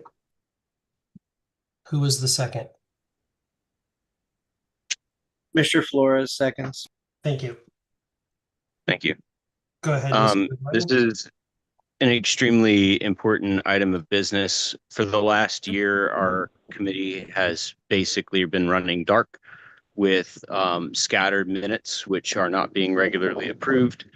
A lot of the members that would be required to vote on them are no longer on the committee, and there is some issue about collecting these and making sure that we have records over the last year.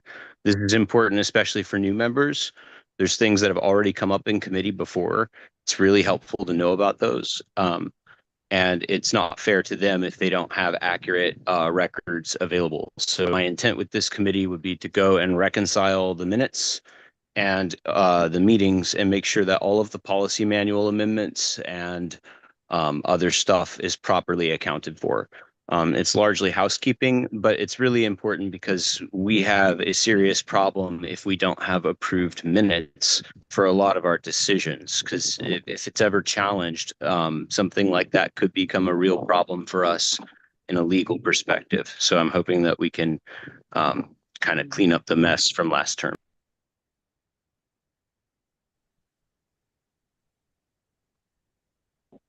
Ms. Robson. Okay, so all I want to say is that we actually have stuff in our, all of our policies and bylaws about this. We have auto approval. We already have those things.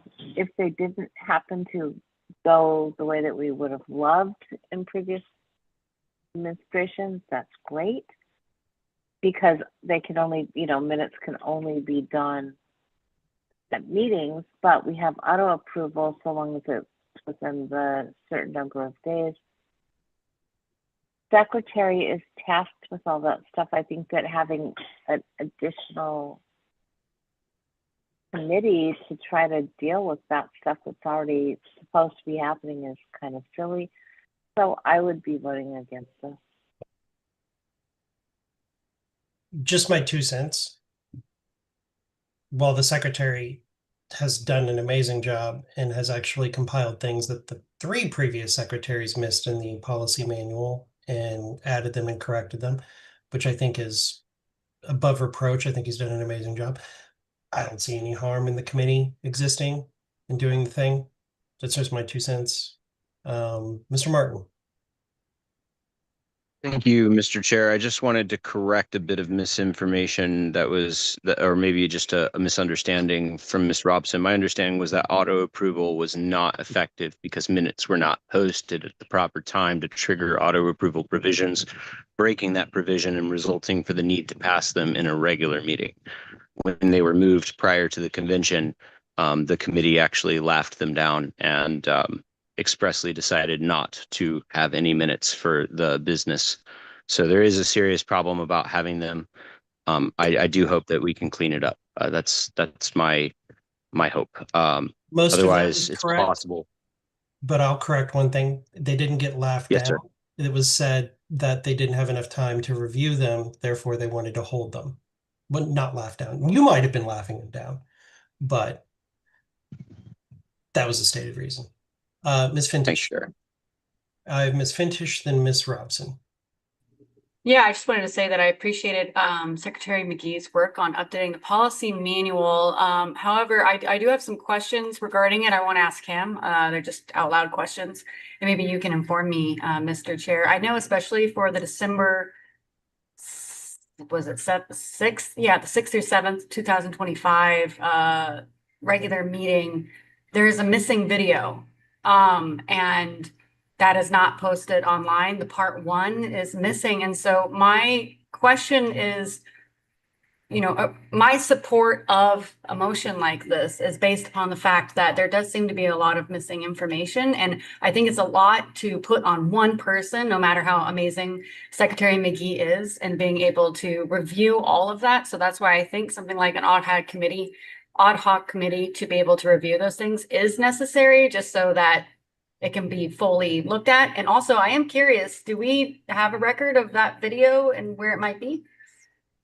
I'm verifying right at this minute because I posted them, all of the video. No, it's been broken for a while. It's part 1. So Well, let me look. I don't know if, yeah.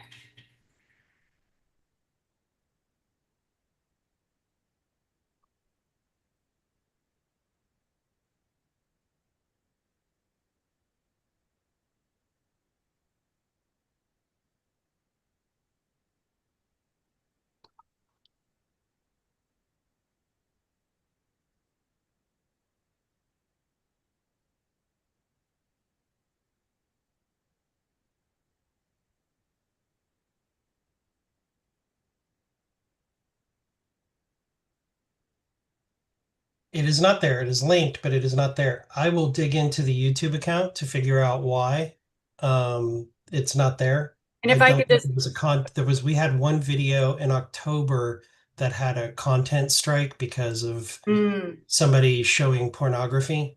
We didn't have the ability to share turned off. So somebody shared their screen and played some hardcore porn that got that video content striked, and it just needs to be, somebody needs to go in and edit out that little, literally like 3-second clip and then resubmit it. But I do see that part 1 for December 6th is going to a dead link, and I'll dig into that to look to see why that is. Thank you. I'm just Worst saying case that scenario, I as did save all the videos, so I Yeah. can re-upload them. Okay, wonderful. Yeah, just as support for the ad hoc committee, so that it can be reviewed properly. Thank you. It was a really awful video, by the way. It was done from, we had somebody who was going to be doing video streaming from it, and it kept getting delayed and delayed and delayed and delayed and delayed and problems. So we just had Drew, who's on staff, stream it from his little camera off of his laptop. So it's literally just looking at me and Nikayla basically for 2 days. It's fun. Terrible. Sorry, didn't mean to hijack. Ms. Robson. Okay, so I just want to say that after what y'all have talked about, I totally take back what I said. I think we should have this committee.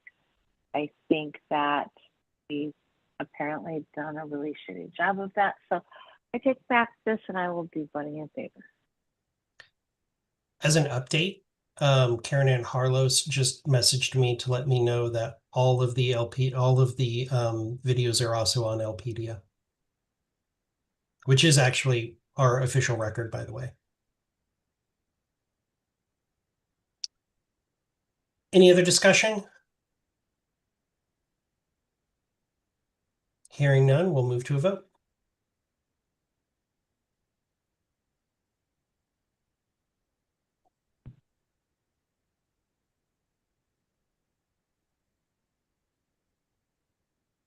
I cede to Mr. Phillips. Understood. Mr. Koppel. Aye. Mr. Danke. I'm gonna pass. Mr. Phillips. Aye. Vice Chair Griffiths. Aye. Mr. Hanush. I'll abstain. Ms. Hayes. Yes. Ms. Hogarth. Yes. Treasurer Nibble. I abstain. Mr. Longstreth. Abstain. Mr. Martin. Yes.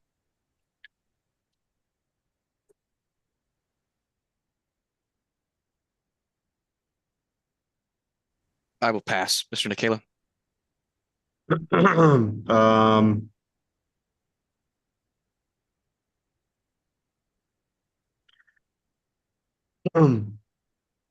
I will vote aye. Ms. Nguyen.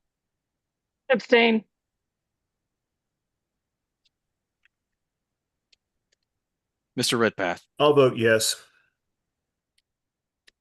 Ms. Robson, Oh, yes. Mr. Shaw, I'll vote yes.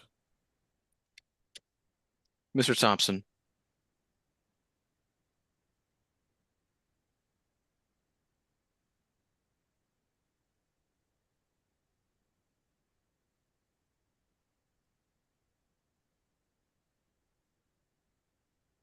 He fell off, I do believe. oh, my apologies. Looking, and I don't see his phone number anywhere, so I do believe he fell off. Understood. All right, then, Mr. Danke. I'll abstain.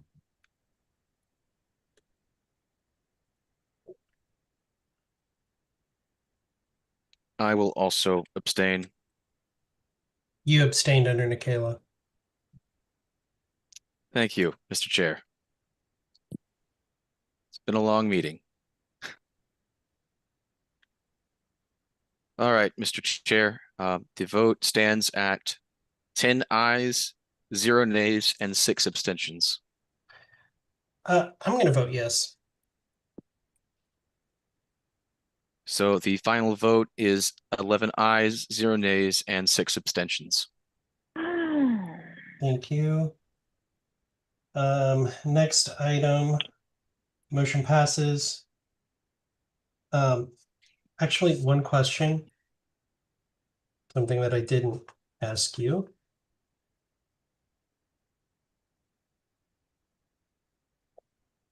One second, please. Find it there.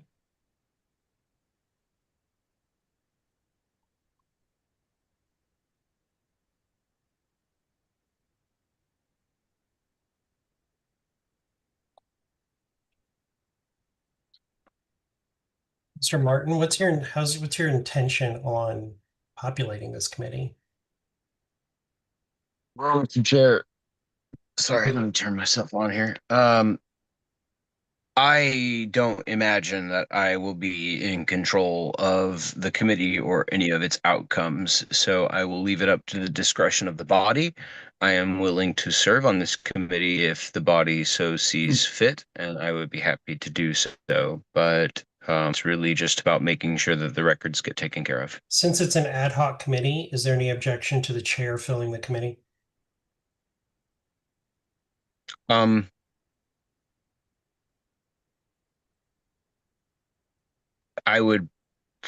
think it would probably be best optics if it wasn't people from if I could just put an Just input on trust it, me. it would be good to have Just at trust me, least one. Mr. Martin. Yes. Just trust me for once. Thank you. I can do that. Okay, I will make the appointments tomorrow morning to the ad hoc committee. Thank you, sir. Sometimes it's best just to trust me. I know it's not in your nature, but If I may, Mr. Chair, yeah. I was just going to suggest that it should probably be a mix of I'm not going to put people anybody who that was an officer. I'm not putting myself on the committee. Yes, sir. Yeah. I just meant like a You'll be mix of fine with some it, who are trust there, me. some who are not. Yes, sir. You'll be fine Thank with it. you. And if you're not, you can bring it up to me. Next item Thank on you, the sir. agenda is item K, policy manual amendment to eliminate the Financial Standards Committee. Madam Vice Chair, I'm gonna pass the gavel to you again. Oh boy, so fun last time. All right. Would you like to introduce your motion? Yes. Item 4K, policy manual amendment to eliminate the Financial Standards Committee. Move to strike Financial Standards Committee from section 103, committees, committee appointments, and to strike section 104, committee scope and responsibilities, 9, Financial Standards Committee, abbreviated FSC. All right. Is there a second? Second. Thank you, Mr. Redpath. All right, discussion? May I speak to my motion? Yes, please. Thank you. So this was a knee-jerk reactionary thing, and I actually spoke against it before I was on the LNC at the May 20, whatever year that was, meeting in Grand Rapids, the LNC in-person meeting. Prior to being on the committee, I spoke against it at the time as something that hamstrings staff. This requires anything over $600 to go through the financial standards committee for their approval. The intent was to prevent massive rogue spending. What it does is it prevents staff from being able to do something that they raised money for or was within the budget, but wasn't expressly described for that purpose, but was budgeted for it. Staff has had this happen numerous times. They had it happen numerous times last year. The important thing that I think the original intent of the committee was to monitor spending to prevent, like I said, wild, unreported spending. With the audit committee that will be populated by Friday, I think the audit committee doesn't have to be something that is only serving to produce an audit for the convention, which is in 2 years. We're not populating the audit committee today to produce an audit report to be presented to the body at convention. We're populating the audit committee now to be monitoring the inflow and outflow to make sure that there's no shenanigans going on. So I'd like to untie the hands of our staff to be able to make decisions to do things, and to be able to move rapidly and quickly to do those things when they're already, money has already been raised for a project or something like that. I'll give an example. We had a series of videos created for candidate training. The money was already raised, but it was denied by the FSC and had to come back to the full board to vote again. And it was a time delay when the money had already been raised to do the thing. It wasn't the Financial Standards Committee saying, making a political statement. It was them saying, well, we don't think the money should be spent on this. So, Mr. Nick, I'm not the chair. Sorry, I yield. Sorry. Thank you. Mr. Nicola. Thank you, Madam Vice Chair. Is it the chair's intention to have the audit committee? I mean, he basically stated it, but is the intention to have them to form some kind of structure where the audit committee would be maybe not, I don't know what the advising role would be specifically, but in some capacity, look over the books and make sure that things are above board and that they're accounted for within the budget and yada, yada, yada, yada. Essentially the spirit of what the Financial Services Committee was originally designed to do. Mr. Chair, would you like to respond to that? Sure. Yeah, I think the audit committee isn't about approving the expenses, but accounting for the expenses. We also have a comptroller through our bookkeeping company that monitors all of that. And we have a third party who is managing the books, and it gets reported to the treasurer, and the treasurer oversees it with staff and then makes that report. So there's a lot of checks and balances that go into following the money. But like I said, it was a knee-jerk reaction to stop the spending of the money first. And sometimes that is very damaging. I would like you to try to open up a call center in Delaware at least once a quarter just to pressure test right. the committee. Sure. Okay. Mr. Hanush. Thank you. I actually think that we need to keep this committee because we do need financial oversight because of the what has happened in the past, and hopefully to stop it from happening in the future. I don't think this is I don't think any time is the right time to not have financial oversight. I don't think they should be. I get the issues, and I don't think the financial service or whatever committee should be overriding the LNC. That should not be a thing. So if that's an issue, we need to get rid of that line item and their authority. But as far as just things going for transparency reasons, Um, I think it's a good thing. So there's no one just making a unilateral decision to spend $4,000 a month for something. And so I would like to see multiple members' eyes on financial transactions. Thank you, Mr. Redpath. Yes, I would like to speak in favor of this motion. I was on this committee. I think we have Doug Nebel as treasurer now. We have Steve Dasbach as executive director. I think we're good. I think this is a layer of bureaucracy that is not needed and can really slow things down. And really, I was on this committee. It really didn't accomplish much. So I really do favor this motion. I don't think we will financially suffer, and I think we will be able to move more quickly for needs that really need to be addressed. So thank you. Thank you, Ms. Fintish. Yeah, can you remind me, Madam Vice Chair, is it $600 is the cap? That anything needs to be reviewed above that? Or I could ask Mr. Chair. You could also ask the chair. Yes, I think so, but I'll let him confirm. Yeah, Yes. so I would be, I'm not voting on this, but I would feel in favor of keeping something like this, but maybe if someone had an amendment or something about raising that threshold, because here in Oregon, as chair, I have a $500 threshold, right, where I have to go and get permission, get it reviewed and all that. So $600 seems pretty low, especially for with how much money the LNC will spend at a time. So I understand the need for it. I would, support someone raising that threshold though, in order to keep it. Thank you. Mr. Martin.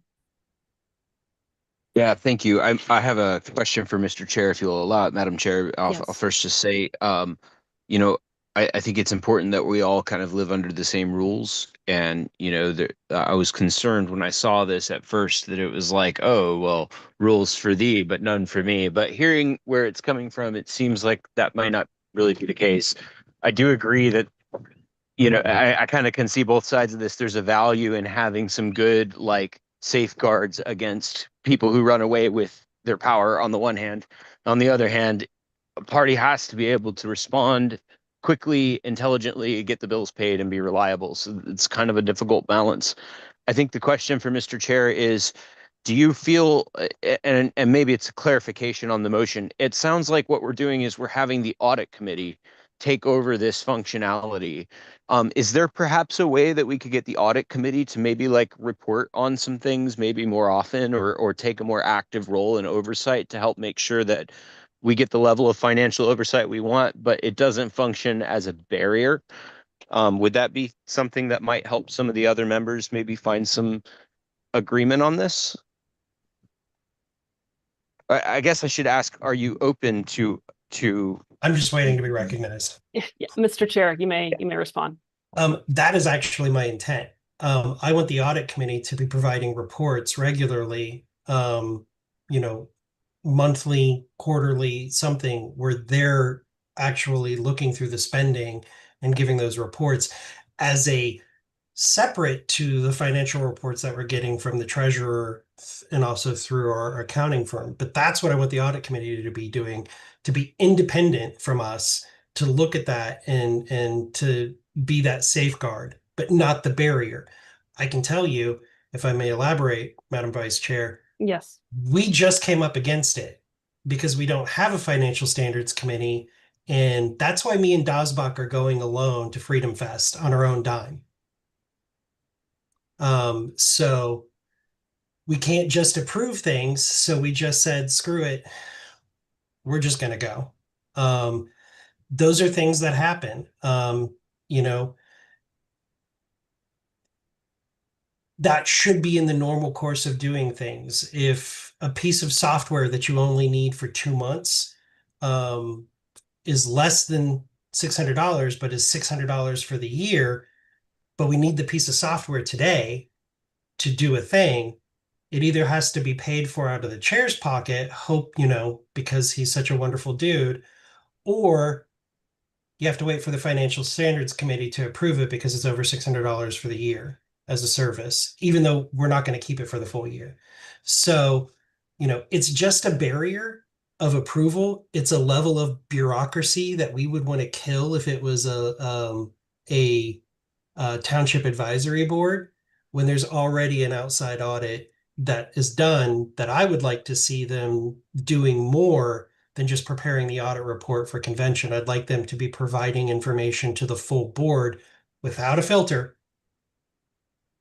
on a regular basis. I don't know if monthly would be fair to say to them, but at the minimum quarterly. I'd love to see monthly, but that's what I would like to see.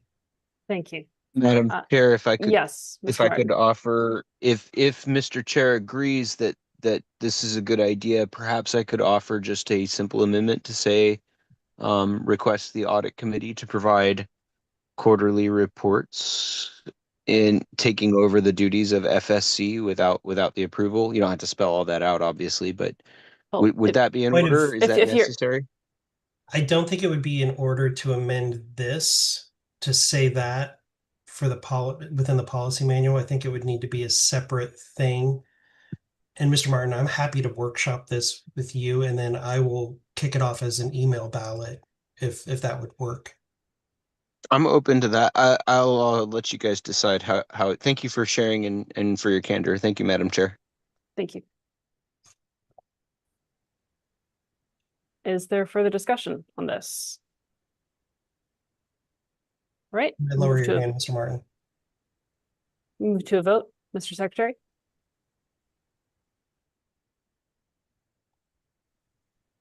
Mr. Secretary. Thank you. I like to sleep. Yes, here we go. Mr. Koffel. Aye. Mr. Danke. Yes. Yes. Mr. Flores.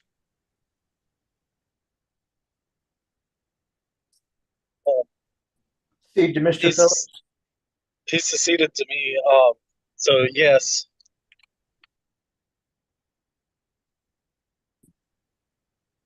Mr. Hanush. No. Ms. Hayes. Yes. Ms. Hogarth. Since we no longer have an incompetent thief as a chair, definitely yes. Treasurer Nebel. I vote aye. Mr. Longstreth. Aye. Mr. Martin. I will abstain. I will vote aye. Mr. Thompson is back, but he's back. Just FYI. I saw. Give me a second so I can rename him. I'll rename him. Okay, we can go ahead. All right, Mr. Kayla. I abstain.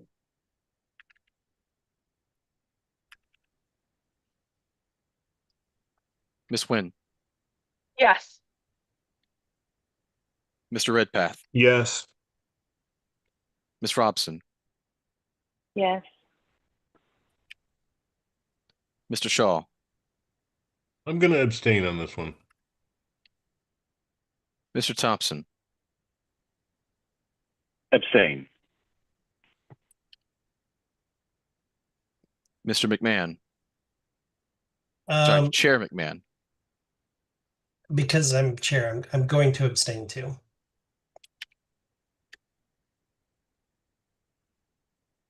All right, Madam Vice Chair, the vote stands at 11 yeas, 1 nay, and 5 abstentions.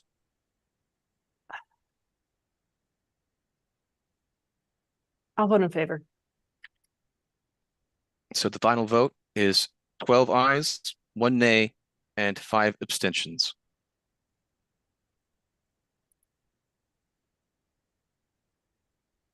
All right, the motion passes. Thank you. Passing the gavel back. Yes, I I'm am. taking the gavel back. Yeah, I don't think I can pass. Mr. Shaw, you have a point of information? It's actually a point of personal privilege. It's getting almost midnight. We've been at this for almost 5 hours. I'm kind of wondering if you'd We have entertain one a item motion left. to adjourn We have and one. push the further business to old business for next meeting. We have one item left. I mean, if you're making a motion to adjourn, it's always in order and not debatable. Are you making a motion to adjourn? Sure. Okay. Is there a second? 1, 2, 3. Dies for lack of second. Wah, wah, wah, wah. Next item is policy manual amendment. Other matters, email, Madam Vice Chair. Okay. So yes, this has to do with the fact that there have been folks that have been, sorry, I will introduce my motion, which is essentially to allow the chair to direct staff to block someone who has been spamming from using that particular forum with a majority vote of the LNC that can be reversed, and the chair must notify the LNC within 24 hours of making such a direction. Second. It's been moved and seconded. All right. Would you like to speak to Yes, I your- would. I'm Okay. sorry. I'm turning something off. All right.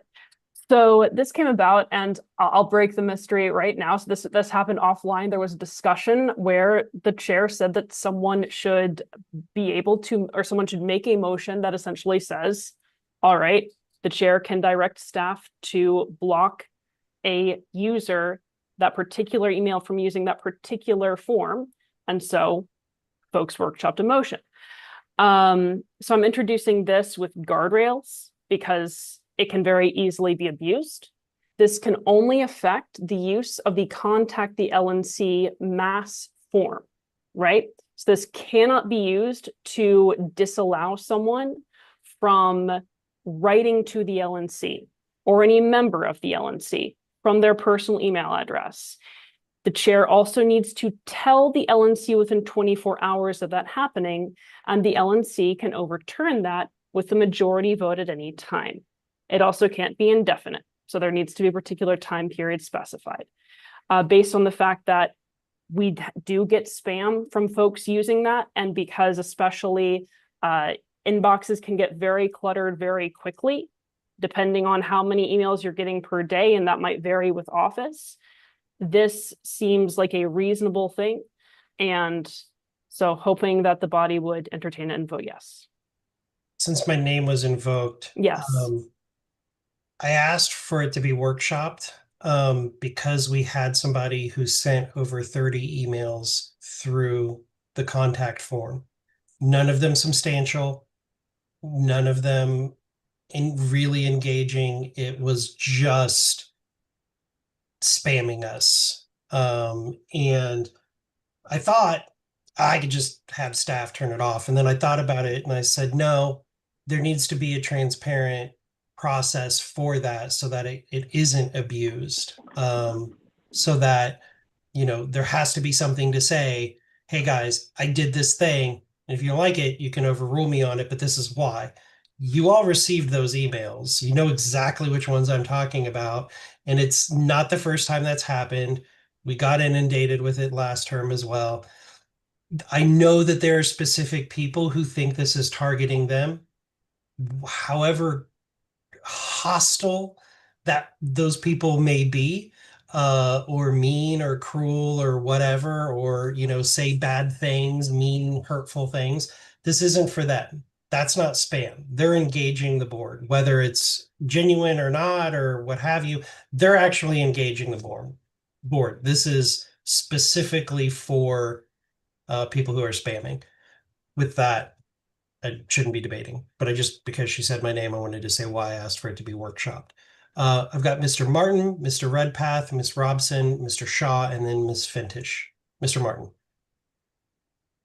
Thank you, Mr. Chair. I do appreciate the approach on this, and that it at first glance is a little more concerning, but it's pretty clear that it's aimed at dealing with this actual spam problem. But on the other hand, I would just say, just at least to be a contrarian, don't think we need a particular policy on this. I think we could just act as a committee when needed. And for the most part, it's really not a huge problem. I mean, there is somebody that has sent some annoying messages through the contact form that doesn't seem to understand how politics works very well. And I think other than just making fun back end jokes about it and everything. We could have just asked her to stop. And, if she didn't, I'm pretty sure the committee could, take action kind of on a case by case basis. So I don't think this is really necessary. But I also don't want to like characterize it as some kind of a huge threat.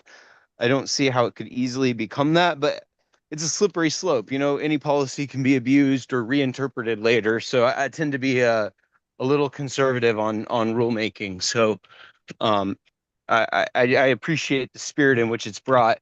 And I do see that the intent is not necessarily to suppress voices. I just think there's probably a diplomatic way that we could handle, things like that without making a rule like this or resorting to an immediate block. But that's my piece. Thank you for hearing me. Thank you, Mr. Martin. Mr. Redpath. I move the previous question. There's like 4 people that want to speak. I still move the previous question, Mr. Chair. Okay. Moving the previous question. Is there a second? Dies for a locked a second. Ms. Robson.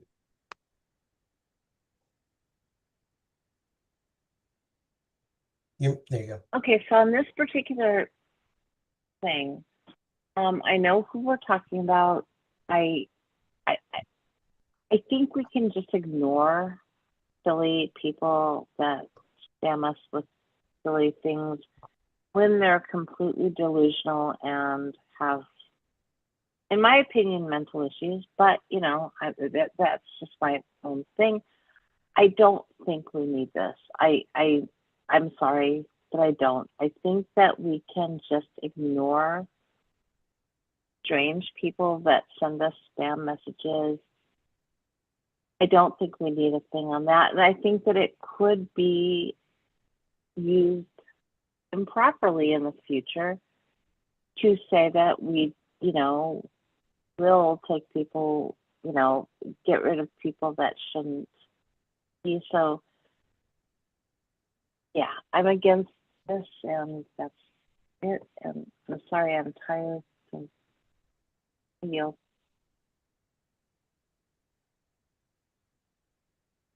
Mr. Shaw. Yeah, I mean, looking at something like this, the thing that's before us today doesn't seem like it's a large enough problem to implement a rule that theoretically, in some odd scenario, some future LNC could possibly abuse to basically shut down dissent in some way. Now, I realize that the particular way this is written would be difficult, but maybe it would be one piece of like several other things that could get added on a little at a time here, a little at a time there. So I'm gonna oppose it. I don't think it's a big enough problem to really make a standing rule over. Thanks. Ms. Fintish. I was going to say that there is a way from your desktop, your PC, or your laptop to create filters in your Outlook in order to kind of get those things out of the way so it doesn't clutter our inboxes. I strongly suggest using those in general. But yeah, on principle, it's another rule. I get it. Like, and I don't think the intent is nefarious. But again, yeah, not to bring up slippery slope all the time, but it is like one of that like slow trickle of rules that add up that could be wielded against a different LNC or wielded by them. So I don't think we need more rules. We should be kind of principled against that sort of bureaucratic stuff, as I've said a bunch of times already. But yeah, you should definitely check out how to make your own filters in the Outlook. I think it would just deal with a lot of these issues. And I get it, it's annoying. So Correction for you, Ms. Fintish. You can't actually filter it out because the emails come from info@lp.org. Yep, you can't filter them out. And I get hundreds of emails a day, and I'm looking for. You're like, I've tried. So, and it gets, I actually missed an email from our attorney because there were 3 emails from that person in a 45-minute period. So. Okay, well then I'll withdraw that, but I will say we do have the ability to scroll. How about that? Yeah. Fair. Miss Leatherman, then Miss Wynn, and then Redpath.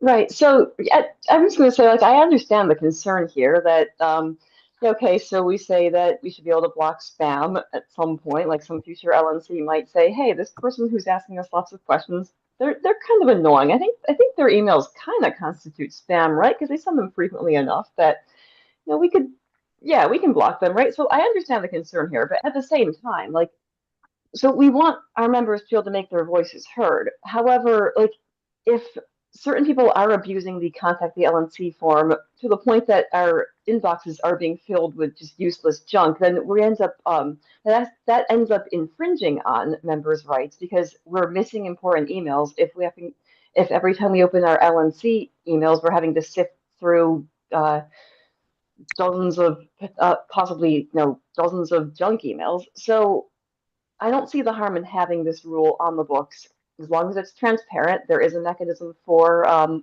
reversing it. I think, yeah, I don't think it's a problem to have. Thank you. Ms. Nguyen? So originally, I thought that the executive director should have just been able to use his discernment to decide what emails to block and to not block through the website. But I appreciate the oversight of this motion, and I'm going to be in favor of it. I work a lot, and I'm going to be doing a lot of work on this LNC, and anything that helps my workflow, which means not having to delete a lot of spam emails, if that can be stopped in some way, then that helps me be more productive. So I am in favor of this. I just want to say, I don't think it would be appropriate for the executive director to make unilateral decisions on what emails go to the board and which ones don't. Just FYI. Okay. Mr. Redpath, then Ms. Hayes, then Mr. Hanush. Mr. Redpath. Thank you, Ms. Nyan.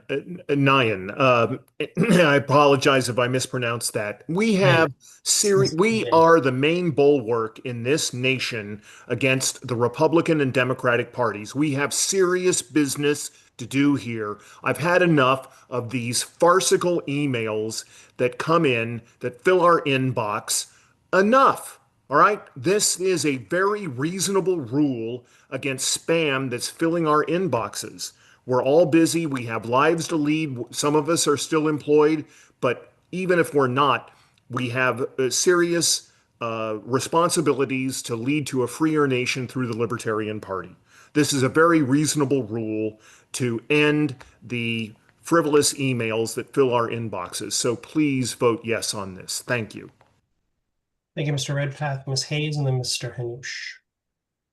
Hi, yeah, I just have two things here. So just like on principle, who gets to define what spam is, right? I get it. It can be annoying, but having a public office and having a form on a website, this is the name of the game. It just is. I manage a ton of websites and a ton of social media. There's going to be spam. Even if we pass this, we're not going to get rid of it, right? They'll just get smarter and come up with more emails. So that's a separate note. On the one that we know we're talking about, but nobody is saying, I just have a question for the officers. Has anyone spoken to this person? Has anyone? Okay. And so are we like, okay, if you've spoken to her, I would love to just chat with you on that because I don't disagree with like her main point. I responded to an email and said, we can't help you with this. Please stop. And got like 5 more random emails. Okay. I have some folks that like kind of do that here locally. They're clearly not like fully under our banner, but we can agree on one thing. And sometimes they just want like 30 minutes to talk at me, right? And I know it's annoying, but then they go away after that. So I was just trying to uncover if anyone I don't had have given that time. No, I know, but I would take that off your plate if it meant she'd go away. But I wanted the background, so maybe we can chat and we can see. But that's all I wanted to say. Mr. Hanush, then Ms. Robson.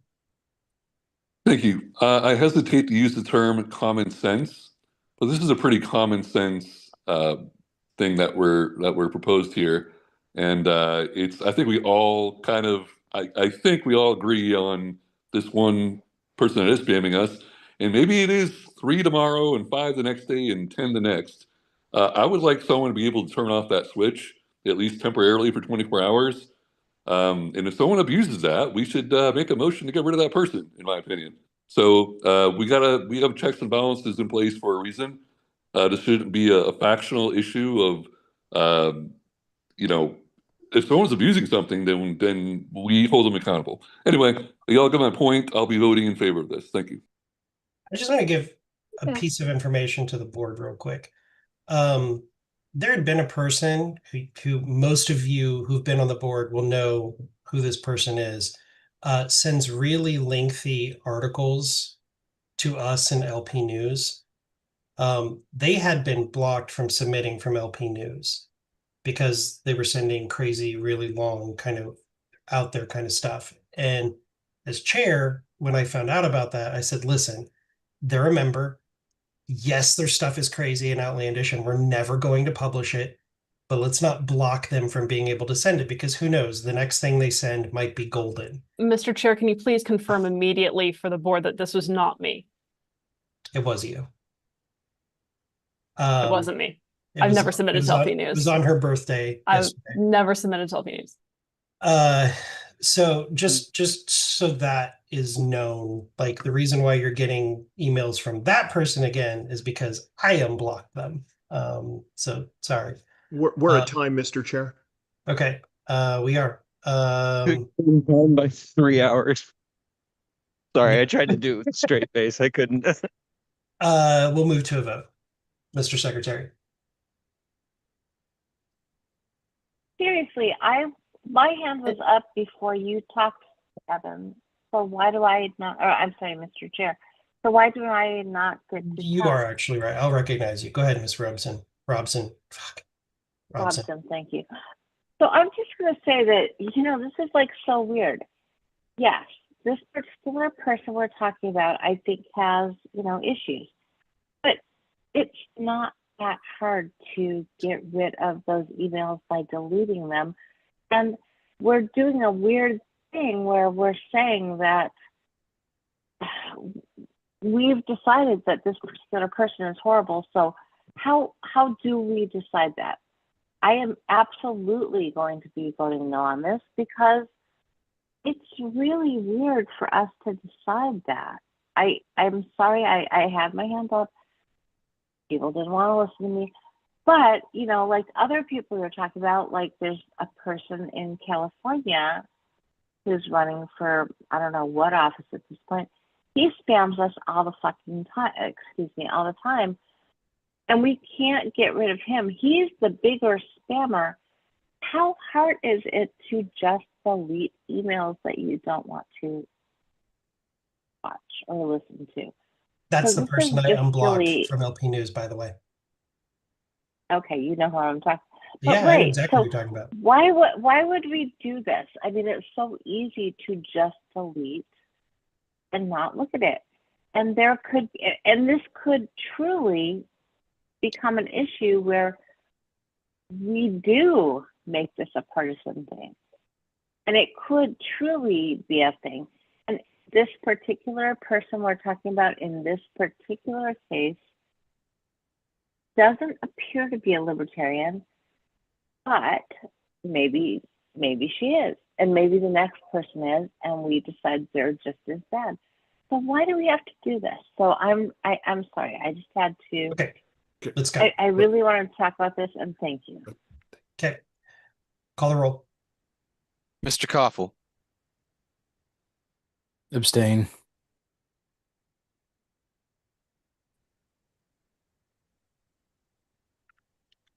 Mr. Danke,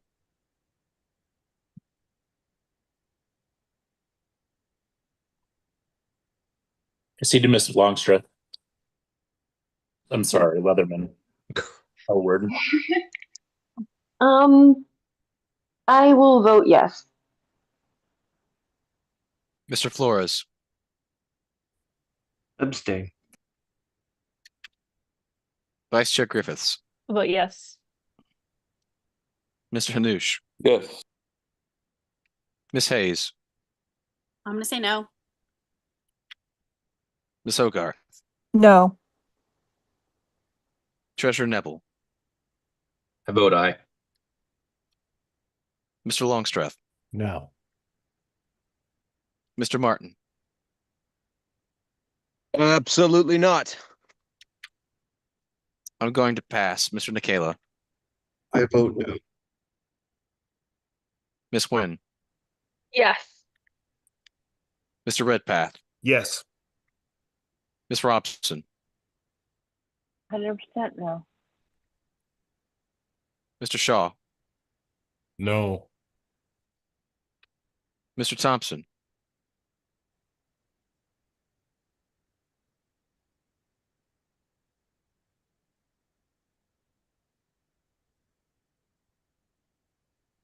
He's not here. Oh, I don't think. all right. Yep, he fell off.